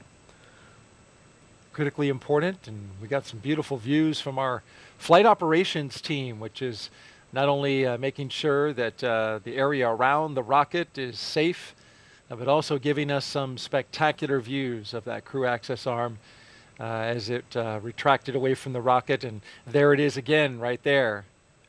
Yeah, it's a great view where you can see both the strong back, which is the structural piece holding the rocket up there now, and then the crew access arm swung back. Open now to the air and the atmosphere. Hopefully no dragonflies that far up, and We had our own dragonflies earlier, Raj. So we're working. We have successfully had good luck here at the launch broadcast test. Okay, We've done our part. It's feeling good. We're doing doing what we can. There's a great view too of the trunk, so you can see the side, which is the part just below the capsule. That's got the avionics radiators for cooling, and then the left side that looks black in the picture here is actually the solar panels that generates the power for the capsule on orbit. Curious, it looks like we saw a plane off there in the distance, and it could be pretty well off given it's dark at night. That might have been the helo out there potentially too. Very good. Good call. The countdown, T-minus 41 minutes and counting, and we're heading down to a launch time of 12:34 a.m. We saw the retraction. That's the last major visual milestone as we prepare for liftoff. Shortly thereafter, we should hear the call out that the launch escape system is armed. And then from there, Raja, we will hear that F9 prop load has started.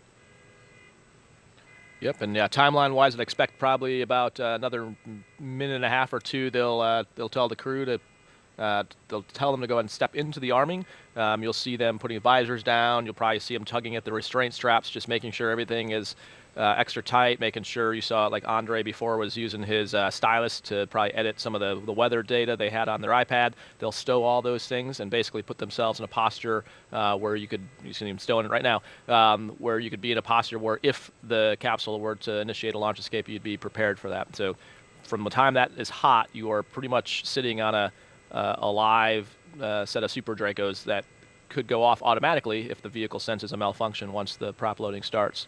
Or it could be manually initiated, so you always want to be ready once that system's hot. Well, Raja, you say it, and then we see it. Calling it out. Remember well from your time as the commander of Crew 3. It's worth noting, you just came back from space. It was, what, May of last year? Yep. Yeah. Yeah, it's good to be back. I would go back in a heartbeat, but it's also good to be back home. But you're watching your friends go up. Yeah, this is it's really surreal to have friends and colleagues on the end of that rocket, and I think just reinforces the importance. You asked earlier, and the question was like, what do we do on our normal job? There's also people in our office. So Joe, who's the chief of the office, goes to the launch trainers reviews, and you are signing up your friends to go ride in this thing. So we take it pretty seriously, as well we should.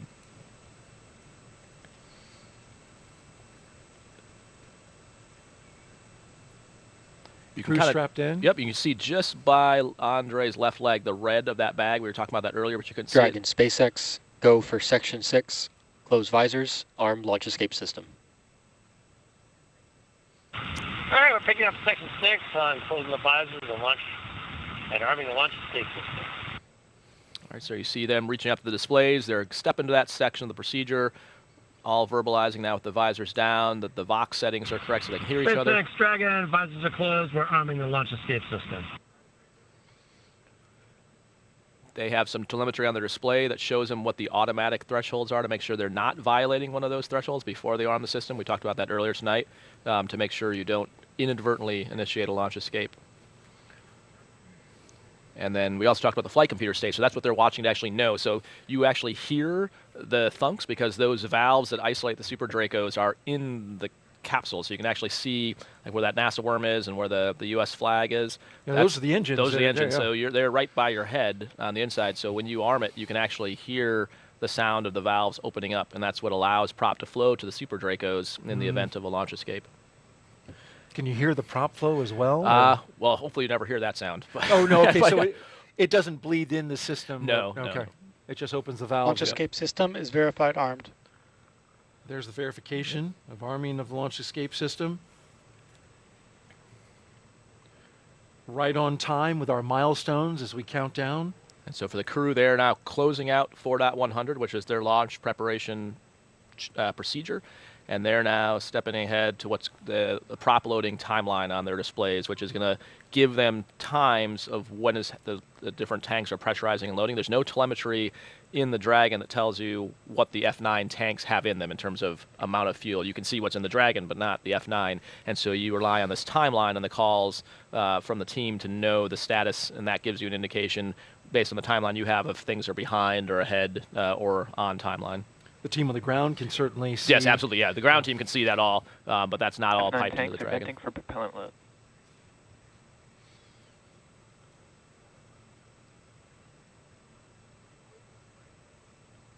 We'll start venting.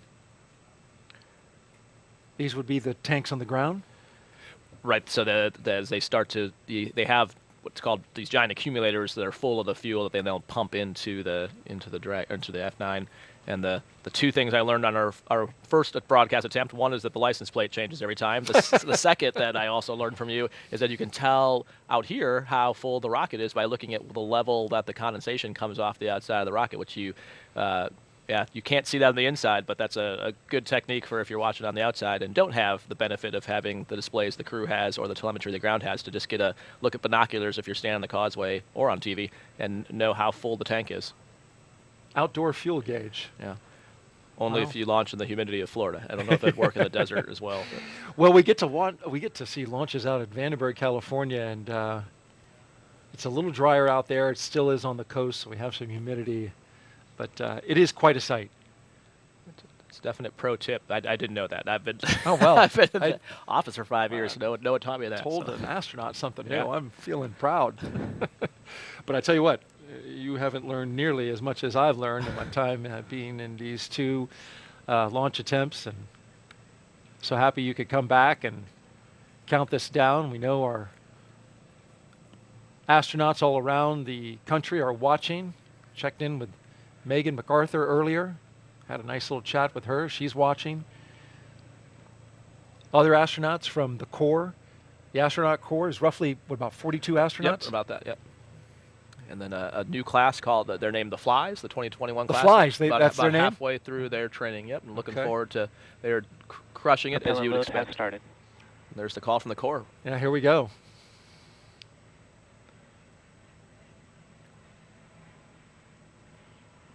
So at this point, all the closeout crew is not only off the tower, but outside what's called the exclusion zone or the hazard area, or different words for it. Basically the radius away from the launch pad, since there's now prop flowing into the rocket. Well, T-minus 34 minutes and counting until liftoff. Today will begin the next 6-month rotation mission to the International Space Station. As we've been documenting, we heard the launch escape system armed. Happened just before that propellant load began. Dragon capsule. It was loaded with its propellants about a week and a half ago, just a few miles down the road. In order to fly, Dragon needs a fuel and an oxidizer for the fuel. SpaceX uses monomethyl hydrazine, or what they call MMH, and nitrogen tetroxide, or NTO, for oxidizer. And together, these propellants feed those Draco engines that will maneuver Dragon on orbit. It also feeds those 8 Super Draco engines you were talking about that would power the launch escape system in an abort scenario. And so with that fueling having begun, that means those 8 Super Draco engines inside Crew Dragon are ready.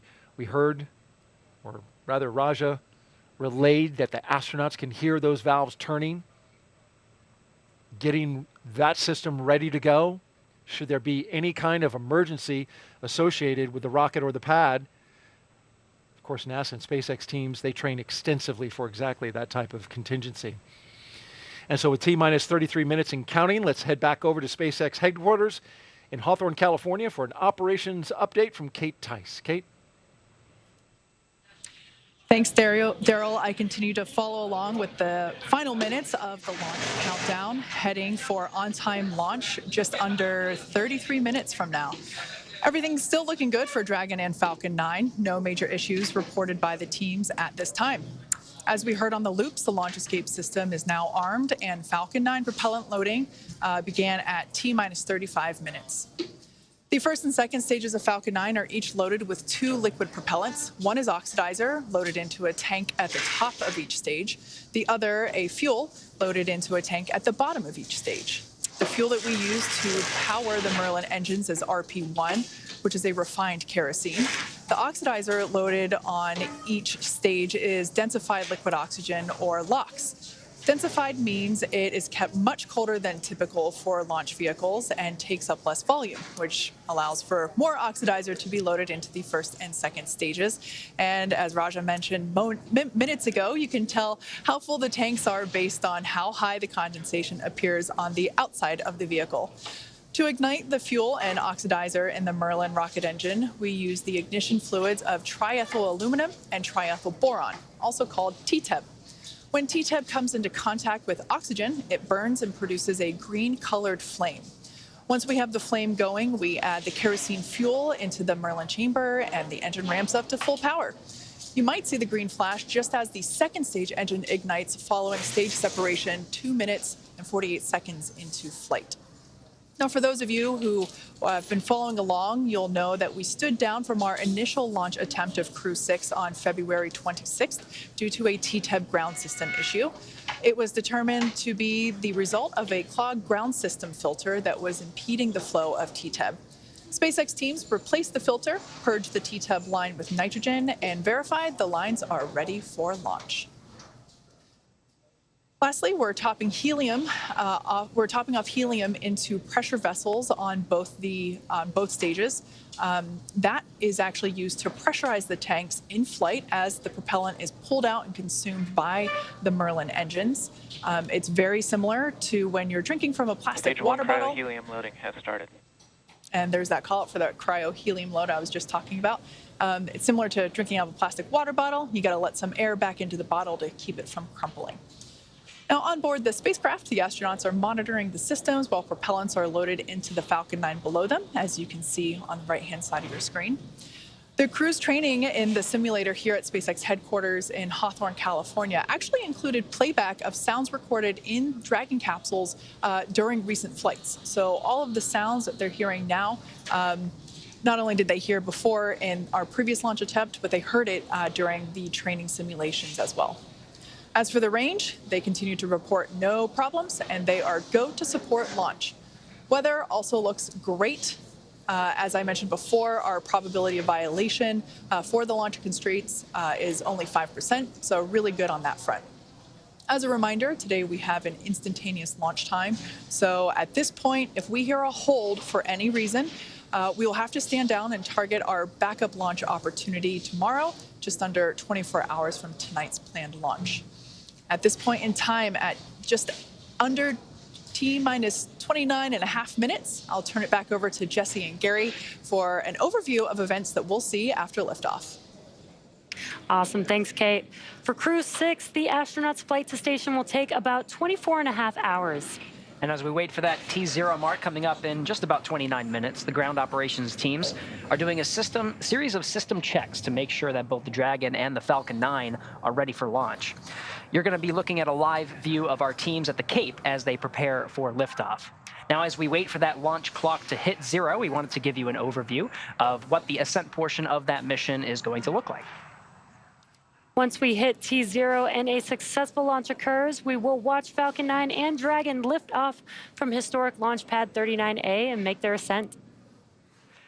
At about 50 seconds into flight, Falcon 9 engines will throttle down to help pass through the period of maximum dynamic pressure on the rocket, or what we typically refer to as max Q. It's worth noting that once we hit that max Q point, the vehicle will be going supersonic. Once we are through the period of maximum dynamic pressure, we can throttle up our 9 Merlin engines again. From there, at about 2.5 minutes into flight, we have a series of 3 events that will happen in rapid succession. First is MECO, or main engine cutoff. This is where all 9 Merlin 1D engines shut off in preparation for stage separation, which is our second event. This is where the first stage detaches from the second stage, with the first stage making its way back to Earth from landing, as the second stage continues on its journey with the third event, SES-1, or second stage engine start number 1, where the MVAC engine lights up and propels the second stage, along with our Crew 6 astronauts, into orbit. As Stage 2 heads towards its targeted drop-off orbit, Stage 1 will execute 2 burns in order to make its way back down home on Earth. The first is the entry burn. That's where 3 of the M1D engines will reignite and then shut down again. Now, this helps to slow the stage down in preparation for entry back into the Earth's atmosphere. And while the first stage is heading back to Earth, the second stage will cut off its 1 Merlin engine that was ignited right after stage separation. Once this happens, we'll wait for confirmation of a good orbital insertion. About 90 seconds after Dragon gets into orbit, Falcon 9 will land back on Earth. The landing burn is just a single engine burn, but it's powerful enough to bring the vehicle's speed down rapidly in order to land on our drone ship at about 9.5 minutes into the mission. And while the Falcon 9 first stage is landing, Dragon is preparing to separate from the second stage. At about 3 minutes after the second stage gets into orbit, we should have a great view of Dragon with its 4-person crew drifting away from the second stage. Once Dragon is a short distance away, it'll begin checking out its Draco maneuvering thrusters to make sure Dragon continues to increase separation distance from the second stage. It's worth noting that these are not the Super Draco engines that would be used during an abort scenario. About 40 seconds after separation, Dragon's nose cone deploy sequence will begin. It will take roughly 4 minutes for the nose cone hooks to unlatch and open, exposing its guidance navigation controls that will help Dragon autonomously fly to the space station. And lastly, once the nose cone is deployed, the remaining Draco thrusters on the forward bulkhead will be checked. From there, over the next 24-ish hours, Dragon will be in its rendezvous and approach phases, undergoing a number of phasing burns as it makes its way to station. All of that will be coming up soon, but for now, let's check back in with Courtney in Mission Control Houston. Courtney. Thanks, Gary. The flight controllers here in Mission Control Houston are laser focused on the onboard systems of the space station, ensuring it is ready to receive Crew Dragon. They're also making sure communication links between the station, Dragon, and the ground are working properly, and the consensus to this point is that everything is proceeding right on track. Teams here in Mission Control Houston, the team in Hawthorne, and the astronauts aboard the space station will monitor the autonomous docking of the Dragon spacecraft on Friday.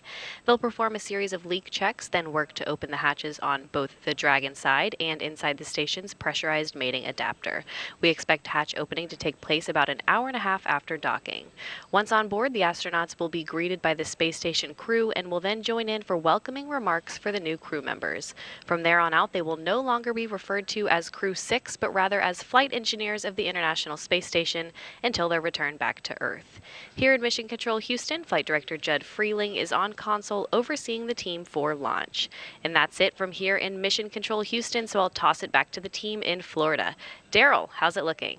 We're looking great out here, Courtney, and thank you very much as we cruise around the set here. Our production team doing a great job showing us all the sights and the sounds of the countdown of Crew 6. Liftoff is at 12:34 a.m. Eastern Time, and if you're just joining us, well, we're doing well. Having a great countdown, 24 minutes to go for the 6th astronaut rotation mission to the International Space Station under NASA's Commercial Crew Program.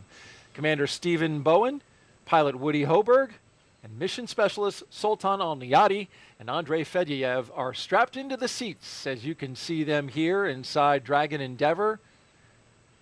The Falcon 9 rocket fueling operation well underway. The launch escape system is armed. That means Dragon is prepared to launch itself away from the Falcon 9 in case of an emergency on the pad or after liftoff. So far, operations looking and sounding as we would expect. And you can see on the rocket, we're filling her up. The condensation of the warm, humid Florida air down there shows you that, well, my guess would be about a third. But I have no actual telemetry to tell me that. Just going by the condensation coming off the rocket. It really super chills the skin on the outside of the rocket, and then that condenses the air in the atmosphere, the water that's in the air. And it really is something to look at once it's ready to go, all the way up and down the rocket. And the reason they make it super cold is, if there's probably, let's see, 3rd or 4th graders out there, I know that's what my kids are learning about, is like when something's really cold, it gets dense, so you can get more of it in there. So that's why it's important. Every drop of gas matters when you're trying to get to orbit. You want as much margin. John was talking before about why we build the timelines we do, and so, we always hope everything goes nominally, but we train for all kinds of contingencies. And so we've been talking about launch escapes, but the next phase is rendezvousing with the space station. And so we protect for a problem with either the station or the capsule and having to back away and come back again in 24 hours. And so all that requires prop and gas, and the further and higher the F9 can get the Dragon, the more options we have. So that's why they chill the gas. You heard calls earlier about the cryo-helium, and like they talked about it out at Hawthorne. That means that we have enough gas to pressurize the tanks. And then next you'll start hearing probably in about another minute, they'll start talking about stage 2 fuel being loaded. And so you'll hear calls, hear them talk about stage 2 and stage 1. It's a 2-stage rocket. So there's fuel and oxidizer for both the stages. The first stage, like they described, having the 9 engines, and the second stage having 1, but both of those have separate tanks for the fuel and oxidizer, and you'll hear them calling those out. Because again, the crew probably can't as much hear it like the same way they hear the Super Draco valves, but you can hear sort of some creaking and some noises, definitely some vibrations. So getting a call before that happens just kind of reassures them that sound is expected and gives them a reference point on the time that they're following. We're about 37 seconds away from completing stage 2 RP1 load. In the meantime, let's tell you about the crew. The commander of Crew 6 is Captain Stephen G. Bowen. He hails from Cohasset, Massachusetts. Married with 3 children, holds the title of first U.S. Navy submarine officer to be selected as a mission specialist by NASA. Captain Bowen is also a veteran of NASA space flights, including the space shuttle flights on STS-126, 132, and 133, the only astronaut to ever go consecutive back-to-back shuttles. Sitting next to Stephen is pilot Warren Woody Hoberg, the 37-year-old from Pittsburgh. He studied aeronautics and astronautics from MIT before getting a doctorate in electrical engineering and a computer science degree from the University of California, Berkeley. During grad school, Hoberg worked as an EMT with the Yosemite Search and Rescue. Crew 6 will be Stage 2, Hoberg's... RP1 load complete. And there's that load complete. Stage 2 is in the books. We'll load it up. And now you can see the venting off of that liquid oxygen. Talking about Hoberg, this flight will be his first flight since NASA selected him to be an astronaut along with Rajachari's class in 2017, the Turtles. In the role of mission specialist is astronaut Sultan Al-Niyadi. He was chosen by the Mohammed bin Rashid Space Center of the United Arab Emirates to be a part of expeditions 68-69. Father of 5, spent most of his life in Al Ain and Abu Dhabi, but in 2020 traded that in for astronaut training in Houston at NASA's Johnson Space Center. This will be his first trip to space. And it's also the first trip for second mission specialist Roscosmos cosmonaut Andrei Fedyaev. He will be working to monitor the spacecraft during the dynamic launch and re-entry phases of flight. He will be a flight engineer for Expedition 68, just turned 42 years of age. Each of these 4 crew members will be part of Expedition 68 once they arrive at the International Space Station. T-minus 18 minutes and counting. We had strong back chill that began. And coming up in just a few minutes, we'll start loading liquid oxygen onto the second stage. And I think a great testament to the international partnerships of this program. Half the crew is, international. Sultan being the first UAE astronaut to launch on a U.S. vehicle from the U.S. to have trained at Johnson Space Center. An amazing, completion of the partnership that started several years ago, and taking that now all the way to completion. And just great to see, NASA and space exploration being just this great unifier for the world, especially as there's low Earth orbit, but then we look beyond that to Artemis and Mars, and just the collaboration and the work to do such hard things and really pulling together the best of all the nations. And the partnership of those nations rises above all else, and it's impressive, the camaraderie of the crews in space with their international backgrounds. So that venting, so we talked about there's 2 things happening. Dragon SpaceX, F9 is proceeding with prop load, and we're tracking no issues with Dragon or F9 going into launch. SpaceX Dragon copies. So an update from the core that's on track. So we talked about the condensation a few times, and there's also the venting. So 2 different processes. The condensation is the super chilled fuel cooling the metal and the skin around it. The venting is because it's super cold as it heats up on the inside just from the air temperature, essentially working its way in there, it vents, and so that's just like a pot boiling, and just like you would, lift the lid off a tea kettle to let the pressure out. This is the same thing you're seeing happen there. So that's what's happening kind of from the middle of the screen. Yeah, and on a calm night like tonight, the winds have totally died down. You can see it as it cascades down like a waterfall coming off the middle of the strong back there. Want to make a quick note about the radio and how you can hear. If you're on local amateur radio on the VHF radio frequency, turn into 146.940 megahertz and UHF radio frequency 444.925 megahertz on the FM mode. You can hear this all around the Space Coast. Load has started. And there goes our Stage 2 LOX load on a beautiful night on the coast of Central Florida. For Stage 1, that's going to continue to load, and we'll see that go all the way down to T-minus 6 minutes. In terms of the RP1 load. In terms of LOX, that will continue until about T-minus 3 to 2 minutes on the liquid oxygen side. A lot more volume, of course, in the first stage. Hey, let's throw up a quick social media question. What do you say, Raj? Sounds good. What do we got here? At JSE Garin asks, I am 9 years old and want to know if you can see airplanes on the ISS. I have never heard that question. So actually, Megan MacArthur had a cool post where she took a picture of the ground and you can see the contrails of a plane. So you can't see a plane if it's not what we call conning, meaning contrails. If you can find the contrails, then you can follow it back to find the plane, but it's super hard to find an actual airplane that's not in the contrails. We also spent some time on Crew 3 trying to see who could one-up each other to find ships. So you can cheat and look around the Panama Canal to see if you could find ships there, but you need binoculars to help yourself. But if you know where to look or along the shipping lanes, you can usually find some ships. And then airplanes, if you look around like the places like over the Atlantic where you can look for contrails and find planes, but absolutely you can see them. What a great answer. Didn't know that. Thank you, Raj. Let's head out to Kate Tice now. Thanks, Daryl. Everything's still looking good for launch of Falcon 9 and Dragon Endeavour just under 15 minutes from now. Now, for those just tuning in, Falcon 9 began propellant load at T-minus 35 minutes. Around T-minus 20 minutes, Falcon 9 completed loading of RP1 fuel on the second stage.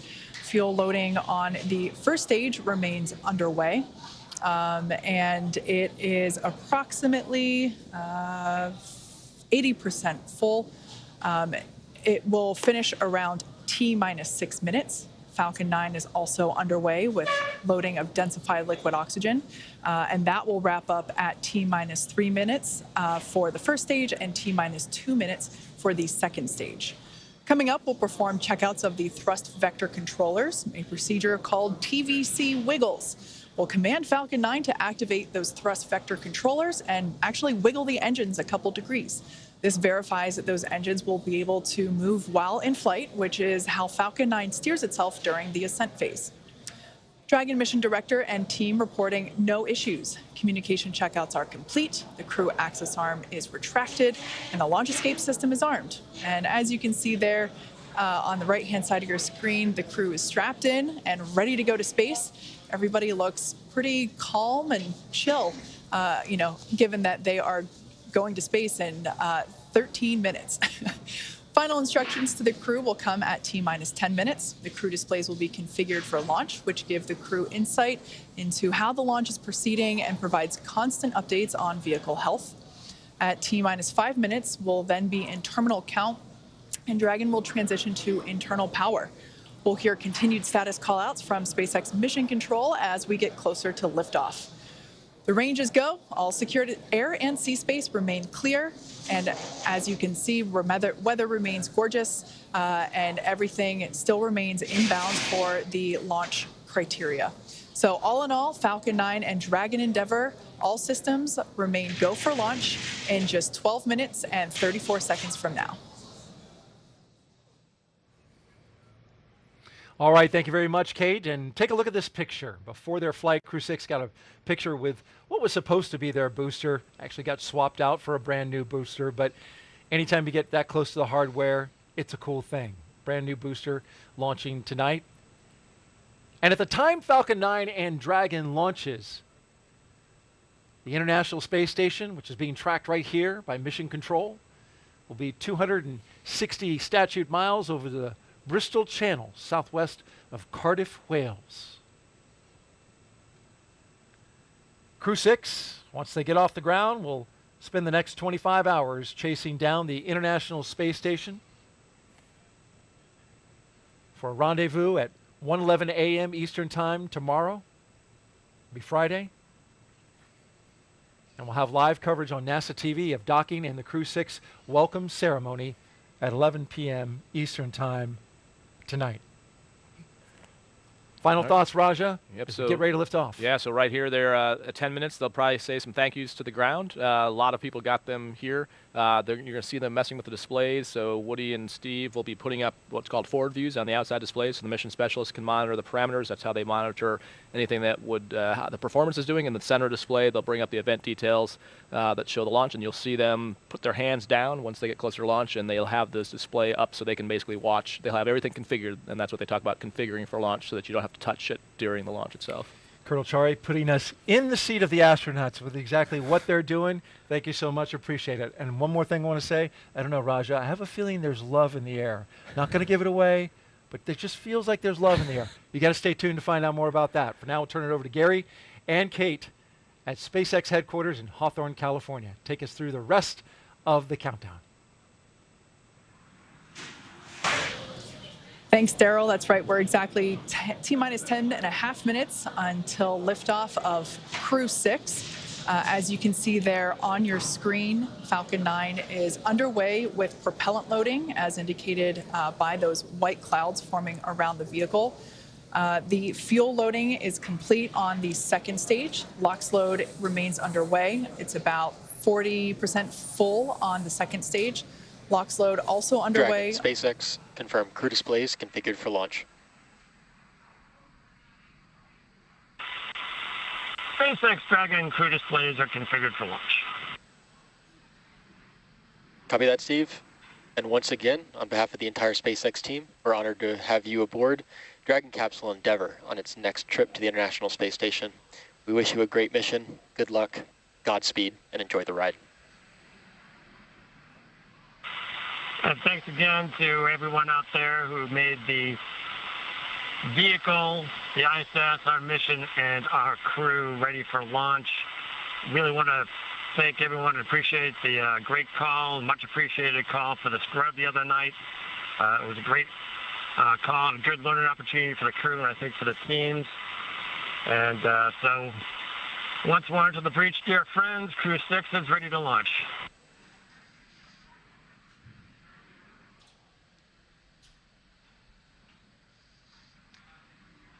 Some nice words there between the crew, as you see there on your screen, and SpaceX core, located here at SpaceX Mission Control, which a live view there on your screen, as you can tell by perhaps the ambient noise around me, the energy is starting to grow in anticipation for launch coming up about 8.5 minutes from now. That's right. The energy is high here, Kate. Now at that T-minus 10-minute mark, we heard the good luck and Godspeed from the teams here in Mission Control in Hawthorne, where that crowd is gathering. Meanwhile, we're tracking the loading of fuel and oxidizer on the first and second stage. Second stage filled with fuel right now, continuing to fill with oxidizer. It'll be the last of the tanks to fill. Stage 1 continuing to be underway. At the 10-minute mark, you heard that call for configuring the crew displays for launch. That was confirmed. At the T-minus 10-minute mark, it also is a point where Falcon 9 launch commit criteria gets checked by the computers past that milestone. Now we're counting down to the next milestone at T-minus 7 minutes, which is setting up for engine chill. That's right. We should hear that call out in about 44 seconds. At T-minus 7 minutes, we will actually open up the pre-valves to the M1D engines, those 9 engines at the base of the first stage. That will allow a little bit of that super chilled, densified liquid oxygen to flow into the hardware, those turbo pumps, and that basically helps prepare the hardware from a thermal standpoint or a temperature standpoint for that full flow of super chilled liquid oxygen. So we basically open up the pre-valves, and a little bit of that LOX flows in and helps cool the hardware down in preparation for full flow of liquid oxygen. Engine chill has started. And as expected, there's that call out for that engine chill, indicating the pre-valves are open and the engines are beginning to prepare for liftoff. Now under 6 minutes, 45 seconds from launch. Again, we're continuing to fuel the Falcon 9 rocket. Stage 2 filled with the RP-1 kerosene. At the T-minus 6 minute mark, we should hear a call out that the stage 1 RP load is complete. They're just topping that off. Liquid oxygen on both the first and second stages come next. RP-1 load complete. And there's that confirmation. We're counting down to T-minus 5 minutes at this point. At T-minus 5, the Dragon is configured for terminal count. And at terminal count, Dragon is switched to internal power. Right now receiving power from umbilical lines from the ground. Also at just under 5 minutes, we'll be waiting for strong back retract.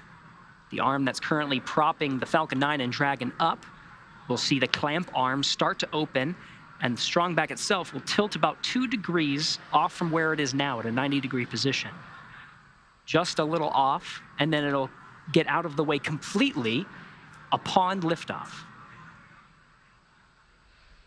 Then, of course, comes the, after the strong back retracts, comes the completion of liquid oxygen loading on both the first and second stage.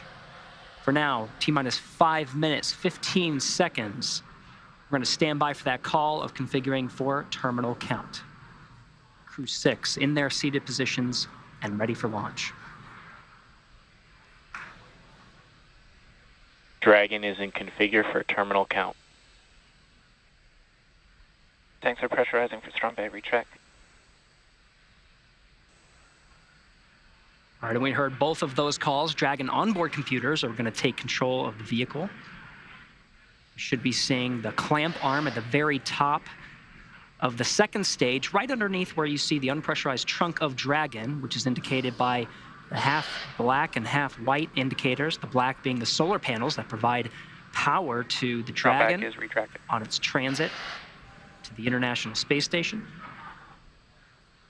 Got that confirmation of strong back retract. We should be able to visually see that strong back.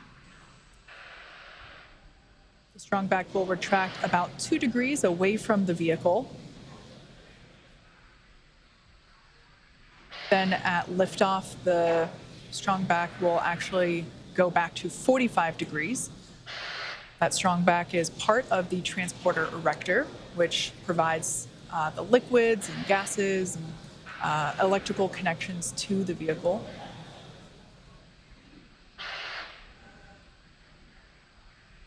As Gary pointed out, those clamp arms opened up underneath the trunk, just above the first stage.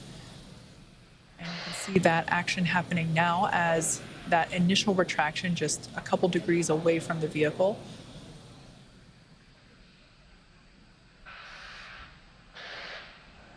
At this point in time, fueling remains underway, propellant load remains underway. All fuels are loaded. That RP-1 liquid oxygen load should... Stage 1, lock flow complete. There, we just heard that call out that is all done. Second stage LOX load still underway. That will wrap up at about T-minus 2 minutes. Now that that first stage liquid oxygen load is complete, we'll see some more of that white gaseous cloud forming around the vehicle due to those lines being Dragon closed is off. in terminal count and on internal power. All right, good call out there indicating that Dragon is running on its own power. We are in the terminal count now at T-minus 2 minutes and 29 seconds. The crew remains comfortable there on the right-hand side of your screen. About 15 seconds remaining in stage 2 LOX load.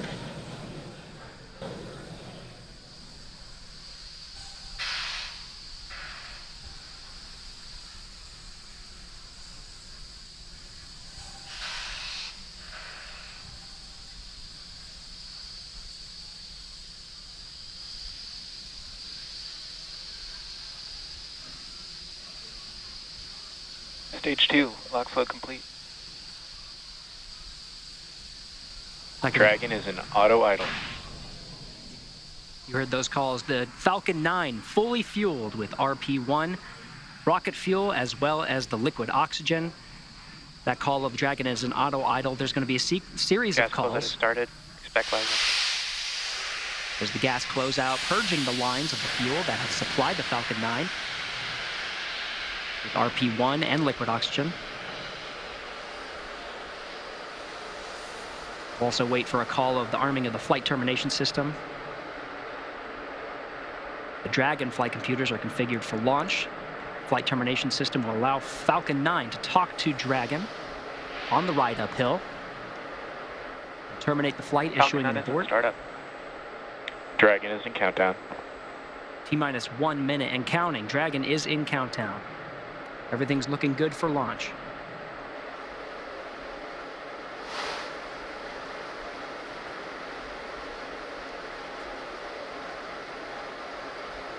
Dragon, SpaceX, go for launch. SpaceX Dragon, copy. Go for launch. T-minus 30 seconds. T-minus 30 seconds and counting. All teams pulled go.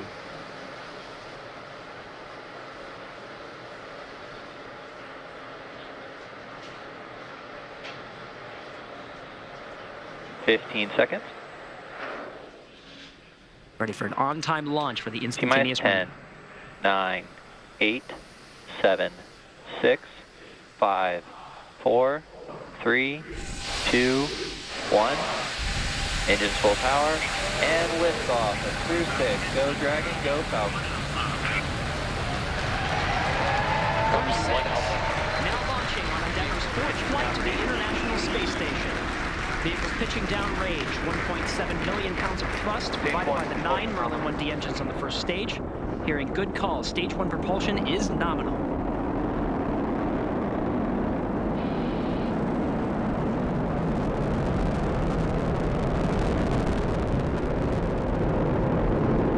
We're now at T plus 34 seconds into the 6th rotational crew mission on board Dragon and Falcon 9. Power and telemetry nominal.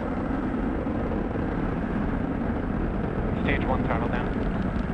So there we heard the call out indicating that the first stage engines will begin to throttle down in preparation for max Q, which is the moment of maximum aerodynamic pressure that the vehicle will experience during flight. Vehicle is supersonic. That call out there indicating the vehicle's traveling faster than the speed of sound. Max Q. Stage 1 throttle up. All right, now that we're past max Q. 1 Bravo. Copy, 1 Bravo. That 1 Bravo indicator are different abort modes that are called that allow the ground teams and the crew to track about the position of the Falcon 9 and the Dragon as they make their way up the eastern seaboard. In the event of an abort, these different abort modes would indicate about the position where Dragon would land, as well as indicate what series of maneuvers Dragon would indicate. But so far, we're hearing good calls on the performance of the Falcon 9 on its ride uphill. 1 minute, 53 seconds into flight.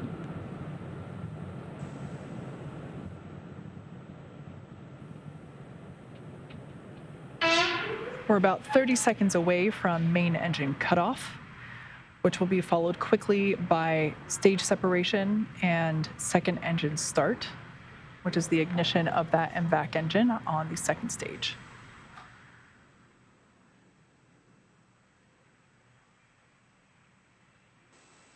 Now about 10 seconds away from main engine cutoff.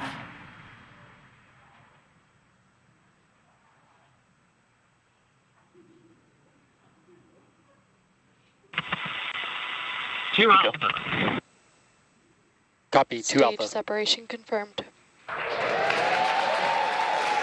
There you can see on your screen confirmation of stage separation, as well as ignition of that second stage engine.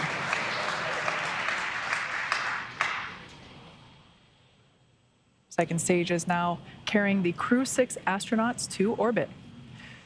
Beautiful view there on the left-hand side of your screen coming from the first stage, which, as you can see, is still gaining in altitude. It has not yet reached its apogee. A beautiful view of the Florida Space Coast there in the background.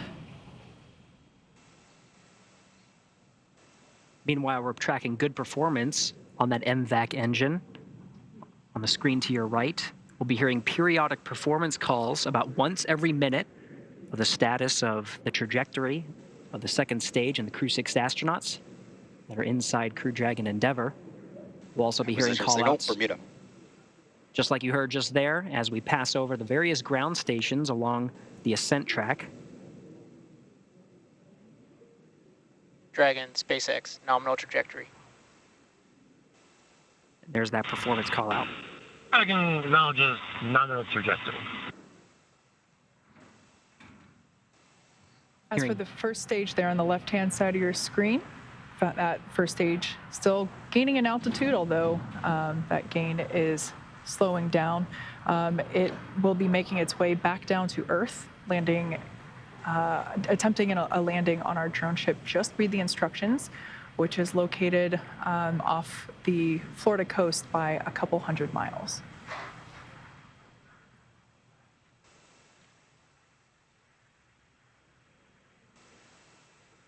The MVAC engine on stage 2 burns for 6 minutes after second stage ignition.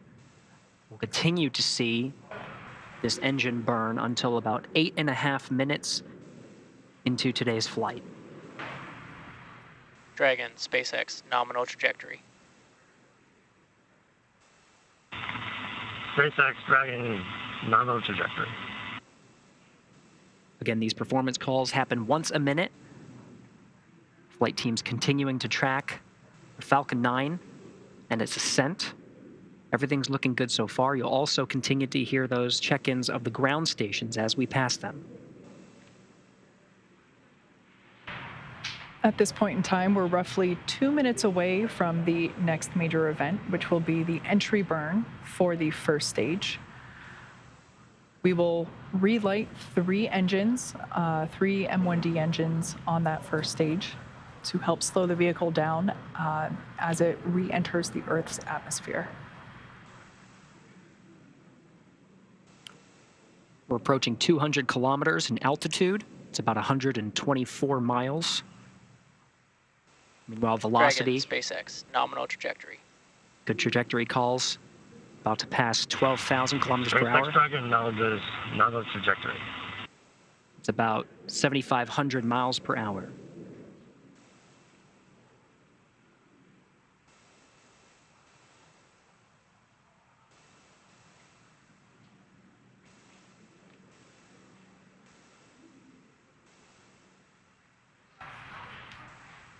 Everything looking nominal for both first and second stages. Now coming up to T plus 6.5 minutes into flight.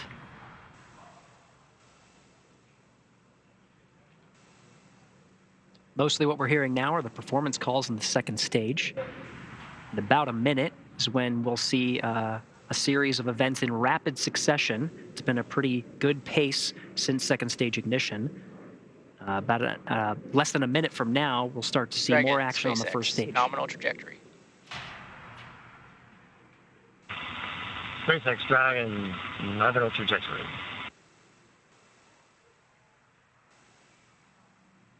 As Gary mentioned, those callouts occurring about once every minute.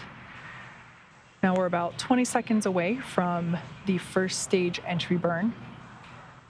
That burn will last about 30 seconds and help slow the vehicle down as it re-enters back into the Earth's atmosphere. Stage 1 entry burn startup. And there you can see Stage 2 FTS has safed. on your screen that first stage entry burn has begun. That booster sees high drag, which actually scrubs roughly 70% of the velocity by the time that the landing burn begins. So about another 10 seconds of this entry burn. Again, 3 engines relit, the center and 2 radial engines. And conclusion of that entry burn. Meanwhile, good performance on the second stage. Since second stage ignition, we've been in a 2 alpha abort mode. The next abort modes will happen in rapid succession to Bravo, to Charlie, Delta, Terminal and Echo. guidance. Each indicating different series of maneuvers in the event of an abort scenario, but as you've been hearing through the periodic checks, we're seeing good trajectory, good performance on the Dragon and Falcon 9. SECO, second stage engine cutoff, would be coming at 8 minutes 48 seconds. We're coming up on that event. SpaceX Dragon Shannon. Shannon. Copy, Shannon. Now off the coast of Shannon, Ireland. Standing by for SECO.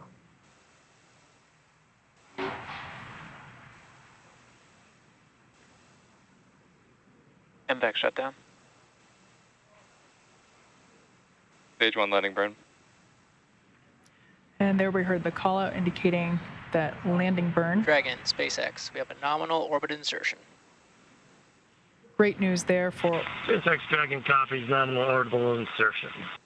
Launch escape system disarmed. For Dragon Endeavour. Stage 1 landing leg deploy. Attempting to land on our drone ship, just read the instructions. Stage 1 landing is expected signal. And there you can see on your screen, and also indicated by the cheers behind me, successful landing of this booster. Its first trip to space, and therefore its first landing. An eruption of applause here at SpaceX Mission Control. And of course, after second stage engine cutoff, you heard that call that the crew is in orbit. They're now in a coast phase, where the second stage remains idle for about 3 minutes before Dragon separates from the second stage. Meanwhile, you can see that first stage in the legs right on target. We're now getting views from the second stage. You can see this is one of the cameras that's pointing up into the trunk of Dragon. Of course, we're continuing to get views of the expansion nozzle at the end of the MVAC engine. The crew is in orbit. Falcon 9 has almost done its job. It completed its job with propelling the astronauts through the 6 minutes of the second stage, and of course, the more than 2.5 minutes of the first stage. Continuing in this coast period. We're heading to about the 12-minute mark after launch. So we're approaching 11 minutes right now. But it's great to see the crew in orbit. Of course, we are waiting for that separation. You can see this view right here of the MVAC engine. The second stage really in just an idle position, really just coasting, not many commands being issued from the Falcon 9. But of course, at the very end, we'll actually issue the command for separating the Dragon from the Falcon 9. You'll see a series, you may see a series of burns. The Draco engines on the service section of the Draco will fire and increase separation distance from the second stage. Once again, live view there from the second stage looking up into the trunk, which of course is the unpressurized section that goes along with the Dragon capsule to the International Space Station. That's where we are able to store basically cargo that is able to be exposed to the vacuum of space. So a great view there looking up into the trunk. That will be hopefully the first views that we get of that separation event, which we're expecting here any second.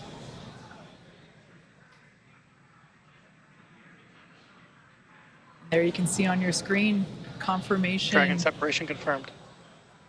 Of that separation confirmed. Dragon Endeavour is now floating free in space.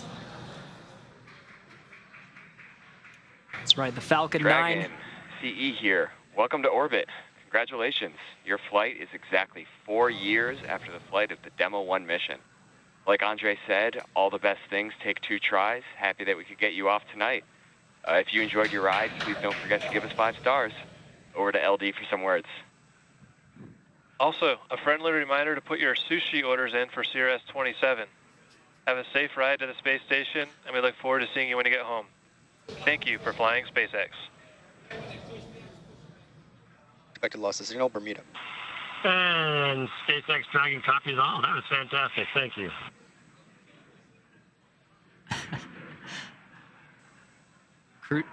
The Crew 6 astronauts, of course, having a strong bond. And SpaceX Dragon, we'd like to really, for the great ride to orbit today. It was greatly appreciated. May have taken 2 rides, but 2 times, but it was worth the trip. And I guess I'll pass it over to Woody for some words. Yeah, SpaceX Dragon, just want to say as a rookie flyer, that was one heck of a ride. Thank you. I would say put it as an absolute miracle of engineering, and I just feel so lucky that I get to fly on this amazing machine. Thanks to SpaceX, thanks to NASA, Commercial Crew Program, and our international partners. A lot of innovation went into this, tireless work out there, and a lot of painstaking attention to detail and focus on testing. And I think that's what makes it all possible to fly humans in space. Thank you.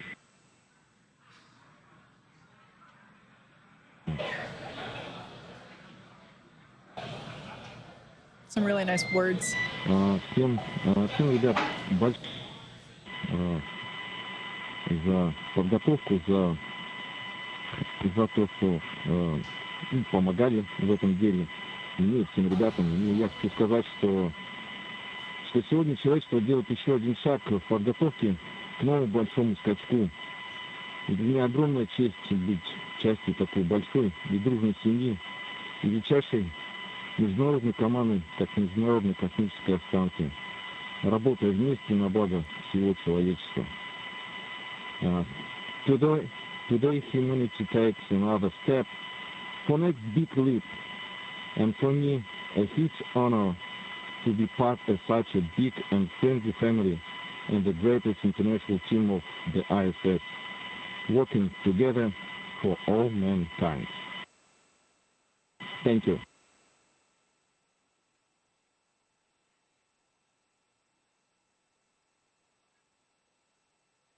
Well said, everybody. Allow me to say a few words in Arabic first. السلام عليكم ورحمة الله وبركاته. الحمد لله وصلنا الفضاء.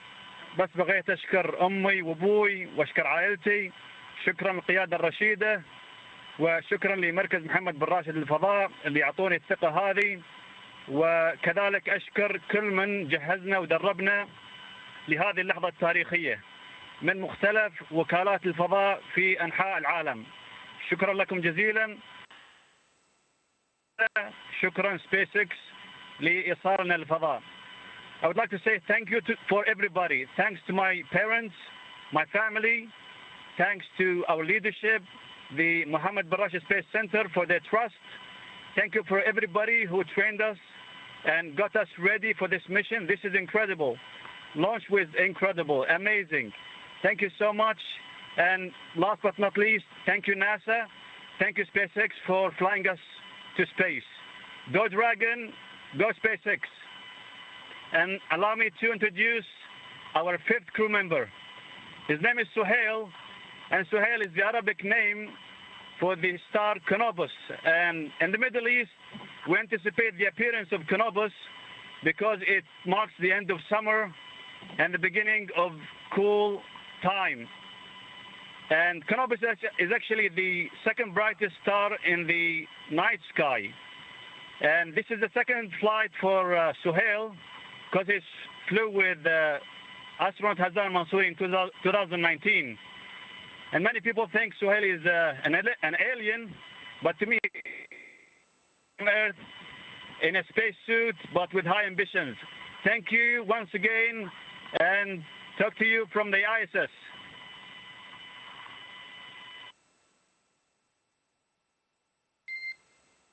In Dragon SpaceX, we copy all those words.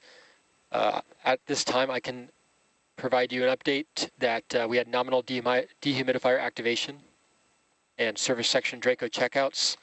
For your awareness, on hard capture hook 5, we did swap to backup motors, so you'll see that the nose cone opening did swap to backup. However, all hooks did indicate that they were traveling and look good on backup.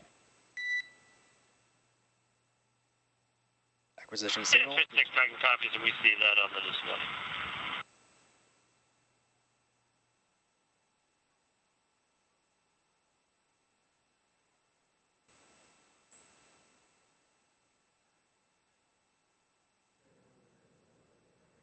All right. Very dynamic time. Of course, the Falcon 9 delivering the Crew 6 astronauts into orbit after the 9-minute ascent. We heard those great congratulatory words from each and every member of Crew 6, who of course had a strong bond with the teams here in Mission Control and SpaceX. That call you did here to the crew was about the nose cone. The nose cone is deploying now. They were troubleshooting an issue with one of the hooks, but switched to backup motors, and we're seeing that nose cone deploy now. But Crew 6 is now on its way to the International Space Station. It's going to take about 24.5 hours. So they'll go through a series of checks, a series of initial burns, and then eventually have a sleep period before waking up and really getting into the action with a lot of the burns that bring it closer and closer to the International Space Station. It'll be docking to the Zenith port. We're now getting views from the Dragon, and that's the nose cone deploying that you're seeing right now on the end of the Dragon.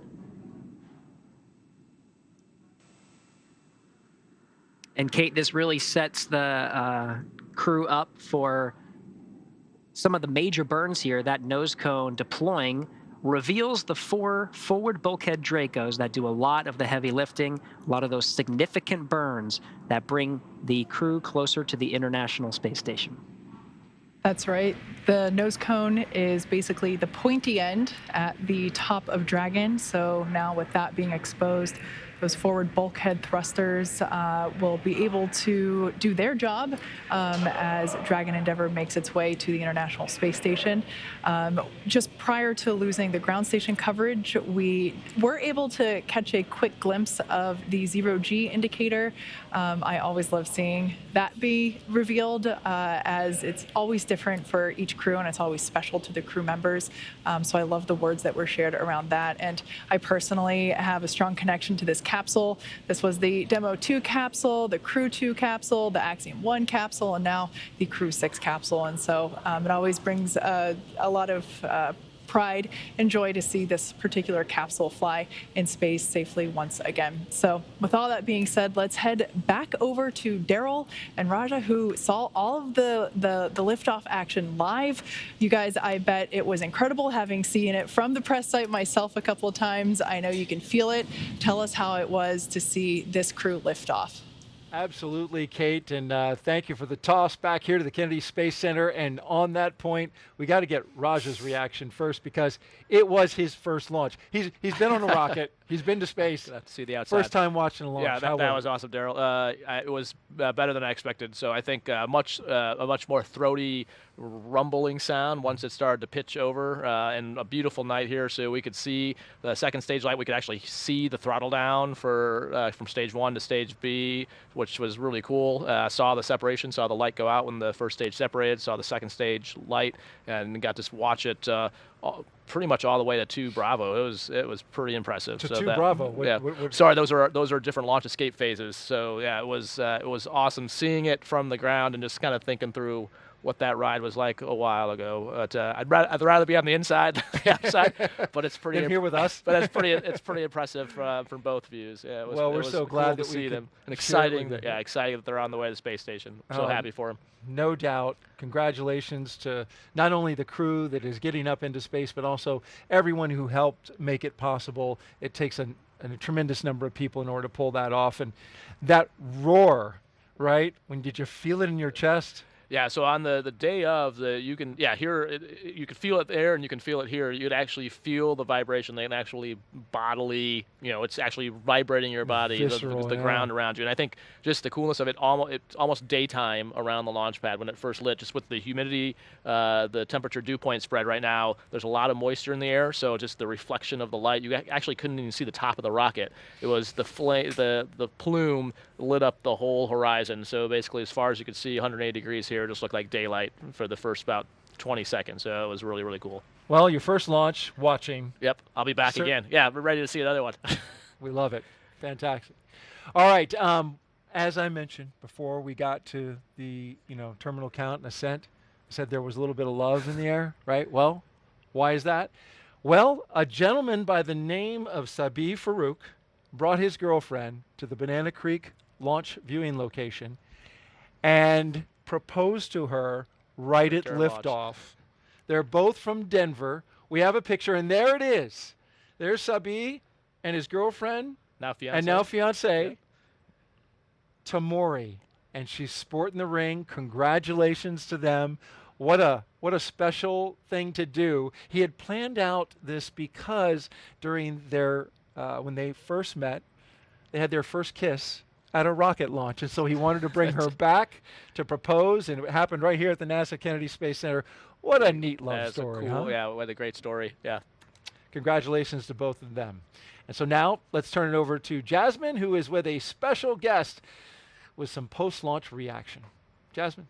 Thank you so much, Daryl. Here on the balcony of OSB2, we had a great view of launch, and the crowd around us just erupted in cheers. It lit up the night sky. Joining us now is Kennedy Space Center Deputy Center Director Kelvin Manning. Thank you so much for being here. Well, it's great to be here, Jasmine. We are so glad to have you. And Kelvin, first question is easy. What did you think of launch? It was spectacular. And anytime we're putting people on a rocket makes it even more special. So we launch satellites, we launch all kind of things, but tonight it was Steve, Woody, Sultan, and Andre, watching them walk out, saying goodbye to their families, and for us to get them off safely onto the International Space Station. That's a huge accomplishment. It really is a huge accomplishment. Daryl just mentioned love in the air, and we saw that great proposal at Banana Creek. And Commercial Crew is really the perfect marriage of our commercial and our international partners. Isn't that right, Kelvin? Absolutely. So government, industry, and international partners, it's kind of like a modern day, what we strive to have like Star Trek. You have all these people from different planets, and we're just getting started here. So maybe one day we'll have people from other planets as well.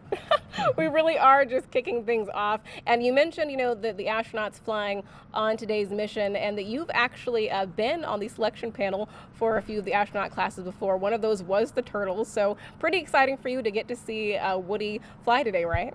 Oh, absolutely. Special guy, and really looking forward to seeing him on orbit and then getting him back home and hearing his stories. Yeah, we're looking forward to having him back, as well as the rest of Crew 6. And this was really a great way to kick off the launches of 2023. We mentioned earlier with Janet Petro that we are looking at over 90 launches this year. So what else is going to station in the next few months? Okay, we got a cargo resupply mission, CRS-27.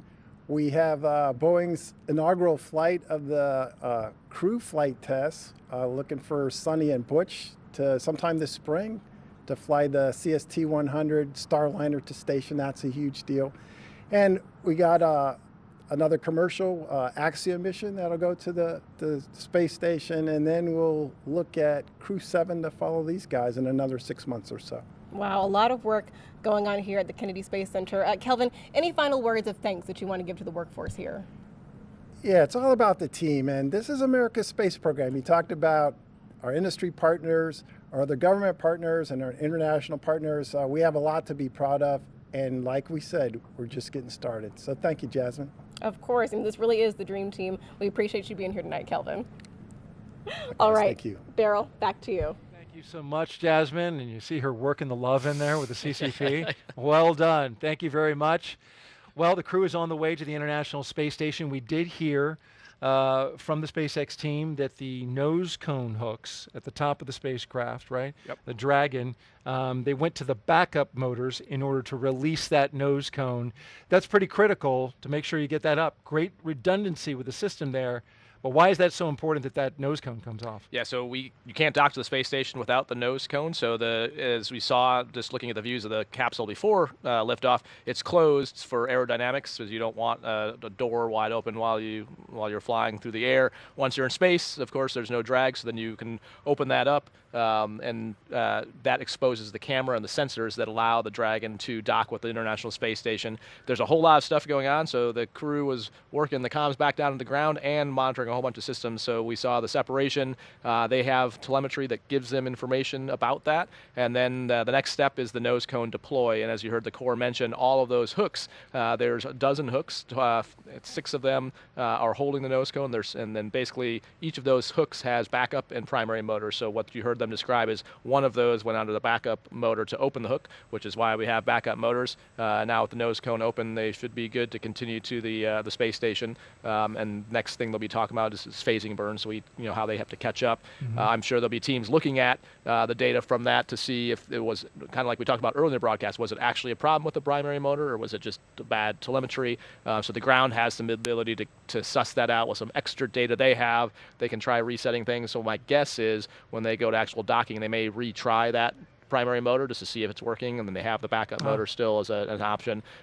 So they still have the redundancy, but they'll sort through maybe troubleshooting that some more, but I don't think it should affect the follow-on. So those hooks are used when they dock? Right, the same hooks. There's a soft capture and a hard capture, a hard hook system that attaches them to the space station. But again, as long as the backup motor's working, it should be fine. Should be good to go? Yeah. All right, well, we will track it all along the way, and we know we saw a visual confirmation of the nose cone coming off. Yep. Saw that right on the video with the cameras that SpaceX has. And so now, Stephen, Woody, Sultan, and Andre are on course to arrive at the International Space Station around 1:17 a.m. Eastern Time tomorrow. And of course, NASA TV will be wrapping up our coverage, but you can follow along with Crew 6's entire ride to the station and hear real-time audio from space to ground on our mission audio stream on YouTube. Just look for the link on NASA social media accounts and in the description of the NASA YouTube launch broadcast. And though our coverage here at Kennedy Space Center is concluding, Crew 6's mission has only just begun. And you know it well, Roger, when you go up into the International Space Station, you really enjoyed the ride getting there, because that's when the work starts. Exactly, yeah. So it's actually a really nice period of time here. You got some time to look out the window, enjoy your time. You spend a lot of time in the sim, the Dragon sim, whether it's out at Hawthorne or the ones out in Houston. But it's nice to actually now enjoy the ride and take it all in, especially for the 3 rookies. Get used to some space adaptation, moving around in microgravity before you get on the space station, because as soon as you show up on the space station, man, it is busy. It is fun, but it is busy. Time to get to work. Next up is our post-launch news conference scheduled for 2:30 a.m. Eastern Time on NASA TV. We'll have a live joint docking coverage of Crew 6. We'll have the welcome ceremony starting at 11 p.m. Eastern Time tonight. This will be on Thursday on NASA TV, as well as SpaceX's YouTube channel. And you can find mission updates on Twitter, at NASA, at SpaceX, and on the web at nasa.gov, including that link. We'll have it in there in the description of the mission audio stream if you want to stick with Crew 6 during their entire journey to the space station. Well, before we want to sign off here at Kennedy, I want to thank Rajachari for being on the launch broadcast and sharing your incredible experiences. I learned such an incredible amount. I hope our audience did too. You answered all their questions, and it was fascinating just to listen to all the things that happened. Really appreciate you being there. I'm glad I got a chance to see a rocket launch, and so yeah, I highly recommend coming here to do this so you can get a great view of a rocket launch. It's the way to go. Great plug for the Kennedy Space Center there, Roger. We appreciate that, and good luck to you on your work with the HLS. You're doing a lot of work there with the human landing system for the Artemis program, and people are really excited about that. Yeah, they should be. It's an amazing time. We're seeing what we're doing in low Earth orbit, and that is just the first step, man. We are going back to the moon to stay and onto Mars, and it is a great time to be in space. Congratulations on watching your first launch, and congratulations to the space lovebirds out there at the Kennedy Space Center who tied, well, at least had the proposal and got a big yes. And then, of course, thanks to all of our guests for joining us today. We really appreciate you watching. You are why we do this, right? So here now are some highlights from the journey to orbit off the Earth for the Earth. For Rajachari and everyone here at the NASA Kennedy Space Center, I'm Daryl Nail. Have a great night and keep looking up. Crew 6 on the move inside astronaut crew quarters. Crew 6 walking outside of astronaut crew quarters for the second time. Andrei Fedyaev, Woody Hoberg, Stephen Bowen, and Sultan Al-Nayani. The crew departing the Neil Armstrong Operations and Checkout Building, the full security escort across NASA's Kennedy Space Center to Launch Pad 39A. The commander and pilot, Stephen and Woody, making their way inside Dragon. There go our two mission specialists as they cross the hatch, being very careful. It's a 5-point harness just to save wear and tear on the suits. A lot of times the ground crew will help with doing that. As we watch the SpaceX closeout crew close the hatch to the Dragon capsule. 3, 2, 1. Engines full power and liftoff. Crew 6, go Dragon, go Falcon.